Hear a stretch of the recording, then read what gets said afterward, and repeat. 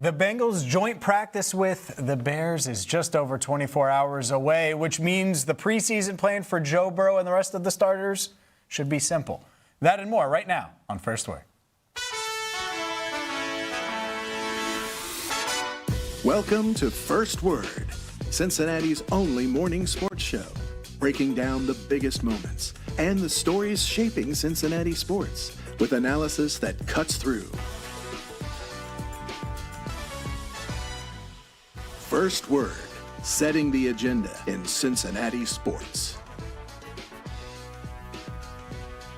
Good morning and happy Wednesday here on First Word. I'm Marisa Contipelli alongside Jacob Tissot and James Rapien, and we're in the midst of preseason action. Week 2 is going to be coming up for the Bengals against the Bears. We're intrigued to see what's going to be happening with the joint practice, but possibly, Jacob, more intrigued what will be happening with the starters on Saturday. Well, if I know anything, James wants them to play, so we'll hear about that.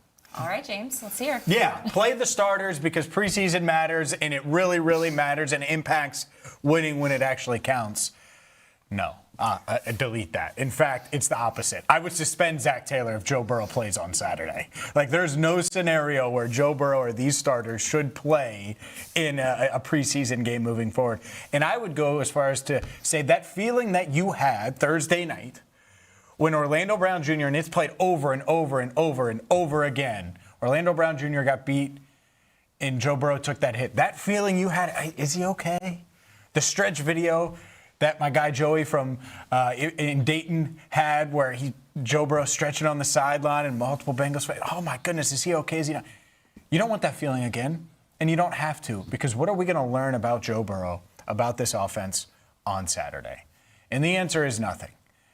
And that's what tomorrow is. And that's what's so important about having a joint practice. That's why I wish they would have had one last year. They did not. They played Joe a ton in the preseason.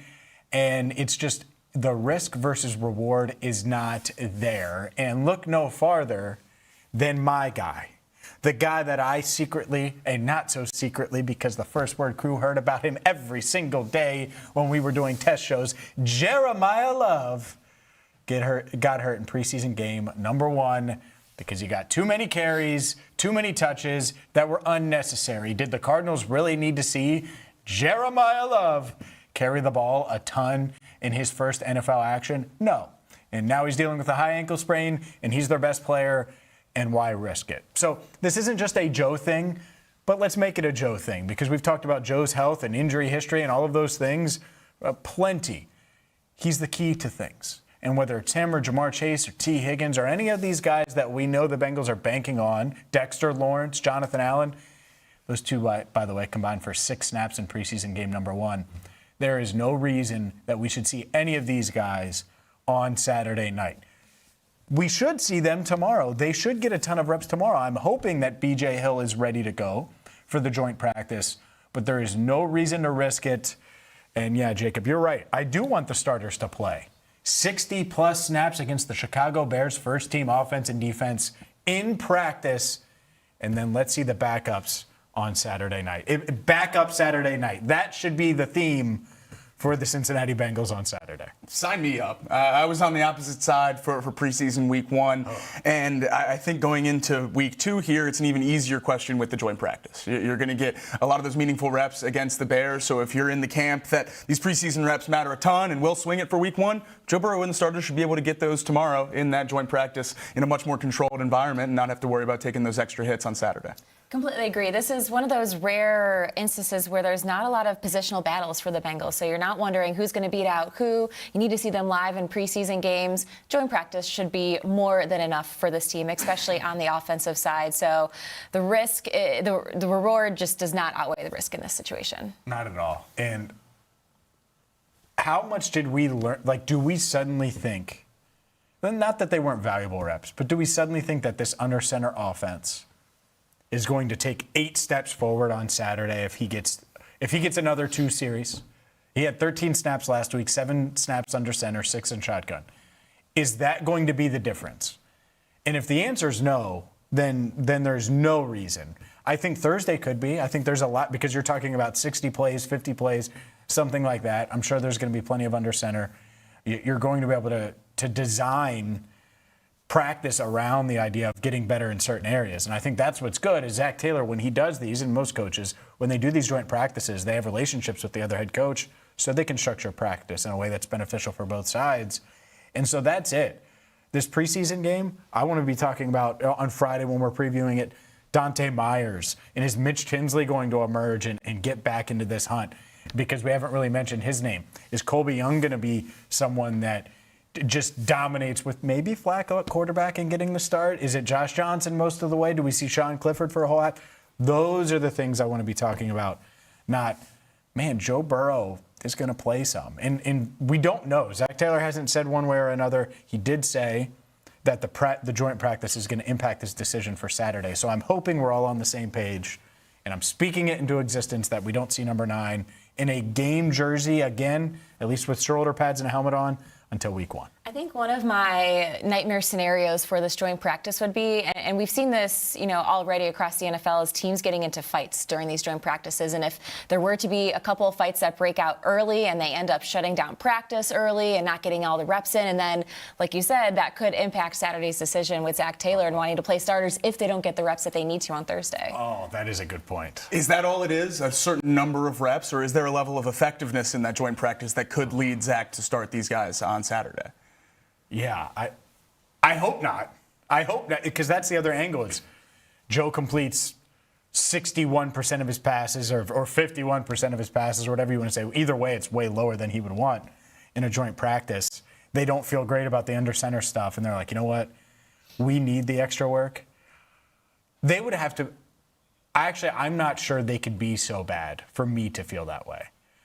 Like, if he didn't complete a ball tomorrow, I don't think I'd be like, all right, well, you got to play Joe Saturday. I don't know. What do you guys think? Like, could it be so bad, not from a timing standpoint because of a fight or anything, but could the offense be bad enough to where you're like, hey, starters, let's call upon you. We're going to play.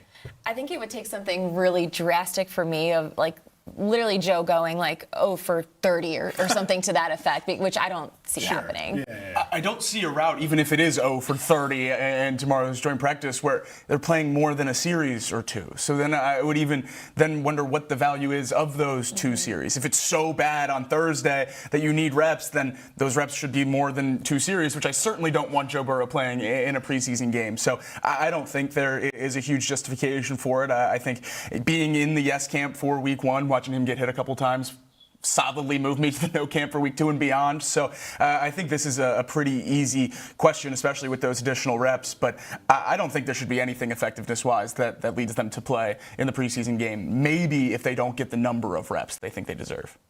If he didn't take those hits, do you think you'd feel different? Like, how much did those hits impact you last week? I don't know how different I would feel. I think I would be closer to on the fence than watching those 2 and just saying we don't need to see him anymore. You'd have been open to it. A little bit more. Still certainly in the no camp, but I think a little bit more open to it than seeing those couple hits in the first game. Yeah. It didn't take those hits. I get it, though, in that fear. That's why I opened up with it. Because you could feel it in the stadium. You could feel it on social media if you're following along there. It's like, Joe just took another hit. And it's because he's been on the ground plenty of times, and some of those times he doesn't get up. And last year, week 2, like, it happens fast. And when it happens, it's derailed this team. And you'll see a lot of these national shows as the NFL season gets closer. The Bengals haven't made the playoffs in 3 straight years. And what elite quarterback does that? Well, health is a big, big factor here. And so limiting the number of hits Joe takes is part of it. And so not playing him, not exposing him to that, I think that's a huge, huge element here. And I think that's the importance of a joint practice. If you're Zach, this is why you schedule a joint practice, is so you can limit your starters and still get the work in that they need for week 1. Obviously, an injury is the nightmare scenario, but just stacking unnecessary hits before the season starts on a guy who already takes a lot of hits throughout the season is something that I don't think is necessary either. I mean, nobody wants to see Joe Burrow get hurt in the preseason, but he's now already taken 2 additional hits in the pocket that he doesn't need to take. So I think the sack's the one that gets the big talking point, but how easy is it to get hurt on a play where you get hit in your throwing arm in the middle of the motion in just something completely freak and random like that? Stuff you can't control. control in a game setting like the preseason. So I think it would be a big mistake for Joe Burrow to be out there, and I think that goes to the rest of the starters as well, because what do those other starters gain from being out there with a backup quarterback or anything like that along the offense? So I think all the starters shouldn't be out there. You mentioned how few snaps the starting defensive linemen played. Dexter Lawrence and Jonathan Allen combined for 6 snaps in game 1. They probably shouldn't play at all in game 2 either. Right, exactly. And I think it was interesting that they took a different approach with those guys than the offense. I think they've kind of proven it in preseason so far that they can run this scheme and dominate in practice, so they didn't need to see as much. But I think all the starters should be in the same boat as Joe Burrow for preseason week 2, and they should get their reps in the joint practice on Thursday, and probably shouldn't see any of them until week 1 against the Bucs. That's what gives me hope. When Zach pulled Dex and said, I was like, where's Jonathan Allen? And then that was it. Like mid-game, I was like, okay, I think we're on the same page. I get it, Joe wants some work. And then afterward, he was like, yeah, we know what. I even asked about the defensive line depth. Like, is that why you just want to see these young guys? He was like, no, we just know what those guys are. And I'm like, good. Like, you know what Joe Burrow is, too. We all know what Joe Burrow is, and Jamar Chase and T. Higgins, and enjoy that joint practice, because that's the closest thing you should get to game action until the Tampa Bay Buccaneers are in town.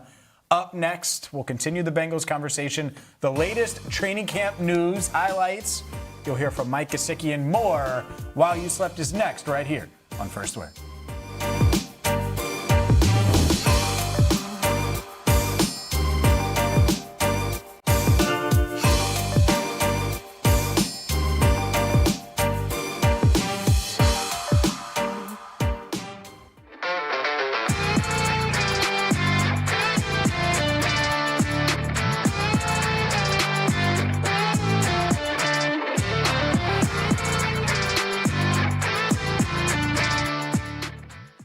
Kick things off with Countdown, and honestly, one of the more unbelievable videos I think I have ever seen. This was over at Couto Pereira Stadium. A Brazilian football player, JC, thought he scored a goal, wanted to do a little celebrating, but jumped into a tunnel. Why there was an open area like that so close to the pitch, I'm still a little kind of confused about and wondering. But guys, the worst part about this is that VAR review deemed the goal, the goal didn't count.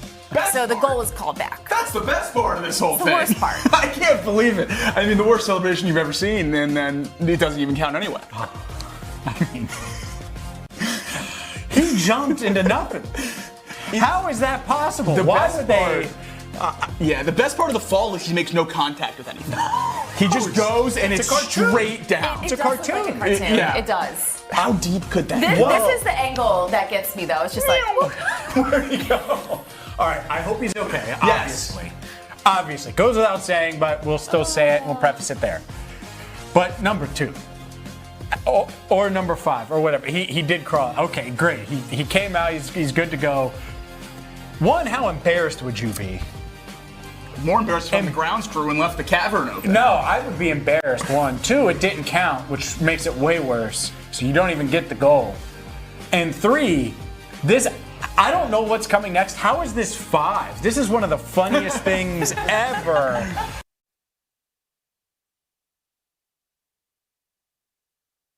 This is the Rebound Rundown. I'm your host, Paul Fritchner.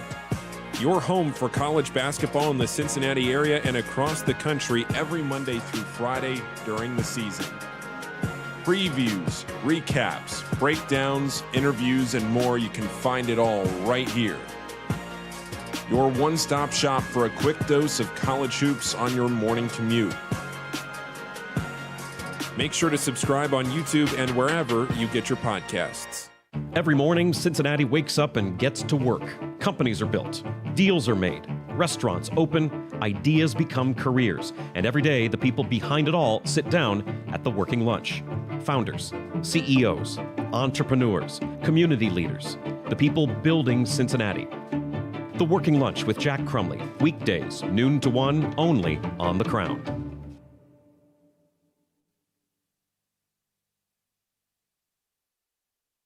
This city deserves its crown. Watch, listen, subscribe.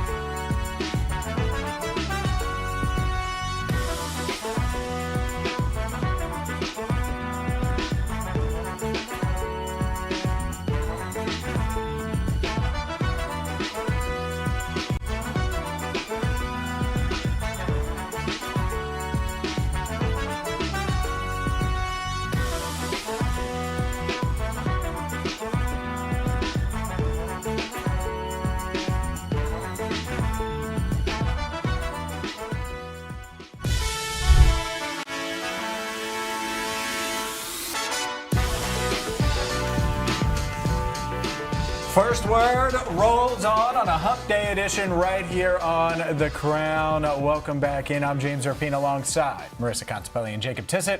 We are your morning sports show, Cincinnati, every single weekday, 7 to 11, live on the First Word YouTube channel, live on RESN. Make sure you check us out there as well. Streaming at First Word Cincy on X, where you can also vote in our What's the Word poll question that we post every single day.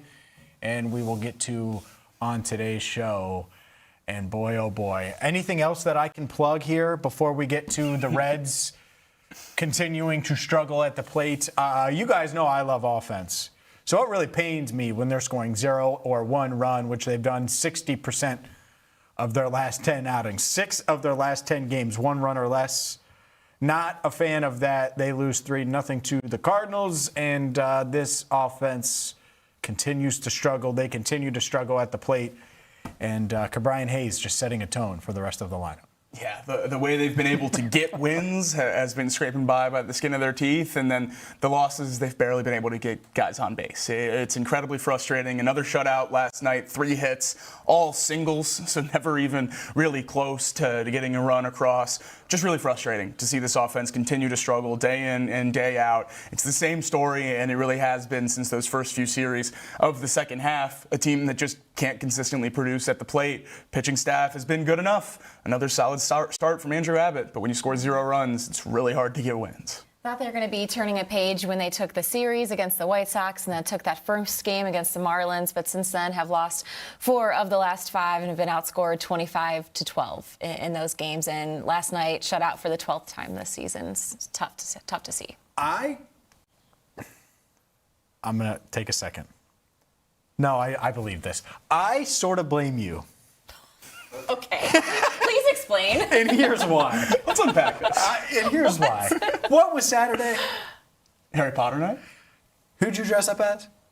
Hermione Granger. Hermione Granger would never let the Reds bat struggle this bad. Okay. And so the magic You wand did not work. Hermione would have fixed the Reds bat. There's no way she would have left Ollivander's wand shop without a wand. How is he spinning? That was pretty good. No, you're over here. And so I expected worse. And so since then, I'm like, I don't know. So we're going to have to work on that. So, yeah, I guess I just need to go get a stronger wand. Learn I some think new it's spells. going to take magic for this offense to turn it around. to Ollivander's we go. That's Sure. Maybe Terry Francona needs to go there and find a new wand because the buttons he's pressing with that magic wand aren't working. Here's what Tito had to say after the shutout loss. Been a pretty tough stretch offensively. Overall, I know you don't like to talk about stretches. What did you see in particular tonight? You know, even though we did a good job with the pitch count, we had nothing to show for it. Kind of frustrating. They've done a really good job against us. When you look up in the 5th, 6th, 7th inning and got a couple 3 hits, 3 games in a row. Saying that, I thought Abbott was really good. You know, he gave up the solo homer to win. He was filling the strike zone up with all his pitches, and I thought he looked really good. So we got to find a way to score some runs for him. Did you sense that from the get-go? His first 17 pitches were strikes. Yeah, I know. And then the first pitch he missed was probably almost could have challenged it. He was on his game, which is great to see. I know he gave up a run, but was it a step in the right direction for Zach's man? I thought it was a big step. He threw a lot of pitches. And they did a good job in AAA getting him stretched out. And he gave up 1, but he threw the ball over the plate, and that ball had good finish to it. And he gets our bullpen back to where we can use some guys and not feel like we're overdoing it. Man, Andrew Abbott pitched well, 6 1/3, 4 hits, 2 earned runs, 6 strikeouts, had the 2 walks, the lone home run. But look, pitching got it done, as Tito said, which we all agree. Got to find a way to get some runs. Yeah, 3 hits, not going to do it either. Dane Myers had one of those hits. He has a hit in 4 straight, batting .316 over the last week, but need more production than just 1 or 2 players. Yeah, James's guy, Brian Hayes, getting on the board with one of those hits as well. But I don't think you could ask for much more than Abbott to go 6 1/3 with 2 earned runs, and Zach Maxwell, who's been in AAA for the last month and a half, to come up and give you 2 2/3 innings of 1 earned run.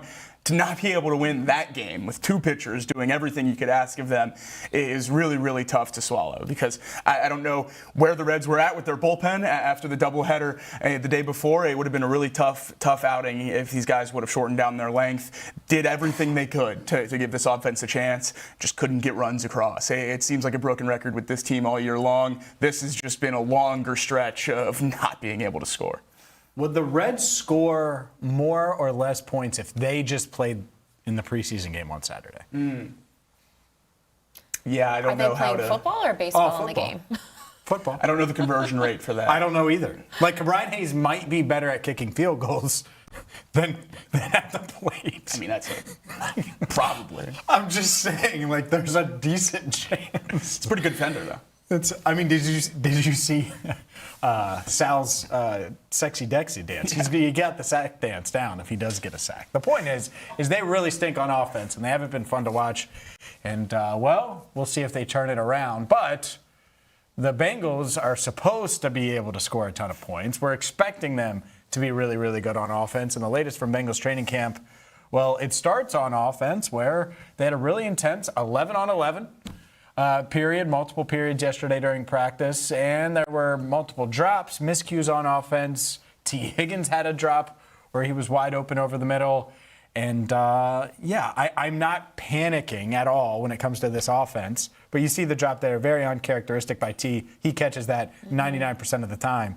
But little things like that, little mistakes, nice play here by DJ Turner, were a theme during yesterday's session. Yeah, and I still don't think we need to overreact when it comes to this offense. That drop by T, highly unlikely we will see those kind of plays play out in the regular season. So as the offense is looking to add things to the arsenal and toolkit, there's going to be growing pains. There's going to be kinks to work out. That's the whole point of training camp in the preseason. Yeah, look, a couple good days at some point. I'm not freaking out yet, but it does seem like every day it's pretty much the same story of the defense having a good day at practice, some miscues by the offense. If there's some highlights mixed in there, they're rarely the story from Bengals practice, at least so far in training camp. It's been all defense, but this is an offensive story from yesterday. Landon Robinson lined up at fullback. I love that. I love it. And the thing is, when it comes to Landon Robinson, like most famous 7th-round pick ever, certainly in Bengals history. But you look at it, the fact that they're using him in an offensive package, how disruptive he was on defense, that's value. I love that he's providing value in those ways, because that's going to be potentially a difference between him making it and not making the team. Obviously, they're not going to say, oh, you're on the team because you're good at fullback. But he's like 5'11", has leverage, he's stout. If you could use him a few times on the goal line, it would make sense. They used Domata Peko in that way plenty of times back in the day, and I think that Landon Robinson may be able to give him that. It also tells me that for a 7th-round pick rookie, they feel good about everything he's done with defensive line to put another position and another thing on his plate, even if it's something as small as a few goal line packages in an 11-on-11 period. I think that's a great sign for what he's done on the defensive side of the position he actually plays, to be asked to do that as well. Yeah, absolutely. And, we also saw this out of Sam Hubbard a handful of times when he would line up as fullback and on these goal line packages. So intriguing to see if this is something that might continue on over the course of camp, and if it's not only Landon Robinson, or if if they decide to continue this way, just keep it to Landon. A Landon Robinson touchdown would feed families. It doesn't have to happen early this year, just at any time this year. You get him in there blocking a few times, then you give him the ball in like week 8 or something like that. That'd be a lot of fun to watch him score. Look at you. By the way, this good stuff here from Dan Horter, who posted that video of Landon Robinson. He said, this is from Landon. Coach Pitcher came to me and said, hey, Landon, have you ever played fullback? I was able to sit in on a couple of offensive meetings, and he installed the goal line package. Like, to your point, they are confident in him being able to retain stuff, put him in some offensive meetings. If he was drowning on the defensive side, they would not be doing this. So I think that's a good sign. He did take some fullback snaps at Navy. Obviously, he's a converted linebacker, and so cool to see. It's a really cool story there. One guy going under the radar, every 7th-rounder seems to go under the radar. One guy going under the radar was Josh Newton, and he had a nice interception yesterday, probably the play of the day. And we haven't heard from Josh much, but I think it's noteworthy as we talk about the battle at the back end of this cornerback room, the fact that Josh made a big play, talked with reporters after. We'll hear from him in a second. But Fig Newton going under the radar a little bit, big day for him. No, I was glad to see that because coming off of the preseason week 1, he was a guy that I wanted to see more out of, where I thought he could have capitalized more on Jalen Davis not playing, Dax Hill not playing, because he should be one of the names in the secondary. I know the staff was really high on him after they drafted him a couple of years ago and have been wanting to see him take those steps and leaps forward. So glad that he had a nice bounce back game and really interested and intrigued to see how he's going to perform now, not only in the joint practice, but I would expect him to play a ton in the preseason game too. Yeah, I think his name's just kind of slid down the list with the other things to watch in that DB room. So much conversation around Dax and DJ Turner and then the competition in the slot position. But I think his versatility probably gives him a leg up in the back end of that room to compete for that, to make this roster in the cornerback room. To be able to play on the outside and the inside, I think really does give him a leg up over some of the guys that are locked into one of those positions. Newton caught up with the reporters after the big interception, after his big day in practice. Here's what he had to say in the locker room. Obviously, a big part of your position, Josh, is playing with confidence, playing with attitude. How important is it to maintain that through good times and bad? Man, it's very important because I'm going to say it's highs and lows, not ebbs and flows, because you never want to ride the wave of the game. So it's highs and lows in this game, and you got to fight to stay in the middle. What's been the key for you to do that? My son. It's all perspective. Yeah, for sure. Don't nothing else matter. I'm working for him, so how I feel don't even matter no more. Let's get it done. How about your teammates in this room? Obviously, there are a lot of new faces in the secondary. How's that helped you? Man, it's a lot, bro. Competition is everything in this league. Like this, that is the NFL. You want to say, what's the NFL? Competition. So that's it. It's the name of the game, especially in our position. How hard did the defense make it for the offense today, in particular? I'm gonna let you answer that. How you feel like we made it hard for them? I'm proud to see that the offense finally get a challenge every day, not just every 2 or 3 days. Like, I'm pretty sure they appreciate it more than we proud of ourselves because they want to get better. They want somebody to push them. They don't want to just be an offensive team driven league. So, I mean, shout out to them guys, because they still coming with it. They ain't backing down. They still trying to throw over our head, taking shots down the field, and make sure we respecting them as well. And we know what type of playmakers they got over here. That's self-explanatory. Like, we got the best receiver in the league, best duo in the league, best quarterback in the league. Chase Brown, he climbing up there is being one of the top backs in the league. Like, we got a lot of firepower over there. So it's fun going against them. I love going against them. And they're gonna keep bringing it every day. What did you see on your interception?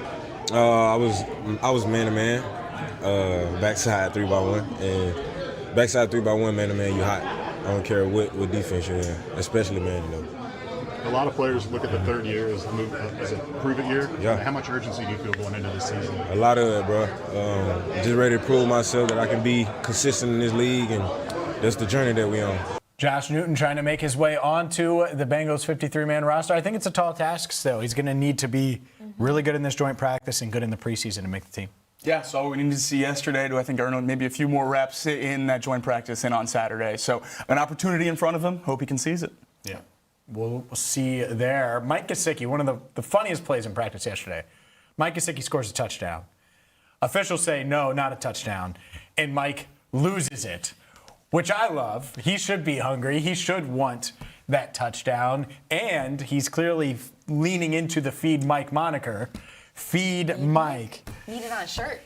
And we haven't really heard from Mike this preseason or much throughout training camp. So here's Mike Gesicki on the back and forth between the offense and the defense and that touchdown that was, but maybe wasn't, depending on who you ask.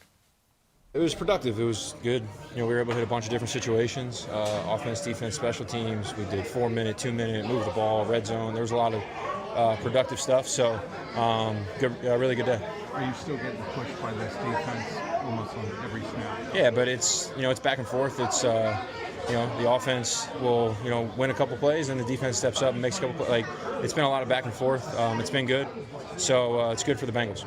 A lot of short stuff today, not really stretching the field. Is that by design, or is that what the defense was giving you guys? Yeah, I mean, our offense, I feel like, is built on taking what the defense is going to give us, and that was it today. So we were just kind of taking some of these intermediate and short gains, and we moved our way down the field. We got into the red zone on the move the ball period, and then when we got into the red zone during that last team period, whatever, we were able to punch it in. So it was good. How soon do you get the practice film on your iPad? Not yet. Probably like another half hour or so. Probably like 1 o'clock. Are you eager to see the play? I don't know if I'll have an angle from there, but I mean, I saw it firsthand. I mean, I know what it was, but I had a nice talk with the official. We made up. Don't worry about it. Yeah. Who were were they college officials? It wasn't a pro career. Yeah, I'm not sure. Yeah. I'm not sure, but yeah. What happened there on the play?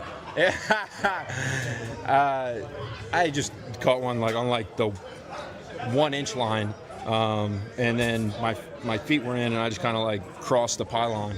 But he said that my foot was out, and then I said some crazy things to him, and I went up to him afterwards. I apologize. We're friends now, but no, it was good. What is the next step when you go up? You've been through joint practices before, Mike. What's the next step that these practices take when you're going up against another team? Yeah, I think it's just good to go out there and see different looks. I mean, we've been going against our defense, so we see similar looks every day. We're seeing the same players, trying to beat the same guys in man coverage, just things like that. So now we get different scheme, different players, different tendencies. So just like a bunch of new different looks, and it's fun to just go out there and compete against a different team. You guys haven't done this in a couple of years now. You feel like the appetite for a joint practice has kind of ramped back up? There's a little excitement. Yeah, no, it's exciting. It's always exciting. My first year here, we did 2 of them, and then last year I don't think we did one, but it's good. It's always competitive. That's always the biggest part. It's good for both teams, and at this point in training camp, I think it's the perfect timing. So yeah, it's rare because they are kind of unusual, but you're seeing the Bears twice in 3 years. Is there add to the competitive nature when not too much. Really, just playing against a different team. That's the most enjoyable part. Was there a major change or ramp up in the mental side of things or the scheme side of things this week specifically, or not? No, I think we've been kind of adding to our repertoire here and there, but for the most part, we're not reinventing the wheel or doing anything like that. Our offense is what our offense is, but we've been adding a couple different things, and that's what training camp's for. We've been experimenting, trying to do some different stuff, and it's been productive. It's been good, but it's August 18th. We got a long ways to go, and before this thing gets real. So still a lot of work to be done. Was there SEC refs out there today? What's going on? I'm not. Me and that ref are now friends, so I can't say any more bad things. But we had a nice friendly argument, and now we're okay. I'm just going to throw it out there. I'm here for Mike Gesicki talking trash to the ref. Oh, absolutely. Even in practice. If it was a touchdown, let him know. Yeah. Touchdown. Yeah, no problem with that, and hopefully a lot of touchdowns for Mike this year. I think last year with the injuries and Joe Burrow being out, a lot of people forgot how much he can mean to this offense. Certainly not Marisa, wants to feed Mike all year long, but I think even in the wide receiver 3 conversation, as so many people emerge in that room, Mike Gesicki is such a huge piece of this passing game, and he will be this season as well, as long as he can stay on the field. So it's great to see some effectiveness in practice, because we haven't really seen that yet from him so far this year. No, we haven't. Up next, did the Reds make the right move? We'll get into that as First Word rolls on.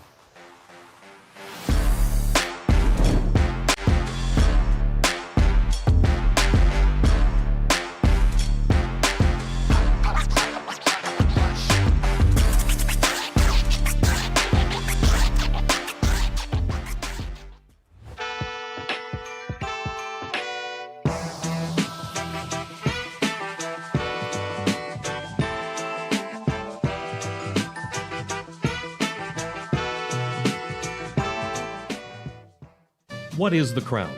It's simple, really. Authentic Cincinnati entertainment.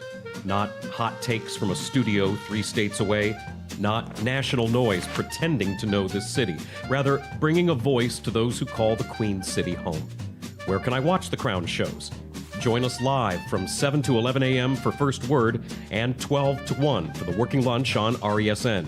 No live TV? No problem. Stream and interact with all of our content on major podcast, broadcast, and streaming platforms. The Crown is Cincinnati. Loud, passionate, competitive, proud. From early morning sports debates to the business leaders shaping the riverfront, To the fans, stories, moments, and culture that make this place move. Live shows, podcasts, documentaries, digital content built from Cincinnati, for Cincinnati. This is The Crown. Marisa Contipelli wants the Bengals to feed. You got to feed Mike Gesicki. And well, he comes in ranked pretty highly, I would say, in Pro Football Focus's tight end rankings. I think. You think that's high? I was surprised. Yeah. Oh, well, this is interesting. Okay. All right, so Mike Gesicki was 26th on Pro Football Focus's tight ends rankings. Marisa thought he should be higher. We clearly thought that was pretty good. And here's what they had to say. Gesicki had a relatively quiet 2025 season, and he did deal with that pectoral injury. He had 972 yards over the past 2 years, still 20th among tight ends in the league, 15 contested catches in that span, 12th among tight ends as well, and he didn't have any drops last season. Mike Gesicki, 26th. Marisa says too low. I thought I would have seen him closer to around the 20 mark, just based off of what we had just read in the article right there, that he's around 20th for among all tight ends in the league with, the receiving yards over the last 2 years. And he's reliable. He doesn't drop passes. He catches everything he's supposed to catch and needs to catch. And he's such a reliable target. I guess thinking about it, and given that, they're probably looking at all-around complete tight ends, he's not, quite there when it comes to, to blocking and, the things that Drew Sample excels at when he's on the field, and that's why they've split time in that way over the last 2 seasons. But, you take a look at Mike's numbers. He only played 13 games last year. Those numbers would have been higher. I don't know. You talked to Joe Burrow, and I think Joe would select Mike over maybe some of the other tight ends on this list, just given that relationship and chemistry that they've built. I thought Mike would have come in a little bit closer to 20.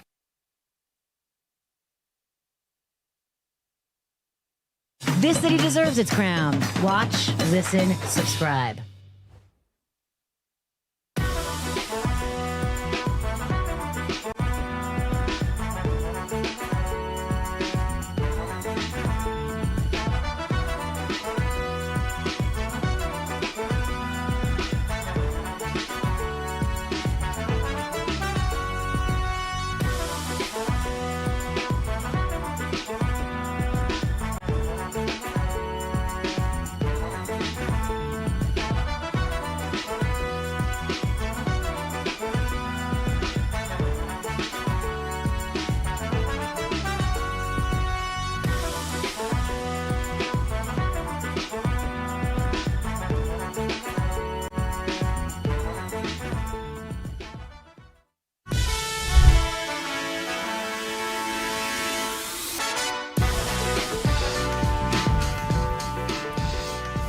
To First Word, rolling with you all the way until 11 o'clock alongside James Rapien and Jacob Tissot. I'm Marisa Contipelli, and time for us to talk a little Reds because they made a move yesterday prior to that game against the St. Louis Cardinals, and one that I don't know many of us were overly expecting because yet again, Noelvi Marte was optioned down to AAA Louisville. The Reds recalling catcher Will Banfield. And Jacob, I've been dying to know what your thoughts are on this move. It hurts. It hurts. I'm holding on to the Noelvi Marte stock still because, quite frankly, no one's buying it at this point. It's really frustrating that he has not improved since his first year. Still a lot of the same problems up here this year as we saw last year and the year before that. So Marte goes back down to AAA. Hadn't played much over the last few weeks. So going to get some everyday playing time down with the bats and try to figure out how to swing at balls in the strike zone. And if he can do that, then he'll come back up and hopefully impact this Reds team in a positive way, which he has not yet. Marte was the main return for the Luis Castillo trade package, and that hasn't worked out since he got here. It's really frustrating to see this at a point in the Red season where young guys getting playing time is something that I thought should be paramount on their list of things through the last few months here of the season. But when you have a guy like Noelvi Marte that does not build and has not improved throughout the year, what's the use in continuing to send him out there? So down to AAA he goes, and I worry that this could be the end of the Noelvi Marte era. It might be. Look, it might be. Here's my bigger question, because he hasn't performed. Whether or not he should be up here or not, whatever, he hasn't performed. Are they going to develop any hitters? Right. Is there going to be any guy that is just so at this, and then they get him to another level? Sal's a good hitter right now. Ellie was a pretty good hitter coming in, and he's gotten better and better. But they need to be able to develop one of these young guys. And maybe they would say Sal, I guess. But I need that to happen. Matt McLain, it's the injury stuff. He's the outlier, and people throw him in. I'm not going to lump him in. But who have they developed where it's like, oh, well, this guy can be a 270 hitter day in, day out? I mean, I'm not asking for the moon here. They didn't score yesterday, so you don't need the moon. You just need to be able to score here and there. And, their hitting is so bad. And if they're not going to be this aggressive team in free agency, like super aggressive and big spender, fine. But you have to be able to develop guys. That's just part of it. You have to. And that's my major concern here is a guy like Marte who clearly does have talent. Can you get him to stop fishing? Okay, well, if you can't, well, what about CES? Could you have done that with him? Oh, well, that didn't work. Well, who is going to work? Who are you going to find that can work? Maybe it is Justin LeBron, but that's 2 years away. LeBron's not coming to save you in 2027. So, yeah, that's my, bigger picture part of this. Noelvi Marte, it stings, but I need this Reds team to be able to develop hitters and score runs because, as Marisa knows, offense wins championships.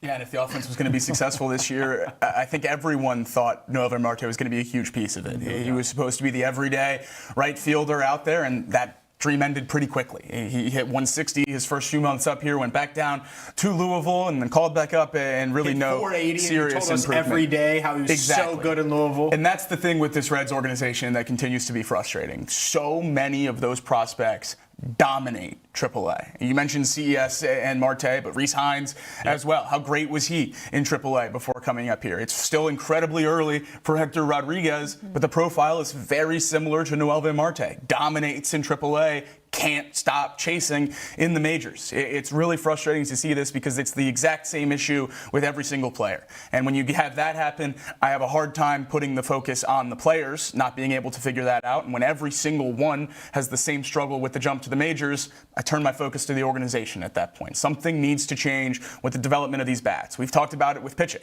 The two pitchers that the Reds have been able to hang their hat on developing, if you will, is Hunter Green, who was on the cover of Sports Illustrated when he was in high school, and Chase Burns, who was the second overall pick in the draft. I don't think it takes a ton to develop those guys. Ellie De La Cruz is the prospect the Reds have developed the most. He was the #1 prospect in baseball when he was called up. I don't know how much credit you get for developing a 6'6" freak at shortstop. It's really frustrating that the players that continue to show flashes and have that potential don't ever seem to reach it here in the Reds organization. I don't know what the answer is, but Noelvi Marte is the next chapter in a long, long book of seemingly failed Reds prospects. And here you see some of the numbers for Marte below the Mendoza line: 36 hits, 19 runs, and the number there at the bottom is what sticks out and the reason he's back down in AAA. 41.2% chase rate. 41% of the time, he is swinging at balls outside of the strike zone, and that leads to major league pitchers studying the scouting report. He only saw balls in the zone 44% of the time. He didn't even have competitive at-bats because pitchers wouldn't give him balls to hit because he'd swing at anything that was thrown to him. If you can't adjust like that, you're never going to have success in the majors. I wonder if you just send him up there and don't swing. It's better than a coin flip. You just named it. Better than a coin flip that it's a ball. Some of these strikeouts for him, he would have walked. Yeah, that's what's tough.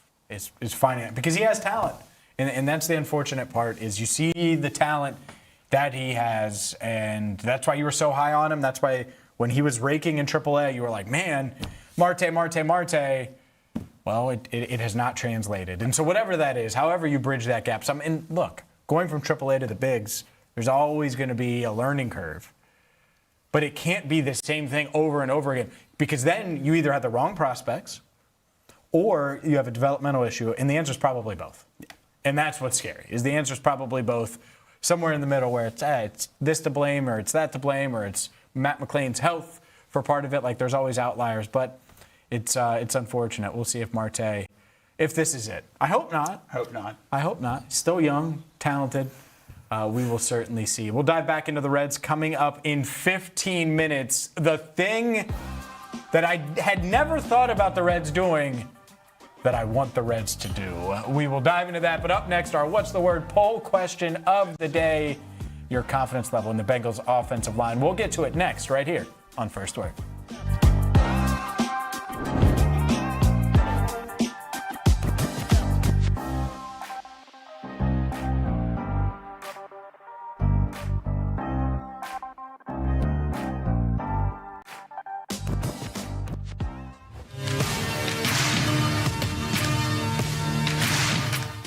The city lives and breathes sports, and now it finally has a morning show to match. I'm James Rapien, and this is First Word, the only morning sports show in Cincinnati and the place where every day starts. First Word, weekdays 7 to 11, part of the Crown Network. Our beliefs matter. They're reflected in our words and actions. At First State Bank, we believe in treating people well, and have since 1884. Listening, caring, looking out for each other. It's what people deserve. It's what a real local bank does. While lots of things have changed over the years, our belief in you hasn't. First State Bank, built on belief. I struggled a lot with that 10th spot, which made these next 5 a lot easier for me. So moving into the next 5 Bengals, 11 to 15, the top 2 were the 2 that rounded out your guys' top 10s. Boy, Mafe James was in your 10th spot. Marisa, Evan McPherson was in yours. Evan doesn't even get Those number guys, 11? no. Whew. Those guys 1 and 2. Come on. I think if Mafe can get in that top 10 list, it could be the biggest addition, if you would, for this Bengals defense this year, if he's a dominant player off the edge. I love Jonathan Allen at number 3. I think he's going to change a lot there for the interior of the Bengals defense as a depth piece with Dexter Lawrence to help that. And then Mike Gesicki coming in at 14. What's Marisa always say? Feed Mike. You got to feed Mike. That's right. He's coming in at 14. And then number 15, the center, Ted Karras. Wow. You seem shocked. I haven't done the exercise. So doing the exercise is really interesting because you guys both did your top 10s. Mm-hmm. And I was out. And then when I went to do my top 10, I was like, whoa, like that 10th spot is tough. And so I don't want to judge 11 through 15. Judge. But my initial reaction is, holy crap, you have Mike and Ted pretty darn high. And Ted was awesome last year. Mike was hurt for most of the year. My initial reaction. I may go through this and look at the depth chart and be like, man, you know what? Ted should be there, or Mike should be there, or who knows. But that's my initial. Jonathan Allen, I considered at 10. Evan McPherson considered at 10. I defaulted to Boye Mafe. I wonder if you would have had Mafe 11 had we known at the time that he was going to be as successful as he has been in camp. You know, like the past couple of weeks, things have changed a little bit for some. Certainly wouldn't have ever fallen out of that 5. Sure. But being there I do wonder where he would have been. Yeah, and so that part's interesting. But yeah, I look at it. Not shocked by Mafe, McPherson, and Allen in some capacity. The Gesicki, Karras, I just think it's interesting. And Karras had a good season last year, had a good season the year before. It's just interesting a bit that those round out your top 15.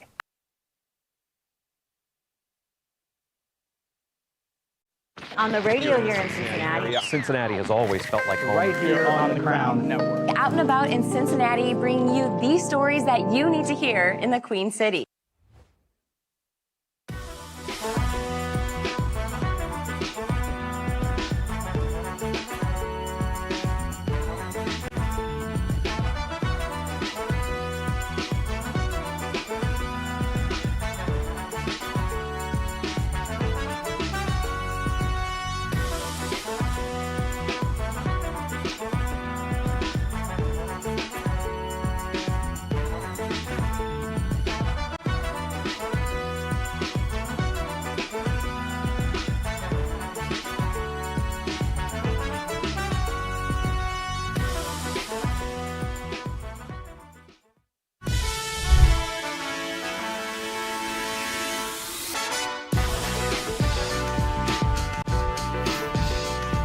It is time to hear from you.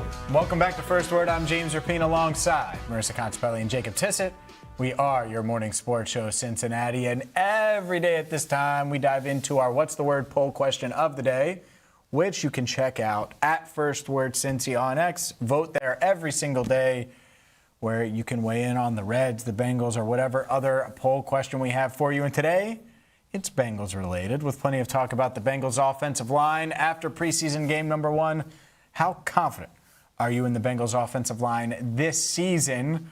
Well, 49.4% of you say confident. I believe in the 7 to 9 range, including Casey in the control room. 43.5% of you say worried but hopeful. 4 through 6, and then 3.9% say 10, extremely confident. 3.2%, 1 to 3, they need to add to the room. This is about the shakeout I expected, dominating it in those two middle categories, maybe a little bit more up in that 10 range before preseason week 1 than after it. But yeah, I think I fall right around there. I was hemming and hawing between the 4 and 6 and the 7 through 9 camp there. I ended up voting in the 7 to 9 camp. Yeah, I'm in that camp as well. I don't think there's any reason to not be confident in this group. I know Joe took a couple of hits in that first preseason game, but they should be better than they were this time last year to start the season, and hoping they continue to grow that continuity and just, hopefully get a little bit better. So, full disclosure, for the poll, when you're going 1 through 10, you have to put 4 through 6, and you just try to balance it out. I'm a 6. So worried is strong. I'm not worried. I am hopeful. I also think they have a ginormous hole at offensive tackle. And I'm not talking about Orlando Brown Jr. I'm talking about that OT3 spot. They're experimenting with Jalen Rivers. He's lining up now at left tackle. They moved Cody Ford into guard. I think that's a big storyline here as they search for OT3. They know it's a need. That's why they made the big shift. Zach Taylor was asked about this at owners' meetings and mentioned, oh, yeah, Rivers is a guard. We're playing him at guard. So before preseason game number 2, for them to pivot from that to see what he's doing at tackle, I think that shows you where they're at. I think this is a big few days for Rivers. It's a big few days for that offensive tackle room, because we may see a new offensive tackle here next week or the week after if they don't find the answer and the guy they're looking for on the roster. And that doesn't mean anything about Orlando. Orlando's been like the talk on social media. That's not even a discussion, and it shouldn't be. But finding OT3, that's where it is, where I'm like, man, if either Orlando or Amarius get hurt, that's a huge weakness now on this offensive front, even though I believe in the interior and I believe in both tackles. If you lose one of those guys, it's a big hole where there's no obvious replacement, no obvious backup that can slide in. I think it's the hole that potentially worries me the most. We talked so much about protecting Joe Burrow and how much that means to the season. And if you lose one of those tackles, that's the biggest concern on the team from that point moving forward. I know we've talked a lot about depth at a couple different positions so far throughout this offseason. The Bengals have needs at multiple of them down the depth chart, but tackle 3 just seems like one that is lagging behind the rest of them even still to this point in the offseason. So if there isn't an opportunity out there to add somebody to that swing tackle role and feel good about it, then hopefully Jalen Rivers can emerge in that role, or Cody Ford can earn it back and show some flashes. I don't know what the answer is on the roster here. I don't know that it exists. So it doesn't give me a ton of confidence about that swing tackle role.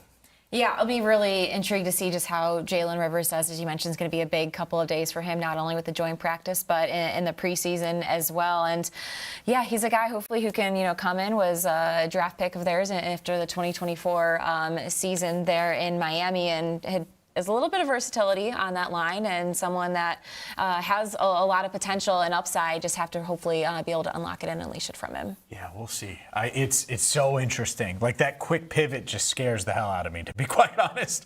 And not in a bad way. I like Jalen, and it's year 2, and you hope he takes a jump. And it's one of those things where, fine, that's great. Liked him on paper a ton, and his versatility and all those things coming out. But the offense, like we saw it against Cleveland in the season finale. I always default to that. And when Cody Ford went out there to play offensive tackle, it was like Myles Garrett, and this defensive front for the Browns is going to feast on Joe Burrow. You cannot have that. It doesn't matter if it's under center, shotgun, 52-step drop. Doesn't matter. You're going to be in trouble if you can't hold up. And giving help to one side is one thing if it's Orlando Brown Jr. occasionally. It's a whole other thing if it's a guy that's a turnstile and a guy that you don't trust to hold up at all. And I think that's where they're at offensive tackle-wise. Now, maybe it's Javon Foster, someone that I think could also be in that mix, clearly behind Jalen Rivers, or they want to get a look at Jalen Rivers and see how that works. But Cody Ford, I would say on the chopping block a bit here, has a lot to prove. Jalen Rivers as well. Major storyline going into joint practice. And I was refreshed to see that most people are still confident in this offensive line, though. Just a loud minority maybe that aren't as confident. Yeah, maybe I shouldn't have expected these results of the poll, but certainly happy to see them after this week. Seems like a lot of craziness and overreactions, especially to Orlando on that left side. In the middle of August, you're not going to find a better left tackle than Orlando Brown, and I still think he has a lot left in the tank this year. Yeah, no doubt about it. We'll dive back into the Bengals coming up in while you slept, which includes the latest on training camp. We'll hear from Mike Gesicki, Josh Newton. But up next, the Reds move that I didn't know I wanted. Yes, it needs to happen. We'll get to it on First Word.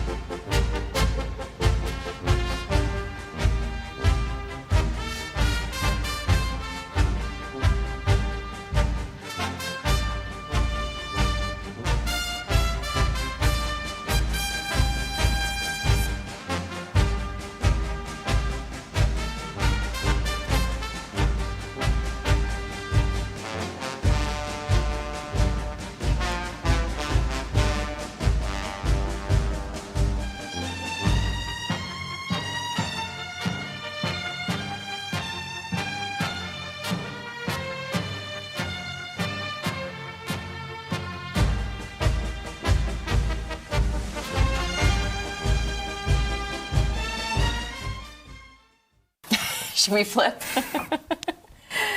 So I'm taking the fake for the season, real in his career. I think he will achieve this at some point in his career. The reason I am not buying it for this season. Interesting. The reason I'm not buying it for this season is the Bengals need to get a little bit more balanced in the run game. And so I'm also fully expecting them to be ahead and have leads more often in games. And so you're not going to be trailing. You're not going to be throwing the ball as much in the second half. So that's kind of where my mentality is on this. Also, to your point, though, he was close. He dropped a couple. He still dropped a few in 2024. He's not perfect. So I don't know. I mean, I'm not going to doubt Jamar. I think it will happen at some point. I don't even know if I'm necessarily in that camp. I think this is one of the hardest records to break. To get 23 touchdowns in a 17-game season is a lot of touchdowns. And I think as long as you're playing next to T. Higgins, it's going to be an uphill battle here in Cincinnati. T last year had 11 touchdowns, 10 the year before that. That's going to cut drastically into the amount of targets that Jamar Chase can get. He's not the number one red zone target on this team, even though he is everywhere else on the field. And I think that will continue to cut into this number. I think if Mike Gesicki's healthy and you have him down there, you can use him a lot and score more touchdowns. I don't think we're going to see 55, 60 touchdowns from Joe Burrow this year, which I think is what would be necessary for Jamar to score 23. Is my feed Mike bit rubbing off on Jacob? I don't know what I just heard. If Mike scores 4 touchdowns this year, it cuts into He that number. scored 2 last year and 2 the year before. What if he scores 4? Yeah. What if Andre You're asking Yosevich Jamar has to take 20? a 6-touchdown leap, and Mike taking 2s too feasible to wrap your mind around? Jamar Chase is the number one option in the red zone, by the way. Oh, my God. That was the craziest thing you've ever said. Throw that up a lot to T. It was the craziest thing you've ever said. That is insane. Ask Joe. First read. He's the number one read everywhere. He's the number one red zone option. What do you mean? When he's dropped that, you just expect me not to let that If he goes slide. Devontae Adams and gets 6 one-yard touchdowns, great. I don't think that's going to happen for Jamar. Why? And I think that's the route he could have to get to 23. Because I think you're going to throw to a lot more people. You don't have that problem in other offenses with other elite receivers, with other people taking those targets. I think if T. Higgins is going to push double-digit touchdowns and you have Chase Brown emerging more in the backfield in the receiving game as well, I don't think there's a route for any receiver on the Bengals to get to 23 touchdowns with so many mouths to feed.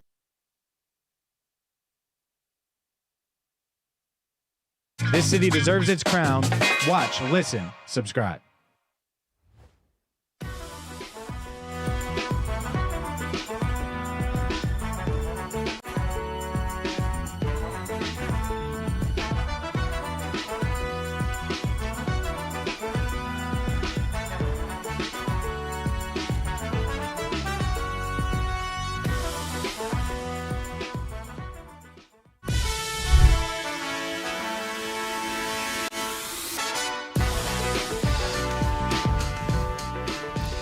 Joey GM, could the Reds make a signing in the front office? Well, we are here to talk about it. Welcome back into First Word alongside James Rapien and Jacob Tissot. I'm Marisa Contipelli, and Joey Votto appeared on MLB Network. And what do you think, James? Getting you a little excited by some of his comments? Yes. Oh, my goodness. I didn't realize I needed this until now and hadn't really thought about it. I should have thought about it. It would have been a heck of a take.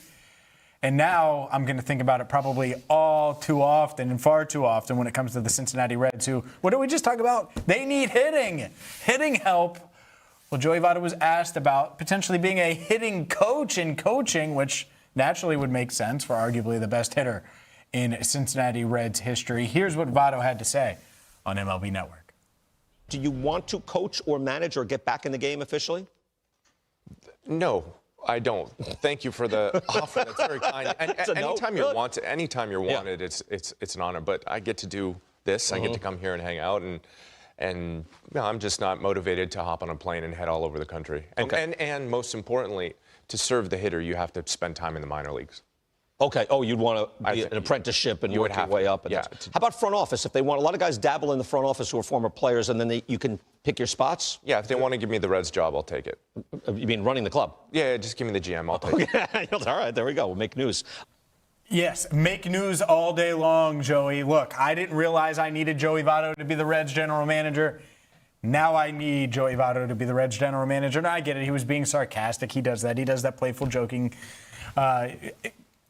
context all the time. He does, but with some of the stuff he says, and especially on his appearances on MLB Network. I don't care if he's being sarcastic. I need it. Joey Votto for GM.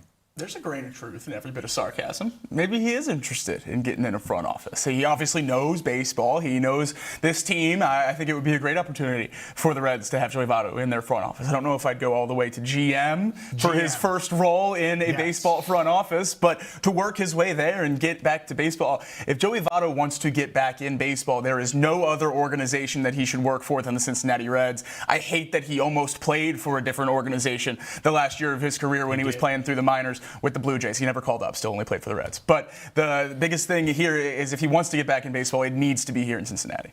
I completely agree. I think it would be, if that's something he wants to do, kind of a no-brainer to bring him in and start him low or see how it goes. Obviously, there would be some kind of transition period going from a player like he was to now the role that it would take to work in a front office, and whether it's in the scouting department or personnel department on this team. But Joey Votto just seems like such a smart individual, and especially just his approach at the plate. I think it could be something worthwhile. Oh man. What are you guys doing to me? You just put me in the corner here with the Joey Votto. Who's more qualified to be GM? Dick Williams or Joey Votto? And I mean this respectfully to everyone I'm going to name, because the answer is Joey Votto. Right now. He's not going to be a scout. You're not going to scout me. You're not going to, hey, Joey Votto, you're the scout. And I get it. I understand start and work your way up, but I'm GMing him. Over Dick Williams? What about assistant GM? Nick Krall? So he defaults to Nick Krall? I think just throwing someone in GM before they ever work in a front office, regardless of how great they were on the field, is a little bit of an uphill battle. But here in Cincinnati, I think it might be a different conversation. Look, fine if you want to make it a different title to where he's the one making a lot of the player decisions. He's obviously not going to handle the finances anyway. The Reds GM, the Reds president doesn't do that. So, I don't know, man. I would be interested. Now, maybe you need someone to do the math too, but that's kind of what the Bengals do. Katie handles all the contract stuff and a lot of the contract stuff and the cap stuff, and that's kind of like the overseer of that, even if Duke and company are doing some of it, and then they handle the player personnel side as much as possible. So I just want Joey in that range. We just talked about Noel V. Marte and them not developing and all those things. If he doesn't want to be a hitting coach and he wants to be in a front office role, great. It can't be a low title, though, because it's Joey Votto. You're going to have to give him some power so he can make some of the decisions. Whatever the title is kind of irrelevant. His resume is his resume. Yeah, he could absolutely be in that room and part of that camp. I just don't think you could say, here are the keys. Just, go run wild.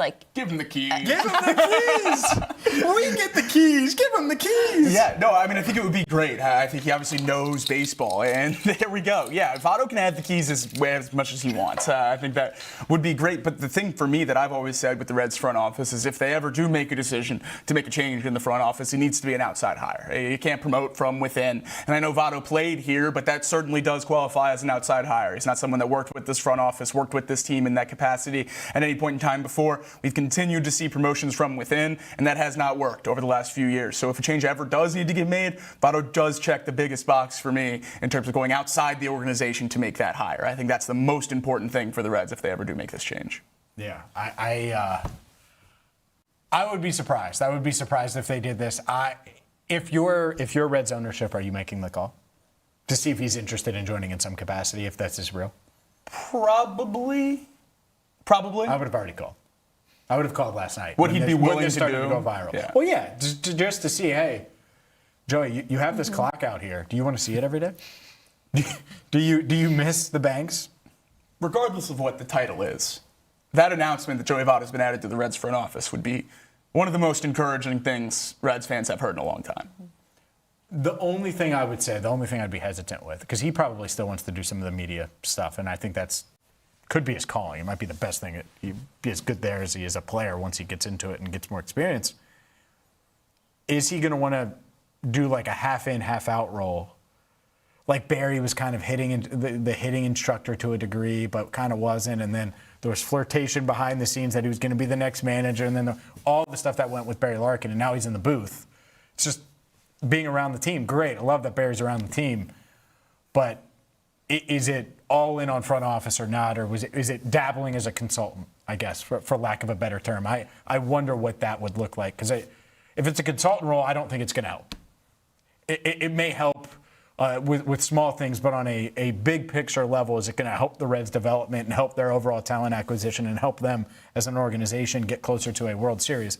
I'm not sure it's going to have much of an impact. No, I would absolutely agree. I think the only thing that can change that side of things, player development, player acquisition, trades, contracts, all of that, is decision makers. And I don't think anyone, even the most optimistic about Joey Votto being added to a front office, would think he could be a decision maker very quickly. And I think that's the thing that this Reds organization needs. And I think that's kind of what Joey Votto is getting at there. You hear a much longer, thought-out answer about being a hitting coach, and then as soon as asked about being a GM, it's, well, if the Reds will give me the job, I'll take it. I think there's some frustration for a guy who has openly said he is a Reds fan for how this core has been handled and how this team has been handled. We've talked about it all season this year. This was the year for the Reds to make a run, to compete in the division, to compete for a wild card. Shouldn't be over in the middle of August, but it seems that way. And I think Votto is wearing a lot of the same frustrations Reds fans are at this point, and he thinks he could do it better. And quite frankly, I think a lot of people think he could do it better. And at this point, I don't know how many names out there couldn't do it better. And that's where Reds fans are at right now, thinking that anyone who will throw their hat in the ring is worthwhile to be talked about. That's why you see such an open response to a guy who's never worked in a front office before, potentially taking that role. I think Votto, it would be a great name for it, but I don't know how equipped he would be for that role without ever doing it before. And is that the way the Reds need to go in a time where they already have a dry farm system? They don't have a ton of talent in the majors. I don't know if a first-time GM is the answer for that, but I think Reds fans would take anything at this point. Yeah. I think about it, like in the NBA, it happens all the time. It does. Head coaches, players to head coach. I remember what was the first? I think it was Jason Kidd for me, where I was like, oh. And then Steve Nash did it. And Derek Fisher did it early. Like, you probably don't remember that one. Do you remember Derek Fisher? Oh, yeah. Okay. Who knows? I don't know if you're paying attention. And some work, some don't. Like, I think that's it. It's like, maybe it works, maybe it doesn't. And that's what I meant when I'm saying, like, Nick Carr or Dick Williams. Like, look at the record. Like, they've failed. It doesn't mean that they weren't qualified or anything, obviously I'm saying. But, like, if it doesn't work, well, it's Joey Votto. At least you tried. Like, I could totally see that. Like, I wouldn't rip them for trying something new. Whether or not it makes sense is a whole nother thing. Whether or not it makes sense for him is a whole nother thing. Obviously, he's not going to be able to handle all the finances and all that stuff, but that's why you have assistants and all of those things. But maybe he's just the player talent acquisition manager, right? Like, give him whatever where he's like, hey, that guy can play, that guy needs work, stay away from him, that guy, like, that's it. And Yeah, so scout, but dress it up a little bit for Joey Votto. Yeah, and as you said, there might be a little bit of sarcasm, to his response there in the clip. Okay, a ton of sarcasm. I still think it could be worth just having a phone call, even if it's not something that would happen immediately. Maybe, to your point, Votto still wants to explore the media route and kind of go on that tour and, live a little bit more freely in that sense of getting to travel and just, make appearances when it fits his schedule. Who knows about down the road? At least have the conversation to see if this is something that could be worth exploring, in a season or two. No doubt the talking point should be, if you are serious about this needs to be your only option. We'll make it work to have you here in Cincinnati. If you're not kidding, can't go somewhere else. I think just as happy as Reds fans would be to see that alert of Joey Votto added to the Reds front office, I think the response would be tenfold the other way if another team hired him to a similar role. I think that would potentially be the nail in the coffin for a lot of Reds fans if Joey Votto was serious about this and got a front office role with a different team. Mm-hmm. That's something the Reds certainly could not let happen. I searched Joey Votto in our image gallery, our image library. And the most recent pictures outside of the Reds clock, which he donated this year, were in Blue Jays blue. So much like Anthony Munoz in Tampa Bay, playing preseason with Tampa Bay that no one really remembers, didn't play in the regular season. Joey Votto played for the Toronto Blue Jays, which is going to be one of those weird trivia questions down the line. Joey for GM, I'm in. Up next, everything you missed while you slept, right here on First Word.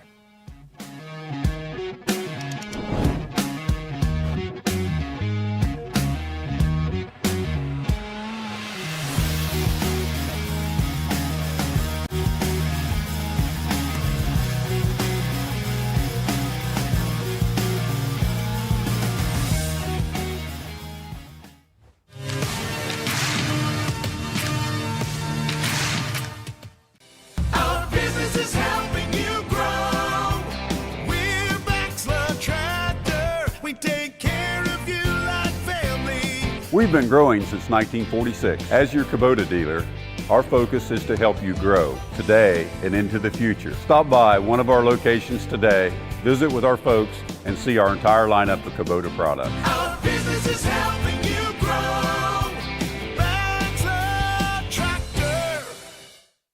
Is Jack Andrews real? 100% yes. Looked like it last night. He did, and he's my biggest winner from last night on this Bengals team. I mean, it's not hard to pick your biggest winner when it's the lone touchdown, the lone score in the end zone for a Bengals team. Andrews absolutely just jumped off of the field for me last night, and absolutely loved seeing that little pitch and taken into the end zone there by Flacco there. But the 7th-round pick, having 3 receptions, 25 yards, and the touchdown last night, also showed that he could block. And as great as it was to see that touchdown, guys, I was more impressive with the 17-yard pickup that he had from Josh Johnson. It was a 3rd and 5 play late there in the third quarter. Takes this pass from Johnson and shook off a couple of defenders, had a couple of missed tackles there on the way to a really big first down on that drive. He also played a lot last night, ended up playing 47% of snaps. It was the most amongst any of the tight ends on the field last night. And Andrews is a guy, I think he's a name that absolutely has a realistic shot at making this Bengals roster. We've talked about how he's a complete tight end, can really be a complementary piece to this locker room. So he's my biggest winner. I think his stock really rose after last night's game. I agree. He officially put himself on that 53-man competition. We have not seen much of him during training camp. And I was listening to the Bengals Booth podcast on my way in with Dan Horde. He talked with Jack, and he was talking to him, and Jack was like, yeah, I haven't played fast enough in camp, and was really critical of himself, and I love that. Mm-hmm. I love that this 7th rounder goes out there, scores a touchdown, says how awesome it is, and then is like, I have not been my best self. Tight end is hard. It's hard to pick up. It's hard to learn. You're asked to do a lot, and they are asking him to do a lot. It's that Eric All role, that move tight end role. And so for him to go out there, have the catches, you're right, the one where he breaks a couple of tackles, makes a few guys miss, 17-yard play, that combined with the blocking, that's going to get him onto this roster. Jack Andrews, stock up. No doubt he's a winner.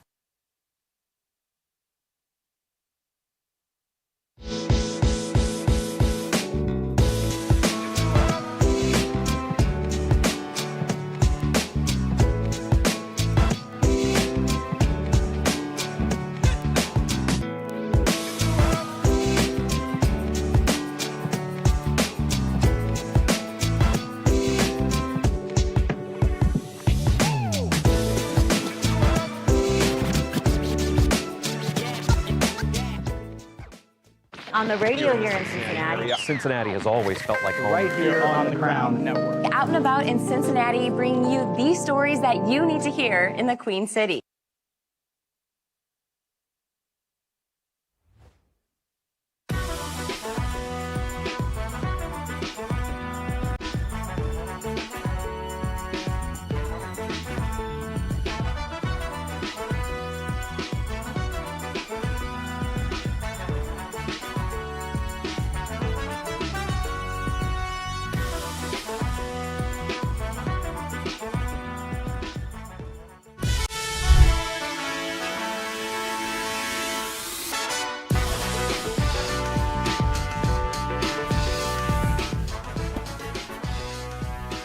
Welcome back to First Word. I'm James Rapien alongside Marisa Contipelli and Jacob Tissot. We are your morning sports show, Cincinnati, every single weekday, 7 to 11, right here on The Crown. And plenty to dive into. Unfortunately, not many runs to talk about.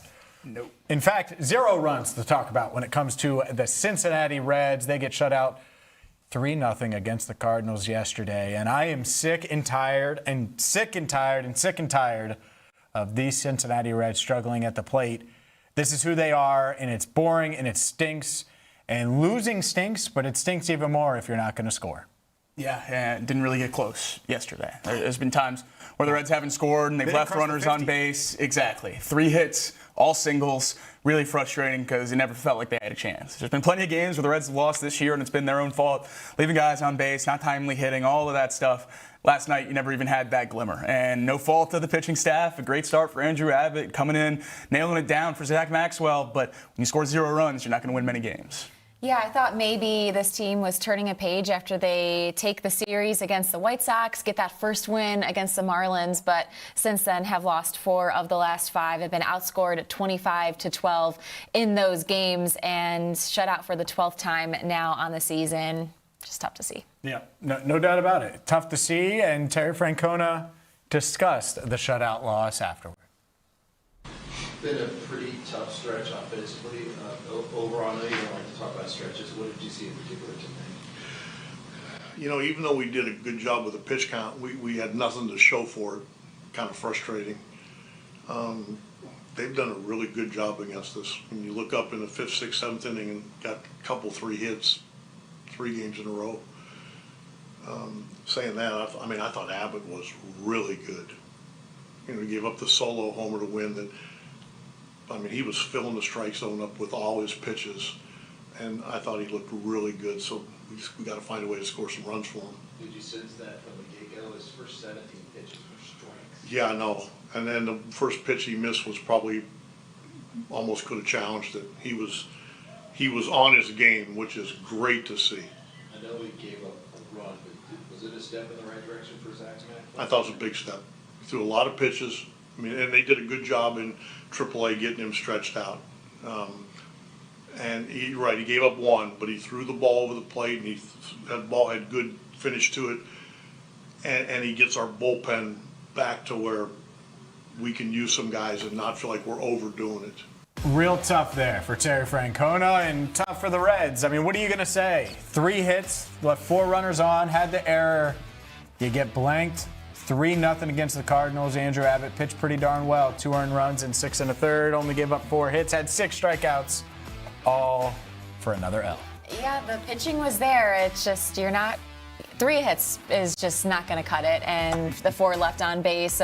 Dane Myers had one of those 3 singles. He now has a hit in 4 straight and is batting .316 over the last week, but the Reds certainly need to find more production. Sadly, slams the door on 4-1. They're not done.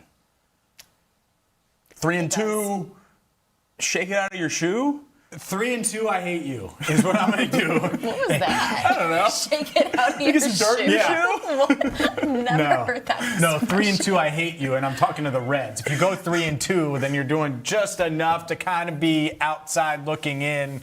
Now I got a question. I'm done. 1-4. We don't need any more. Slam that door. Yeah. 1-4, no more. No more. It's over. That's it. Oh, goodness gracious. What are you doing to me? What are you doing to me? Yeah. I was reading, all right, so human interest story here. Reading a book to my 3-year-old last night. Had all the rhymes. Nice. Read half the story and turned it into a Dr. Seuss story. And it was not Dr. Seuss. It was about some teddy bear. So there we go. How about that? Getting some reps in. I was like, man, I wish I had a recording of this. I would drop it on the show. That's good It was stuff. great. So working, even when I'm not working on the rhymes. So there we go. How about that? That's good. All right, let's dive into, at least that's one run for me. That's got to be at least one run. Yeah, Sure. More than the Reds. All right, let's dive into the Bengals here. Speaking of offense, the Bengals offense was up and down during training camp practice yesterday. Certainly had some highlights, also had some lowlights, some inconsistent plays as well. But I do think that they've settled in on offense. That's certainly a theme and a takeaway I've had.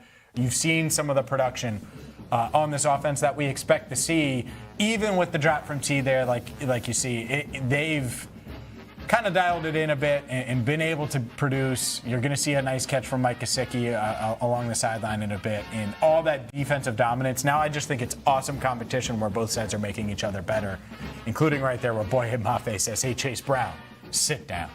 Yeah, I'll still happily take defensive domination. The Bengals have been outside the playoffs the last 3 years, in large part because of that defense. Still a ton of confidence in Joe Burrow and that offense. He had as good of a day as he's had in a Bengals uniform yesterday, it seems like. I have not seen his name since draft night as much as I did yesterday, which is exactly what you need. If you're a guy in a crowded cornerbacks room in the back end of it, flashing like he did yesterday is how you make your name. Yeah, certainly. And I don't think there's any need to overreact with the offense. They came out and said they wanted to try new things going under center more. There's going to be kinks. There's going to be growing pains. That's exactly what preseason and training camp is for. And when it comes to a guy like Josh Newton, glad to finally see him flash a little bit at camp, because he was a guy that I wanted to see more out of in that preseason week 1 game. Thought he could have capitalized on Jalen Davis not playing, Dax Hill not playing, Tacario Davis not being out there. Josh Newton is a name that this team was really high on. They were so high on him coming out of the draft a couple of years ago. So it would be great if he can be one of those consistent depth pieces for the back of this cornerbacks room. Yeah, they need him to continue to emerge. It's a big couple of weeks for him as he tries to make his push to be on this 53-man roster. It isn't, I wouldn't say it's the deepest room on the team by any stretch, but there are a lot of guys that DJ Ivey's going to make this team. You obviously have Dax Hill, DJ Turner, Tacario Davis all making this team. Jalen Davis is going to make this team. Like, it gets really tight really quickly here for a guy like Josh Newton also trying to make it. He talked with reporters about his interception, about training camp and the state of the defense after his big day. Obviously, a big part of your position, Josh, is playing with confidence, playing with attitude. How important is it to maintain that through good times and bad?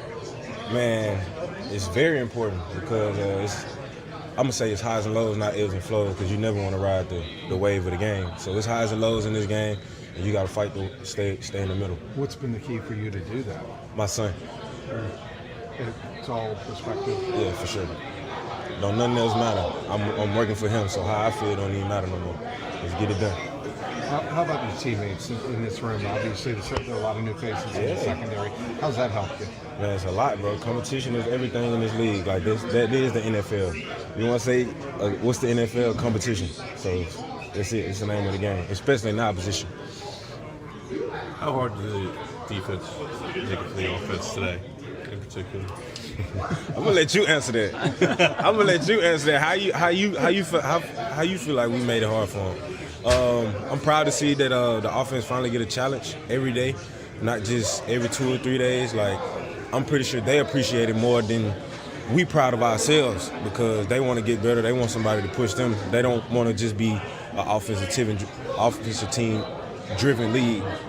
So, I mean, shout out to them guys, because they still coming with it. They ain't backing down. They still trying to throw over our head, taking shots down the field, and make sure we respecting them as well. And we know what type of playmakers they got over here. That's self-explanatory.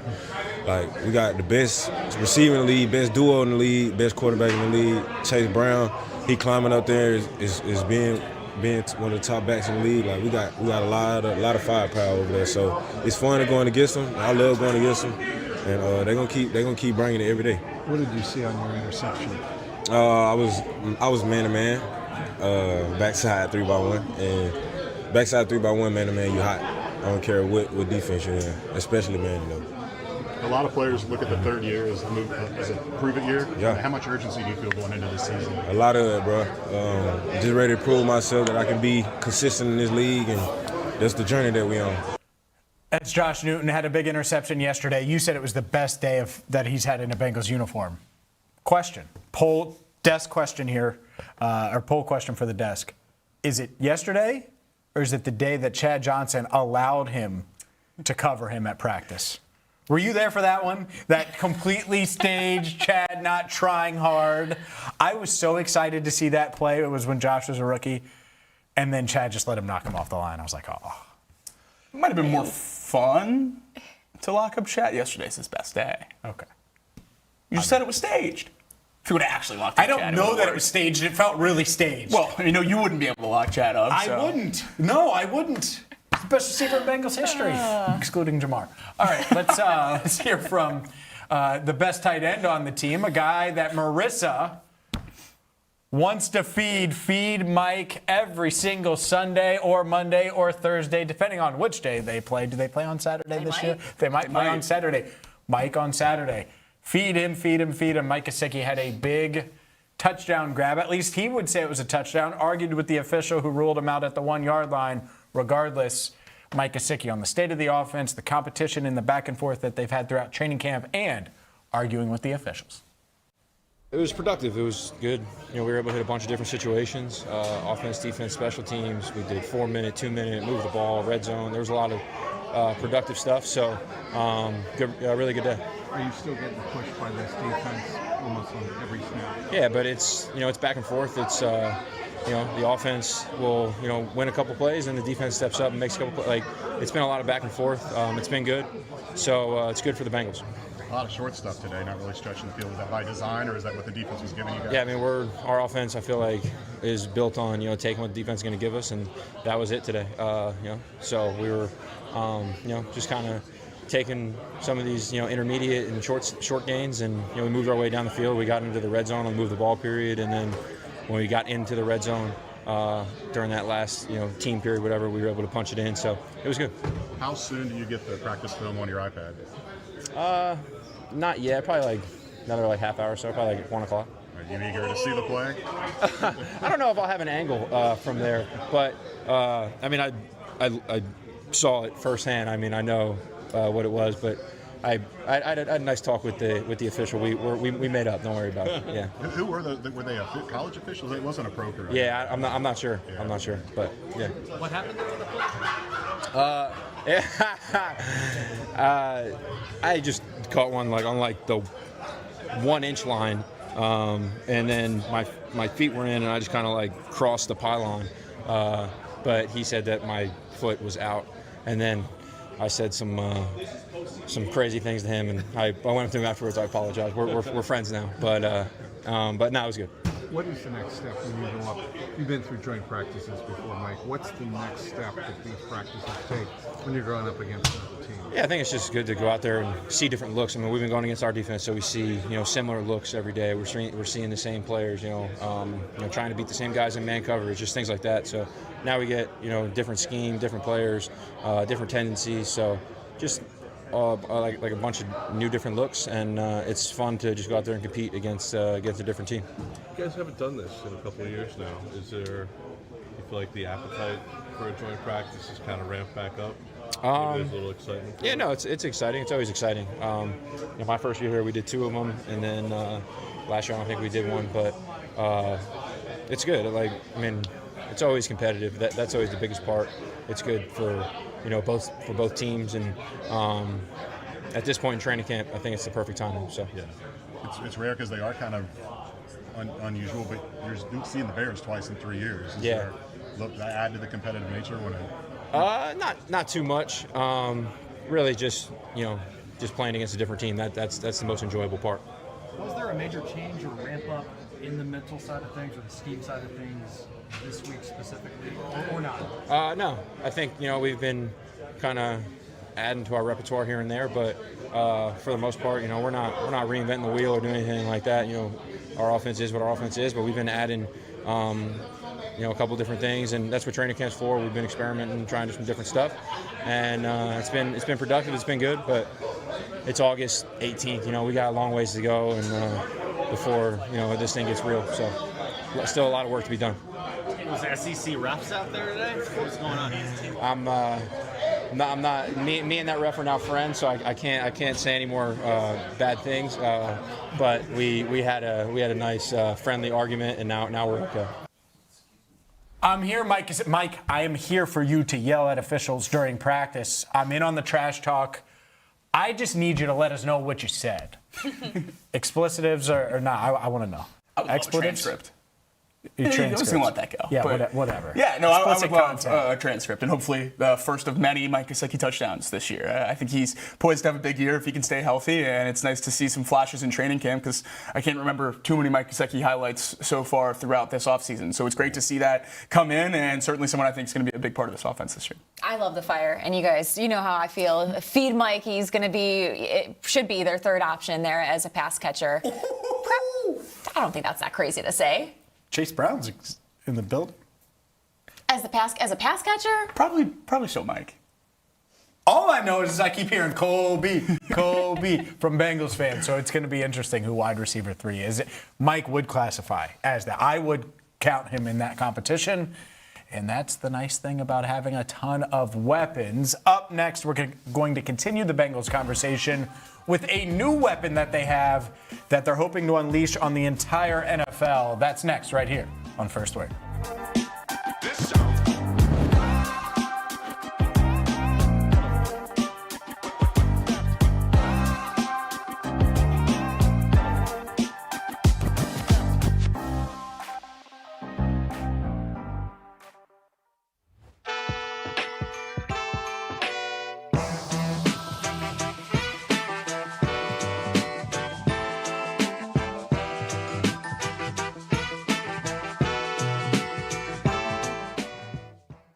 It's been great to see, and it's just every time anyone talks about Dexter Lawrence, it's exactly what you'd hope they're saying a month or so into the offseason program here. And this is everything that was hoped about for Dexter Lawrence, is that you have him here and you have him competing in the locker room and on the field and putting his best foot forward from the moment he puts on stripes. That's exactly what he's done. It's great to see. And working down the depth chart in the interior defensive line room, there's guys fighting for roster spots now that were playing pivotal starting roles just a few years ago. It's a much better place for this roster to be. You're not going to have to worry as much about little nicked up injuries and have the ability to rotate guys in and out to keep those big guys fresh in the trenches. So it is exactly where the Bengals should be, and it's how the past few Super Bowl champions have built their defenses, which is really exciting to see. It's phenomenal that the Bengals have this kind of depth on the defensive line, because after I heard Zach say this is the best D-line he has coached since being here at the Bengals, I was trying to think, I'm like, all right, which would have been the next closest unit to this group? And so I went back to the 2021 team. And I mean, those starters, that was a solid group they had up front, where you had Sam Hubbard, Trey Hendrickson, DJ Reader, and Larry Ogunjobi. Those 4 combined for 30.5 sacks in the regular season that year. And then on the bench, you had BJ Hill, who had 5.5.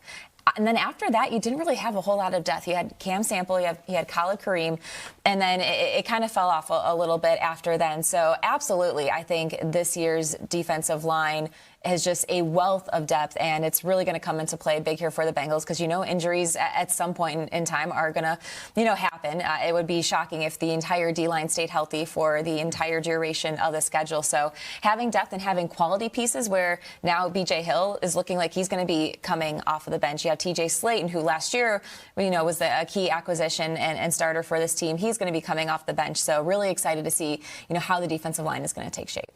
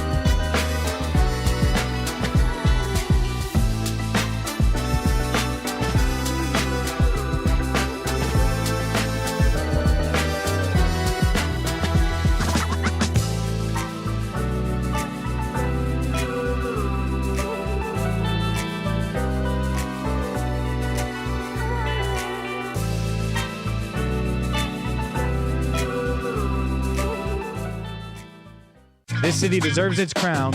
Watch, listen, subscribe.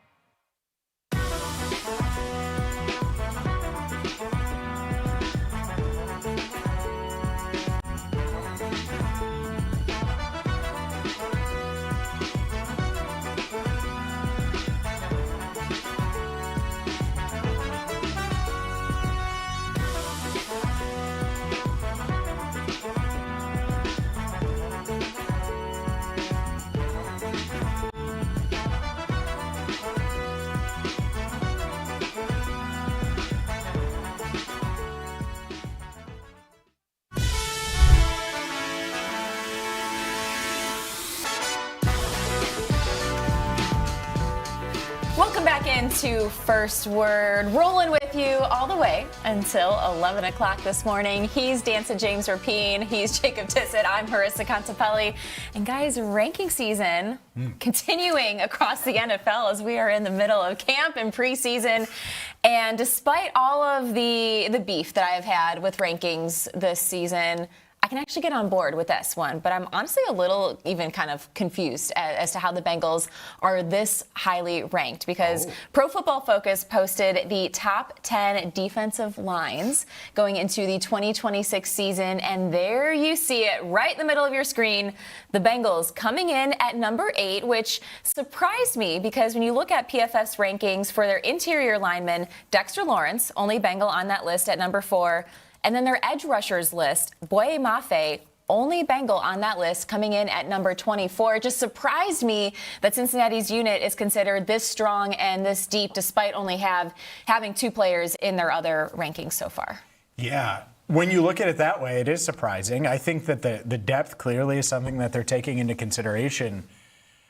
But when you look at their ratings, Jonathan Allen wasn't really highly rated last year. We're rating him high, but from a PFF standpoint, that wasn't the case. Dexter didn't have some crazy season from a PFF standpoint. Boye Mafe has a lot to prove now. I think PFF likes Mafe more than some do when you look at some of the counting stats. But this does feel, considering the question marks, I think Shamar Stewart's a question mark. Myles Murphy's still at least half of a question mark at this point. The Jonathan Allen, B.J. Hill, Dexter Lawrence, TJ Slayton combos feels really, really good. So if this was defensive tackle, maybe I'd get it. But I actually think that this might be a bit high for them. Maybe this is where they end up. Or if Dexter's a game record, maybe they end up a bit higher. But 8th is pretty favorable. It seems optimistic. I mean, I think the interior of the defensive line certainly earns this spot, but you got a lot of unproven guys on the edge. Mafe is the only one that's really done it at a high level in the NFL. If you think Shamar Stewart or Myles Murphy or Cassius Howell in his rookie season can be incredibly high-impact players, then absolutely the Bengals are a top 10 defensive line. And I think that's been the debate we've been having here on whether or not to put them in that range, is how big of a step can these young edge rushers take. I do think their job gets a little bit easier with the pieces the Bengals added to the middle. And the other side of this is I don't think just Dexter Lawrence gets the Bengals in the top 10 here. It's all of the additions. It's the Boye Mafe as well, but it's Jonathan Allen, and it's pushing Chris Jenkins down. It's keeping TJ Slayton here instead of cutting the salary as a depth piece in the middle of that defensive line. All of the moves that the Bengals made and didn't make in terms of sending people out of here that are depth pieces, I think is why they're at this point. There's not many position groups in the league that are deeper than the Bengals defensive line. No, and that was another reason I was a little surprised that they came in so high and in the top 10, because last season, 2025, per Pro Football Focus, they finished those rankings at number 30th out of 32 teams with just a 57.1 PFF grade collectively as a unit. And how often have we seen this ranking season, teams or players, kind of not necessarily getting the benefit of the doubt, but really just going off of what they did last season and not, necessarily projecting what they could or might not do this upcoming season. So to have that high of a jump from going from 30 finishing 2025 to now number 8 in the top 10 really, really surprised me. Yeah, for sure. And if they have a top 10 defensive front, then this defense is going to be good. I think that's the other element here. But is this where I would rank them? I think they're unproven as a group. Together, they should be pretty darn good. I love how they complement each other. You have 2 first-round edges you're banking on, a guy in Mafe who you spent big money on, and then Dexter Lawrence, Jonathan Allen, B.J. Hill, and T.J. Slayton. Like that 4, it's a heck of a spot to be in, but they have to do it. And so it's nice to see this, because I do think that if we did these rankings ourselves and looked at the rosters, maybe we land here. Maybe we land close to 8th or 10th or 11th or in that range. But to see a national outlet do it, I think it is just a reminder of what expectations should be for this defense and this defensive front, given the investment that the Bengals put in it this offseason. I think it's a little bit crazy. The Bengals come in at 8th, 3rd best in the division. A lot of love to the Ravens and the Steelers there. Jumps off the page to me. The Bengals make huge improvements, but still have a little bit of ground to cover, at least from a national perspective, within their own division on this list. Yeah, I'm not shocked by the Steelers. I'm They're not so surprised deep. by it. They're so deep. To see this team take this big of a jump and still not be in the top half of your own division. Are the Browns too low?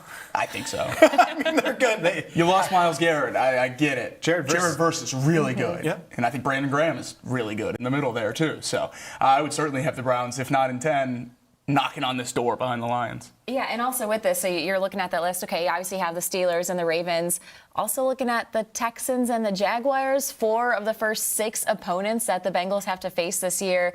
We talked about, are there concerns with this Bengals offensive line? Well, they're going to be tested like right out of the jump. Glad the majority of our poll is optimistic about this Bengals offensive line, because in those first 6 weeks, they're going to have a really tough stretch of games. Yeah. Well, good. Get them tested early. Hopefully they'll be healthy for it, and hopefully they answered the bell. This is why you bring the continuity like you do. This is why you bring back Dalton Reisner, and you feel good about the veterans that you have on that line and Fairchild's development, Mims's development. Great. Get tested early and make sure that you have it right. But that's also, on the flip side, this is exactly why, like us looking at it and saying, man, this defensive line and that defensive line, the Bengals in the Joe Burrow era, really at least since 2021, and I don't even think they were really viewed this way in 21, even though they had really productive guys, Trey Hendrickson, DJ Reader, Ogunjobi, obviously Hill was here as well. But you need opponents to say, man, we got to deal with that front. Mm-hmm. Man, it's going to be a pain to have to try to block Dexter Lawrence. And if we do, then we have to deal with the former first rounder and Jonathan Allen. We've got to deal with Mafe and Murphy and Stewart are coming on. And, man, it's just overwhelming to deal with those guys. Like, that's the whole goal of this. And so maybe they'll get there. I think the thing looking at this unit as a whole that makes me really excited is that you can't just worry about Dexter Lawrence on this unit. You're going to have to focus on Jonathan Allen, and B.J. Hill is going to be in there as well. And these edge rushers are going to have one-on-ones, and if they can be productive early in the season, people are going to have to start game planning for them too. Bengals haven't had a defense where you have to game plan for more than one guy in a long time. And I think obviously Dexter Lawrence is the best defender of the Joe Burrow era to be here. But now you have a lot of other guys as well. It's probably the best the second best has been, and the best the third best has been. And to have that talent across the defense is a great place to be, that you can't just lock in on one guy. And there's multiple people that can contribute to getting wins and being the closer in close games and everything that Trey Hendrickson did so well for this team for so many years. More guys can fill that role this year. And I think that's what's really encouraging about this Bengals defense. If all 4 of those young edge rushers don't take a step forward, I think we'd be pretty comfortable saying 2 of them will, or at least one of them will emerge. And I think when you have that many options in that room, it just takes the chances on hitting on one of them up a significant amount. The 4 of the first 6 is so interesting. I also think it's interesting that Houston's 2. Should they be 2? Are you on 1 or lower? Yeah. Oh, should they be 1? Myles Garrett is Myles Garrett, but I think the totality of the Texans' defensive line's better. Anderson, Hunter, like they just have a bunch of dudes in Houston. Like that defensive front is awesome. So it's close. Yeah, Myles Garrett's just going to terrorize people. And who knows what happens with Aaron Donald? Does he come back or does he not? I think you'd look good in stripes, Aaron. How about that?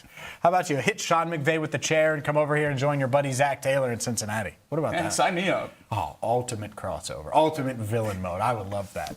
Up next, we'll continue the conversation. Plenty of Bengals coming your way. Plus, live in studio at 9, Richard Pitino going to join us to talk all things Xavier Hoops right here on First Word.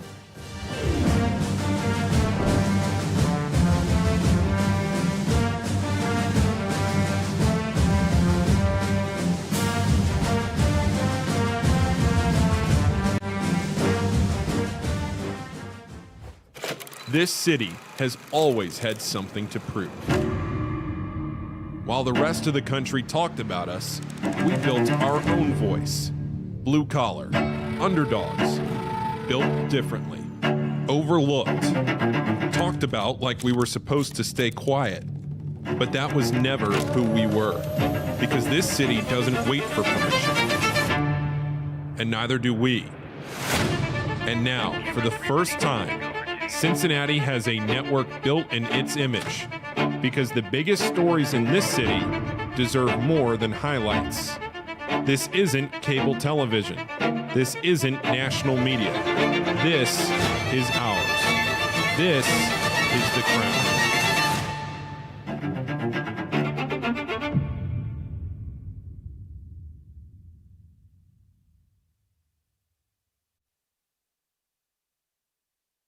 But yeah, it happens fast. Even if you do play 15 or 20 years, it happens really, really fast. And it does go bad at some point. It does go south at some point. Breeze played for 2 teams. Manning played for 2 teams. Brady, Rodgers played for 3 teams now.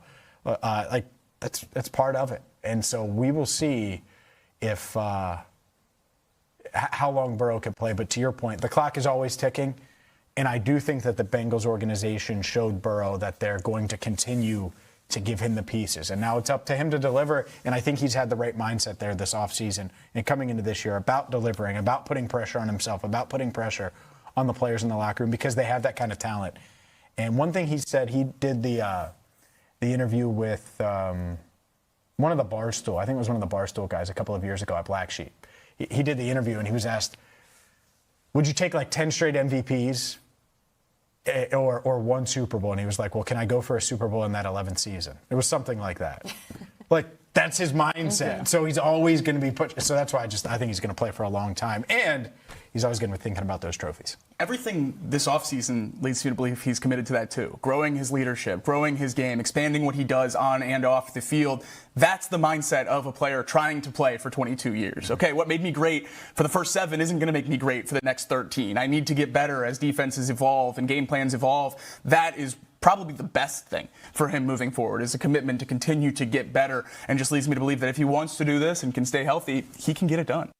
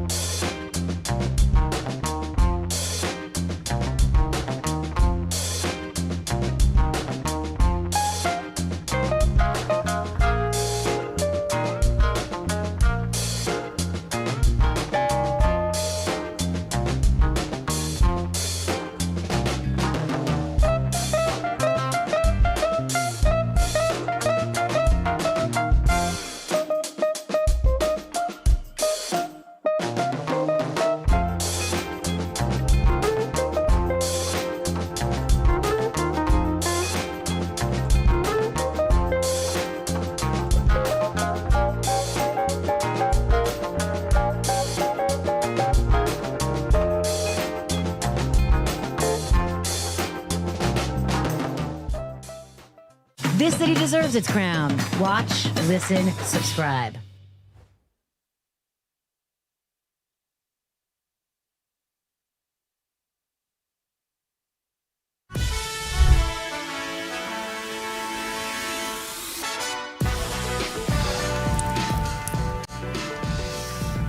Welcome back to First Word. I'm James Rapien alongside Marisa Contipelli and Jacob Tissot. We are your morning sports show, Cincinnati, every single weekday, 7 to 11, right here on The Crown. And boy, oh boy, you're excited. I know you are. Where are you going? Madrid. Yeah, you're going to Madrid. You're excited about that, aren't you? I'm excited. Yeah, really please, excited. I need more enthusiasm. I'm not excited about this at all, and he knows this. No, he can tell that I'm going somewhere with this. Yeah. Do you want a team in Madrid? Do you want it to be the Madrid Bengals? I don't even want the Bengals to play in Madrid. No? Why not? I don't want anyone to play international. No. Play football here. Okay. Let the fans see it. Well, you say that, but did you see this? I did. Did you see this? The NFL could be going global, and Roger Goodell, the commissioner of the NFL, saying that it's inevitable that a team is going to permanently be based outside of the United States. He said, to quote, at some point there will be NFL teams outside of the USA, and I think that this is mighty, mighty interesting that he made it that kind of statement on the heels, really, of the past 15 years where they've done all these international games, and there's been more and more and more, and obviously the Bengals going abroad this year. They will go abroad next year as well. And Albert Breer mentioning it, the NFL launched the international series in 2007. with the goal of having a full-time franchise in London within 15 years. So that hasn't happened yet, but I do think that the NFL still has that goal. Wouldn't be shocked at all if it does happen. I think one of the biggest things for me on the quote from Goodell is the S on team. NFL teams international at some point. So I think that's the only way it ever makes sense. And there you see the expanded schedule for this year. So many international games. It's just insane what they've been able to do with that schedule. So many countries, and then the Bengals obviously involved as well in Madrid. Will be really cool. I can't wait to see it. But I wish the Bengals were playing in Atlanta against the Falcons. Yeah, this is a tough one. I like the idea of the international games and bringing fans across the globe kind of together and growing the sport overseas and in different countries. It's tough, and especially when you're not going to have a bye week following that long travel. I was on the trip in 2019 when we went over to London, and I was grateful that we had the bye the following week because, there is the jet lag. There is, that feeling of exhaustion when you're coming back and changing massive time zones in that way. And especially for the teams that have to go a little bit farther, playing in Australia, playing, in Brazil and Mexico and the different places that the NFL is expanding and growing. So it's a tough one. I see both sides to it. But yeah, intriguing to see if there's 9 games this year. Is that going to continue to grow next year? How many more games? And might we see teams spending weeks over there at a time? Yeah, I wonder that. Like, how do they logistically make it work? Can you only do one team? Do you do 2 teams? Probably need to be even. Do you expand by 2 teams? How much does it water down the talent level? We already have Cleveland, who hasn't gotten a quarterback right in our lifetime. And so you need to add more teams like that are poorly run potentially, or are going to just water down the talent pool in the league. I think that's part of it. The other argument could be made is, well, there's a lot of talent that doesn't make NFL rosters. And you could give more guys a chance and more players a chance and coaches and all of those things. So fine. How's the logistics going to work? Right. I like, truly, how is that going to work where they're playing every week? Is it they only have 4 home games a year, and it's not the normal 8 or 9, and that's how you start it and you slowly ease into it? Or is it you get to the point, you mentioned 9 international? You're only playing 8 or 9, so an opponent comes every week, and that's it. That's their international game, and that's it. And then they spend a lot of time in America bouncing around and playing teams here. Maybe that's it, which is interesting. I'm not totally against it like Jacob, but I do have questions. I think one of the biggest questions and why I stay so strongly on there has to be multiple teams over there is to ask that roster to fly essentially back and forth on multiple weeks in a row, unless you're going, a long stretch of home games. Just do on, off. It seems like a lot to try to figure that out with the NFL schedule, to figure that out for one team. I think almost it's even more than 2 teams. You could get a division internationally. Is that the way you could do it? Then you could play a series of games at the start of the year internationally and a series of games at the end of the year internationally and come to America for a few months in the middle of the season, play all those games, have a training facility here. I think that's probably the best route that I've heard that makes the most sense to me, but the talent is what I keep coming back to. Yeah. We talk about offensive tackle depth here in Cincinnati. All 32 teams are complaining about offensive tackle depth right now. Jacoby Brissett is going to start at quarterback this year for the Cardinals. You mentioned the Browns quarterback job. There's not enough NFL talent to add 2, 3, 4 new teams and have them have any kind of chance at competing this year. I don't think it's even close to having enough talent. Jacoby Brissett walked into Paycor in 1 week 1 a few years ago. He sure did, James. Don't you dare try to downplay what Jacoby Brissett. How many more games did he win that year? I am so mad still that they let him run for first downs in that game. Jacoby Brissett ran for first downs. Okay, well, get off Jacoby Brissett. Geno Smith just got a new contract to start for the Jets. Pro Bowler. Exactly. Shedeur Sanders, Pro Bowler. Oh, okay. Tyler Huntley, Pro Bowler. Yes. Not enough talented quarterbacks in the league. Desmond Ridder needs an opportunity. Exactly. That being said, yeah, I get it. I think that part's interesting. What I would default back to and what they should do, and this is really what they should do, the NFL is bigger than ever. Guess what people want from February to now? They're wondering about the NFL. They're paying attention to the NFL. They're curious about the NFL. If there were minor league teams in NFL Europe or NFL International where you could watch the 30 guys that the Bengals have rights to and are developing And you could watch Josh Newton play in the offseason and all these other, like, that's it. Josh Newton's the wrong one. Jasir Taylor, whoever you want to say. Braylon Lux as he develops. That's it. That's how you have the nice development style. I think the NFL Europe thing, I know they tried it way back in the day. I think there's far more interest now, and there's enough talent in a lot of those positions where you could go that route. I think that could potentially be detrimental to college football if the NFL has a developmental league. So I'm out on that. Why would the NFL? The NFL shouldn't care about that. I think they should. I think all football leagues should care about each other. I mean, until about 3 years ago, NFL wasn't allowed to play on Friday night because high school football dominated that day, and now they play on every day of the week. So I think all that's bad for the sport as a whole. They were allowed. They were just nice to high school football. Up next, we'll switch gears. We'll talk a little college hoops. Richard Pitino live in studio right here on First Word.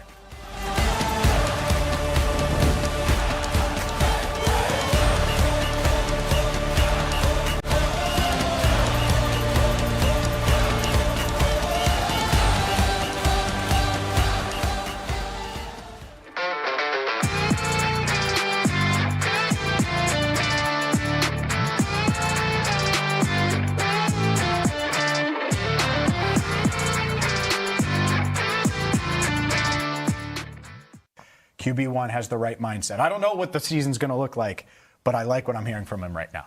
Every press conference or clip from Joe Burrow this offseason has just been better than the last. Aspirations are high. He's pushing the team. And I think that last one is something that I really like because it's easy to focus on the big names. But as a leader of the team, as the face of the franchise, it's part of his job description to put that, around on everyone else. Give everyone the flowers they deserve throughout training camp for how they've affected the team since they've been at it. And I love that he went out and talked about all those new additions because every single one of them is going to have to do their role in order to flip this defense around. It's easy to talk about Dexter Lawrence or be excited about Boy Mafe, but going down the list and Brian Cook and Jonathan Allen and all these depth pieces as well, you need them all to perform in order to flip this defense around. And I think that's really exciting this year that not only has he seen enough to believe in that, but there's a reasonable expectation that the ceiling for this unit this year is among possibly some of the best in the league, top 10, top 15, as we've talked about a lot this year, which over the last few years, that's all the Bengals need to compete. So hopefully they can get there, and it seems like they actually have the pieces that they'll need to do it.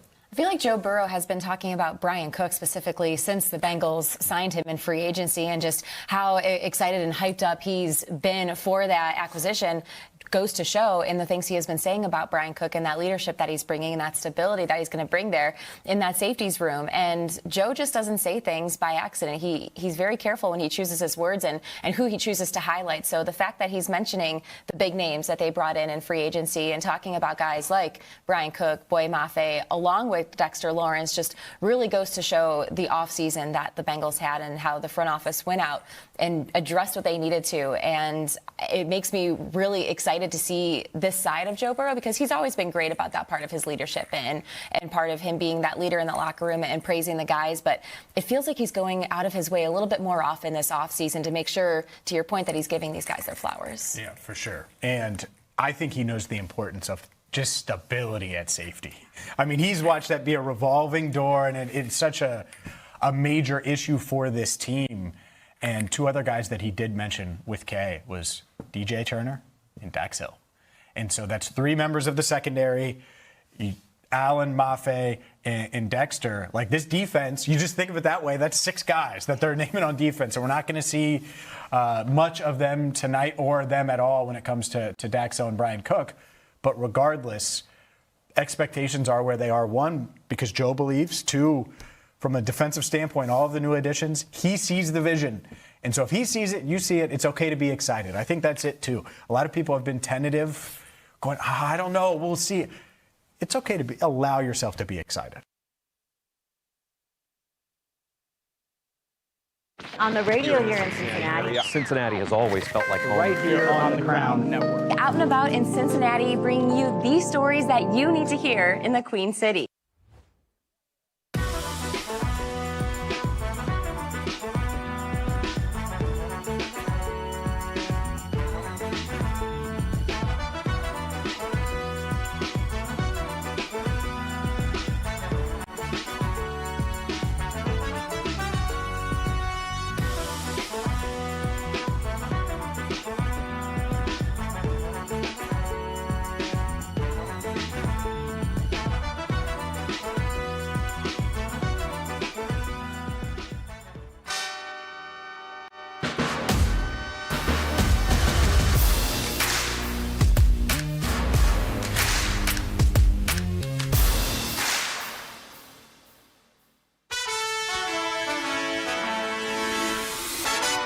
Welcome to First Word, Cincinnati's only morning sports show, breaking down the biggest moments and the stories shaping Cincinnati sports with analysis that cuts through. First Word, setting the agenda in Cincinnati sports. Welcome into First Word. I'm James Rapien alongside Marisa Contipelli and Jacob Tissot. It is time to switch gears, talk a little college hoops here on First Word with Richard Pitino, head men's basketball coach at Xavier. And all guests are delivered by Baxley Tractor. Make sure you check them out today at baxleytractor.com. And Richard, we appreciate you being in studio. First, let's clap it up. Richard in studio. Appreciate the ovation. Yeah, for sure. Thanks for being here. First question. When you get to a new city, I know you're entering year 2, how in the world do you navigate coaching at a new school with NIL? And how different is it now versus going to a new school pre-NIL? How long's the show? It's long. You have plenty of time. Yeah, I would say you always kind of have like a idea as a coach of like the pecking order of jobs within the league. You always look at it relative to your league. And I was at a really good job at New Mexico. Fan support was amazing. They really loved basketball. But I just thought with the changing landscape, I just wasn't sure how we were going to compete kind of at the highest level financially. And so when you're breaking down, okay, do you want to pick up and move your family all the way across the country?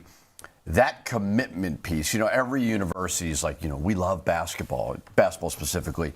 And it's like, okay, well, show me exactly what you're spending relative to the conference and so on. And I just felt like not having football really gave us an advantage. I love football, but those resources, like when you have UC, for example, like they're probably going to get 85 to 90% of the rev share money and all that stuff. Where with Xavier, it's like, basketball is really the football. So I just felt like we had an advantage and excited I did it. Yeah, basketball has a leg up at Xavier, really in the whole Big East in terms of that NIL landscape. What's the jump from a school like New Mexico to the Big East in that?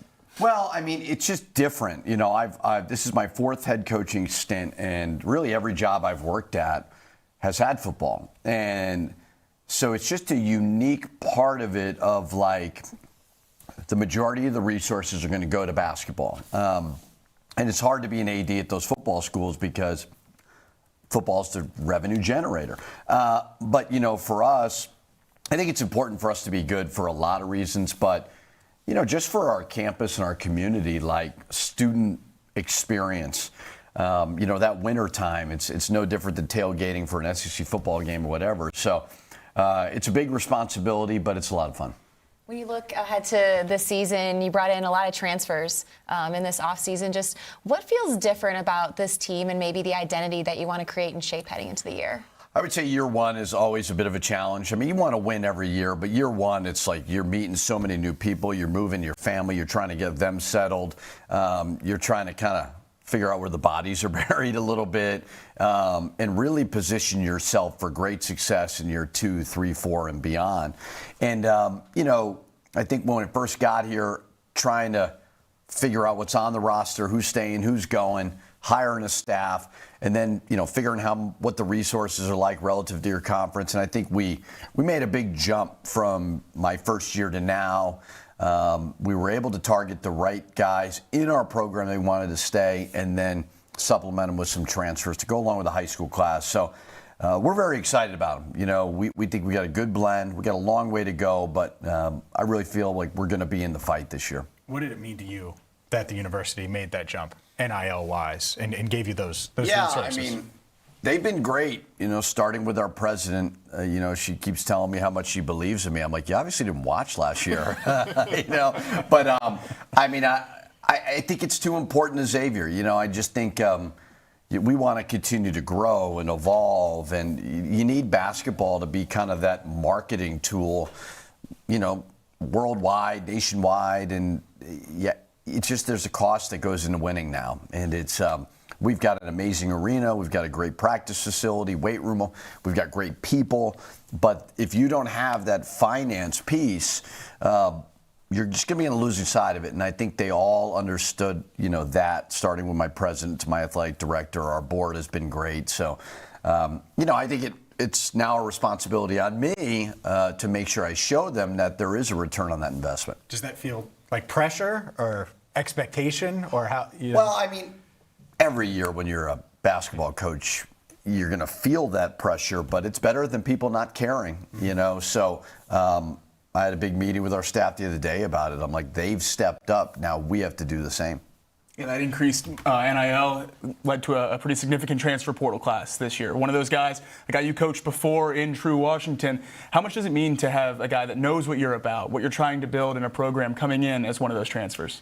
It helps. I mean, I've got, for one, it's gratifying, that you have guys like Braden Applehans, Jovan, True, they want to come back and be a part of what we did at New Mexico. When you win, I mean, it's the most obvious thing ever, but when you win, the buy-in that you get, whether it's fans, players, administrators, boosters, like they're just bought into it. And we had that rolling in New Mexico. So for True, he went away from us for a year in Miami. We were able to get him back, and I think he'll have a great impact. Is there a player or two that maybe could be flying a little bit more under the radar, or that's someone that you're expecting to kind of take a big jump and make a big impact? I mean, there's not one specific guy. I think every year with this landscape, you're almost just pushing reset. And we had 8 weeks over the summer. I kind of tell them that's like the appetizer. We're not going to be going crazy in the summertime. We have a long time to go, but we'll really start ramping it up and creating some kind of challenges and adversity for them to see. You just don't really know until you've been through the wars with the guys. And, I have some guys on the team that I have, but the attitude's been great. The effort has been really good. So we'll kind of see how it all plays out. Hitting that reset button every year with the NIL element of it in the revolving door, how has that changed you as a coach, or how do you have to change as a coach, knowing that that's always going to be the case? Yeah, I mean, part of it, it's hard, but part of it's good. Like, we weren't very good last year, and I think you're able to flip it a lot quicker. The old days, you'd be like, all right, we're going to build from the ground up, and we may take our lumps in year one, but they're going to get older and better. But now it's like, you can go out and get a Mike Nwoko, who's a established player, true established player, Chance Westry, Ruben Dominguez, these guys that have produced at the high major level. So, I think before, when a player walked in the spring and said, I want to transfer, like, you panicked. Now you don't panic as much. I mean, you're disappointed, but, I mean, you can replace a guy in a week. You just have to have the resources to do it. You mentioned Mike Nwoko, the LSU transfer, a huge get for Xavier. What are the expectations for him at the 5 position this year? Yeah, I mean, I think incredibly productive last year at LSU, just didn't play a lot of minutes, whether that was fatigue, whether that was their depth, foul trouble, all those things. We need him to be available because he's very, very productive. He can score the basketball, he can rebound, he can block shots. He's a very talented player, and, we've got high expectations for him. Chance Westry is the one I think people are maybe most excited about coming in this year. What's the ceiling for him in this Xavier offense? The biggest thing for him was being healthy. He was a highly touted recruit coming out of high school, got hurt, a variety of kind of random injuries, finally was healthy last year at UAB and was an all-conference player. And he's just like a true quarterback. He really passes it well. He finishes at the rim very well. He's 6'5", 6'6". So we expect him to kind of run the show. How much does it help to have someone with that experience running the show? I know it's a transfer first year at Xavier, but doing it at a high level before. Yeah, I think it helps. The Big East is a whole monster in itself, and you want guys who have played on the road and, experience playing on national TV and the grind of college basketball, whether it's the academic piece, just the wear and tear, all those things, to have some older guys really helps. What is going to be your message kind of going into this season as you guys do start to ramp up to get going? Yeah, I mean, you try to narrow your focus and just have one great day at a time. I mean, certainly we want to compete for a Big East championship. We want to be in the NCAA tournament. Those are the long-term goals. But, just get the most out of today. We have no idea injuries, what's going to happen. You see it every year. This is my 15th year being a head coach. So you just try to, whatever you did yesterday, prepare yourself to have an amazing day today, and then just try to do it over again, stack those days. So they're a willing group. They work hard. They love basketball, which is important. Year 2 here in town. How's Cincinnati treating you? I love it. I mean, I've lived in a lot of different places. Every place that you live is kind of, they're prideful of their hometown. I love livable cities, not too big, not too small, great restaurants. Love having the Bengals, having the Reds, things like that are really cool to follow. I love being kind of back in this area. I fell in love with kind of the Midwest. Minnesota's the upper Midwest, obviously, but I just love the family values, things like that. It's easy to get to New York, see my parents, easy to get to Florida, see my siblings as well. So it's been nice. You mentioned before we started the interview that Zach Taylor reached out to you right after you got the job. Can you elaborate on that a bit? Because that's the big yet small town feel, almost Midwest vibe, so to speak. He's that a true Midwesterner in the sense of I came into town, he reached out to me and said, hey, I always make fun of him for this, but he's like, let's get dinner. I'm like, great. And he's like, how does 4:30 sound? I'm like, that sounds so early bird special from you, Zach. So I'm like, all right, cool. You mean lunch? Yeah, and so we sit down, and he's like, hey, sorry I had to have dinner so early. I got to get back and watch Nebraska playing the Crown. And I was like, are you the one person that's watching the Crown? So I always make fun of him about that. He's a huge Nebraska fan, obviously, but really grateful. I mean, he's been helpful for me to get acclimated, where to live and what to do. He's a great guy and a great coach. He is Richard Pitino. Good luck this season, Coach. We appreciate you coming on. Thanks for having me. All guests delivered by Back to the Tractor here on First Word. Up next, we will continue the conversation with you till 11 right here on First Word.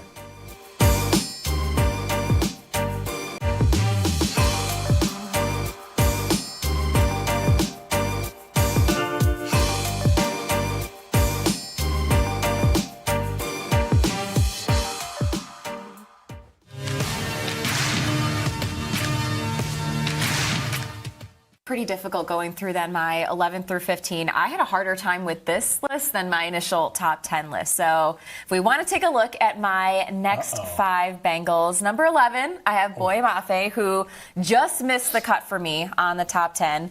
I'm going Jonathan Allen at 12, BJ Hill at 13, and honestly, I was kind of going back and forth between Allen and BJ. BJ has just meant so much to this team. I almost wanted to put him higher. And I know this is probably going to surprise you on the back end. I went Dalton Reisner 14, Dylan Fairchild 15, because I think Dalton was a big reason as to the steps Amarius took last season, having a little bit of consistency over there on the right side of the line. And also, Dalton ranked 26 out of all guards last season per Pro Football Focus. He had a great year and brought some stability there to the right guard. And then Dylan Fairchild, I know Jacob had him in his top 10. This is more of a projection for me, too, and just his potential and his ceiling. He had a good rookie season last year, was 46 amongst 81 guards for his position, and his ceiling, I think, is just so high. I'm excited to see what he does in year 2. It was tough, though. I really kind of struggled and went back and forth. Do I put Ted in over Fairchild? I know what Ted has done and just the consistency he's brought to the center and the offensive line. I think for me, when I was looking at this, I'm like, all right, ceiling and potential-wise, I'm going to give the edge to Fairchild.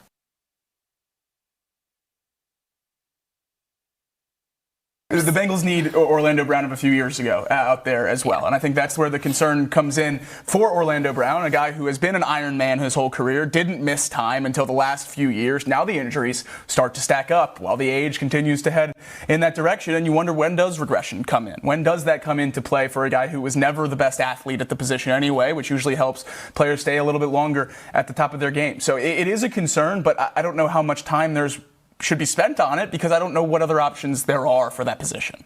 Yeah, I'm not going to overreact to the one preseason game, but it needs to improve and it needs to get better, because Orlando is a guy that they're absolutely going to need because, to your point, what are the other options? And I think he is on the decline of his career, and I would love for him to kind of get back to being close to the player that he was in Kansas City. But you look at just like his PFF numbers in 2023, posted a 66 for the season. That declined significantly in 2024, had just a 58.2. That was 66th amongst tackles, 49.7 run blocking PFF grade. That did improve a little bit last season, posted a 60 for the year, but run blocking grade up to a 59, but still in the 60 range amongst tackles for both pass blocking and run blocking. So the Bengals need more production out of him on that left side, and it would be nice if he can get somewhat closer to even 2023 or what he was like with the Chiefs. Yeah.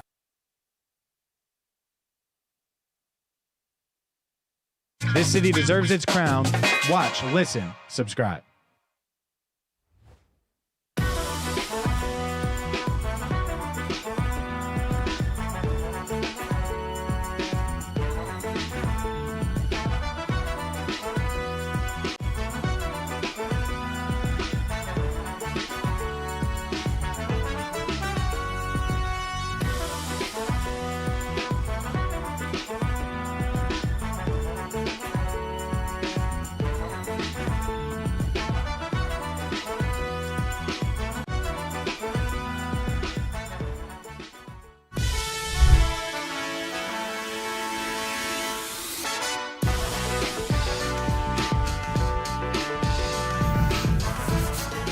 First Word rolls on. And if you missed Richard Pitino and all guests delivered by Backs to the Tractor, well, guess what? We're going to post that on our YouTube channel, which you need to go to right now. And if you're one of the many, many hundreds of people listening or watching on YouTube, hit that subscribe button right now so you get all of the videos that you could miss. Right now, hit it. Done. Again. All right, let's dive into the Cincinnati Bengals and Richard Pitino's best friend, Zach Taylor. I thought that was an interesting nugget, by the way. I also think it's hilarious that they had dinner at 4:30. 4:30, yeah. Zach, next time I see you, guess what I'm going to do? We're going to talk about 4:30 dinners. That's crazy. That is crazy. That's lunch. Yeah. That's closer to lunch. It's certainly closer to lunch. Right? Yeah, well, yeah. That's like happy hour. I mean, not for us, though, because we're eating lunch way earlier. At least I am nowadays. We don't really eat lunch.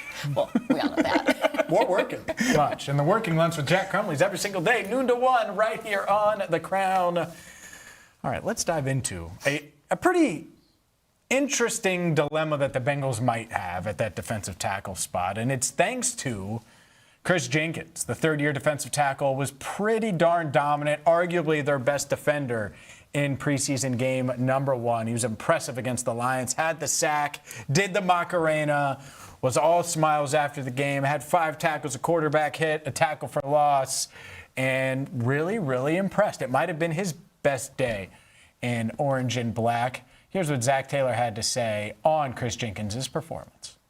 Just competing. We obviously for a guy like that, we added guys to the mix. And Chris has really just put his head down and worked. And I thought he showed well in the game the other day, and finding the role for himself and finding a way to impact the defense. And, a lot of times with those D tackles, they're not always the guy making the play, but maybe they created the play for somebody next to him or somebody behind him. And so I think Chris is a really unselfish player that way and is just trying to play his role to the best of his abilities and make an impact on our team. I like the fact that he's apparently responded the right way to all the additions. Because if Dexter Lawrence was added to my room and Jonathan Allen was added to my room, not in that order, and then they draft Landon Robinson and I'm looking around and they keep TJ Slayton, well, it gets thin pretty quick here if you're Chris Jenkins. And so for him to respond the right way, have that performance, I think if he's on the bubble and it still feels like he might be on the bubble, that was a heck of a start for him to make his way onto this 53-man roster. Oh, absolutely. And also, if I'm Chris Jenkins, I'm looking at it and like, hey, I can do what I need to do to make this roster and then learn from veterans like Jonathan Allen and Dexter Lawrence and continue to improve and up my game because they're still high on Chris Jenkins. There's still so much potential and untapped potential in that sense. He was a second-round draft pick, and this is going into year 3, which is going to be a huge year for him regardless of where he is. I'm hoping it's here in Cincinnati and that he can still be an impact rotational player for this team. He's going to have to show it, though, the rest of camp, and I think these are 2 huge preseason games coming up for him. Yeah, there's obviously faith in the organization in Chris Jenkins, or they wouldn't have drafted him in the top 50, but there's obviously some questions about his progression, or they wouldn't have made the additions that they made this offseason. So I think it's a great problem to have for the Bengals right now. Guys who were talking about in years past starting on this defensive line, now in the back end of that room as depth pieces. It's a great place to be. It's where championship contenders should be on the defensive line. And quite frankly, at this point, Chris Jenkins and Landon Robinson are making it a much more difficult conversation than even we thought it could be, and we all thought it was going to be a tough one because they both looked really good so far. Hopefully they continue to perform and make this one of the toughest conversations on the entire roster, because at this point I don't know which way to go if you have to choose between the two of them. Yeah, I think the Chris Jenkins element of this, let's go back to draft day. Landon Robinson gets picked, and all of our minds went there. Oh, man, is Chris Jenkins done? Is this it? Someone in the building was like, hey, we still think he's really good. And he's going to be a good player in this league and is going to come on. And so if he's going to do that, guess what it means? Responding the right way to a bunch of guys in your crowded room. And to Marisa's point, if you can play with Jonathan Allen and continue to learn from B.J. Hill, and now you have Dexter Lawrence in that room, that's a really good spot to be in if you're a guy in Chris Jenkins who's still trying to prove himself. And the guy I keep coming back to is B.J. Hill. Mm-hmm. B.J. Hill got off to a slow start as well in his career, relatively speaking. He was not this obvious second, third contract type of player, so much so that the Giants traded him for Billy Price. And so when I think about Chris Jenkins, is he a roster lock? Should they consider trading him? Is he on the bubble and not going to make the team? Part of what I think about is, all right, don't trade him for just pennies on the dollar. Don't just give him away, because this could be the B.J. Hill scenario, and maybe it is this year. Jonathan Allen is older for a defensive tackle. Same thing with B.J. Hill. He's nursed and played through injuries and played hurt the past couple of years. If you lose one of those two guys, and Chris Jenkins is your next best guy, and it isn't Landon Robinson, well then keep Chris Jenkins, because you are in win-now mode. And if Chris Jenkins is the next best guy, and you're not going to get a ton for him anyway, I'd be stunned if you did, keep him, keep that strength of strength. Because if you look at it, if Jenkins is your fifth defensive tackle, you're feeling pretty darn good about where you're at. If Landon Robinson is battling for the sixth defensive tackle spot with McKinley Jackson, that's a heck of a spot to be. And who knows if any injuries are going to happen. So if I'm the Bengals, I would lean toward holding Chris Jenkins, not trading him, unless you know he's not going to make the team. Then maybe you go another direction. As long as he's going to make the team, I think the level of the unknown is part of the reason you hold on to Chris Jenkins as well. I mean, the chance to send him off and have him take that year 3 leap that we see with so many interior defensive linemen is something that should scare the Bengals. I mean, up until really now, interior defensive line has been something this team has been asking for a long time. That's why they took Chris Jenkins in the second round. It never really worked out, at least not early, in terms of immediate production in the NFL. But if that breakout happens, how tough of a pill is that to swallow that you moved off of him when you had an opportunity to keep him in the back of that roster, to learn from these veterans that have been brought in, to have a role that more closely fits what he did well in college? I think that's another piece of the Chris Jenkins thing that makes it pretty tough to determine how good he really has been at this point. He's been thrown into a role that he didn't really play a ton in college. So as he can slide down the roster a little bit, get more into the position that he's had success at, I wonder if he can break out of that shell a little bit this year.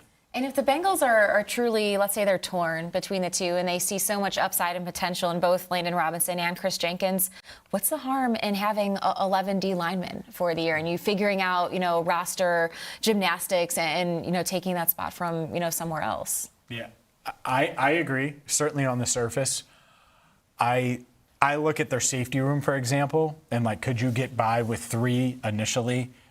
3 running backs are the max that you could have. I would say you'd have to go short somewhere else. Offensive line-wise, I think there's a lot of depth there too. You're going to be stuck potentially wanting to keep one more or not. Shamar Stewart's health is a big factor here as well from an edge standpoint. So there's a lot of factors. Usually these things solve themselves, but it's a great problem to have. I hope Chris Jenkins dominates tomorrow in that practice, a joint practice against the Bears. He's going to play on Saturday. He's one of those guys that certainly he's probably going to start on Saturday.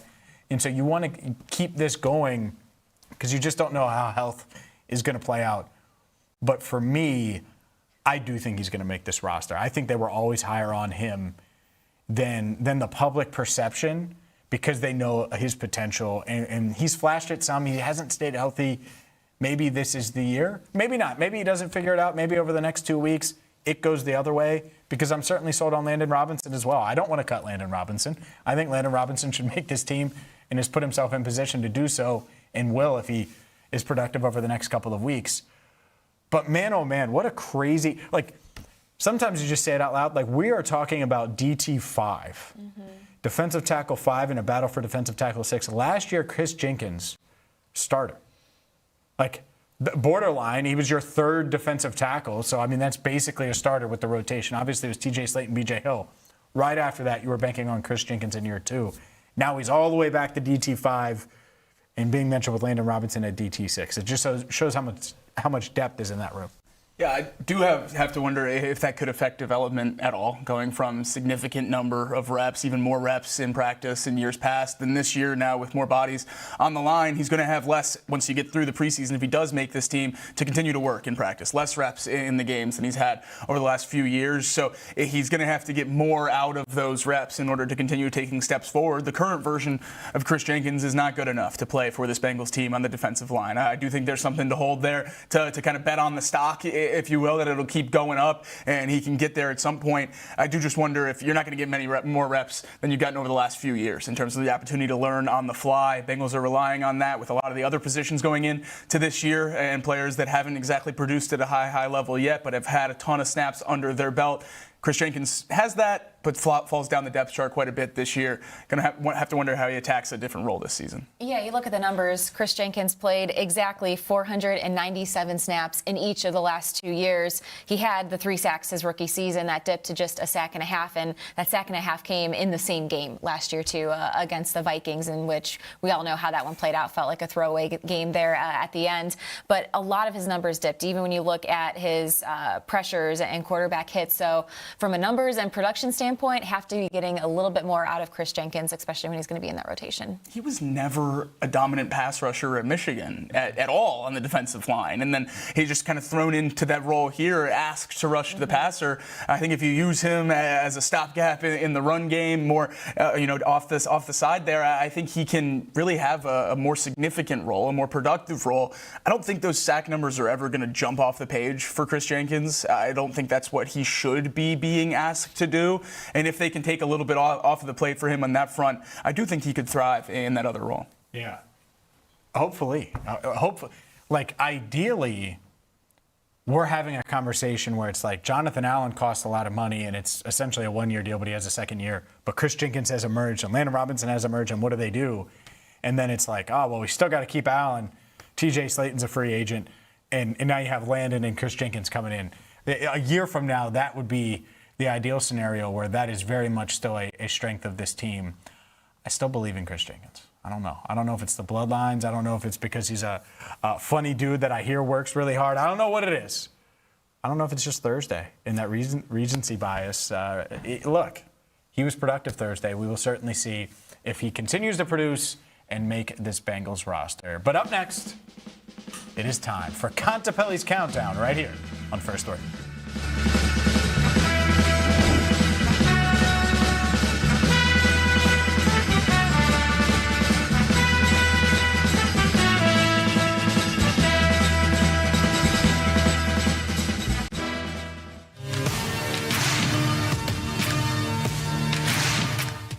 Pretty difficult going through then my 11 through 15. I had a harder time with this list than my initial top 10 list. So if we want to take a look at my next 5 Bengals, number 11, I have Boye Mafe, who just missed the cut for me on the top 10.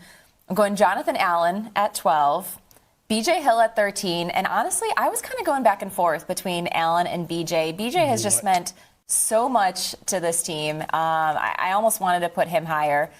And I know this is probably going to surprise you on the back end. I went Dalton Risner 14, Dylan Fairchild 15, because I think Dalton was a big reason as to the steps Amarius took last season, having a little bit of consistency over there on the right side of the line. And also, Dalton ranked 26 out of all guards last season per Pro Football Focus. He had a great year and brought some stability there to the right guard. And then Dylan Fairchild, I know Jacob had him in his top 10.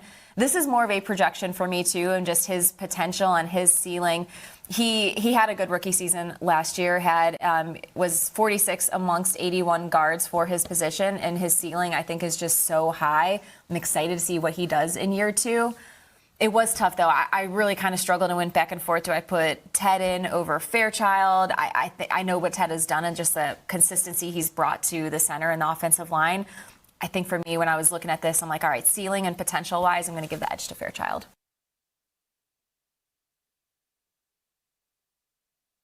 The Bengals need Orlando Brown of a few years ago out there as well. And I think that's where the concern comes in for Orlando Brown, a guy who has been an Iron Man his whole career, didn't miss time until the last few years. Now the injuries start to stack up while the age continues to head in that direction. And you wonder, when does regression come in? When does that come into play for a guy who was never the best athlete at the position anyway, which usually helps players stay a little bit longer at the top of their game. So it is a concern, but I don't know how much time should be spent on it, because I don't know what other options there are for that position. Yeah, I'm not going to overreact to the one preseason game, but it needs to improve and it needs to get better, because Orlando is a guy that they're absolutely going to need. Because to your point, what are the other options? And I think he is on the decline of his career, and I would love for him to kind of get back to being close to the player that he was in Kansas City. But you look at just like his PFF numbers in 2023, posted a 66 for the season. That declined significantly in 2024, had just a 58.2. That was 66th amongst tackles, 49.7 run blocking PFF grade. That did improve a little bit last season, posted a 60 for the year, but run blocking grade up to a 59, but still in the 60, range amongst tackles for both pass blocking and run blocking. So the Bengals need more production out of him on that left side, and it would be nice if he can get somewhat closer to even 2023 or what he was like with the Chiefs. Yeah.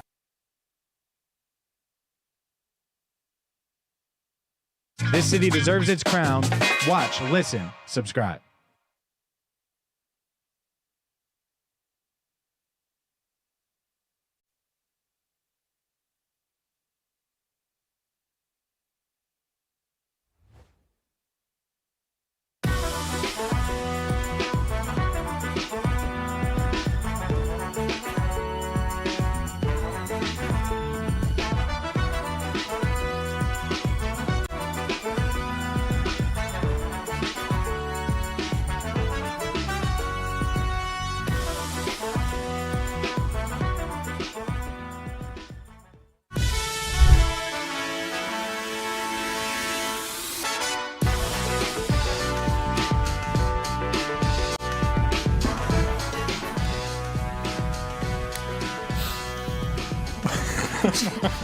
James can't figure out his chair. Welcome back to First Word. I'm Jacob Tissot, and that's James Rapien.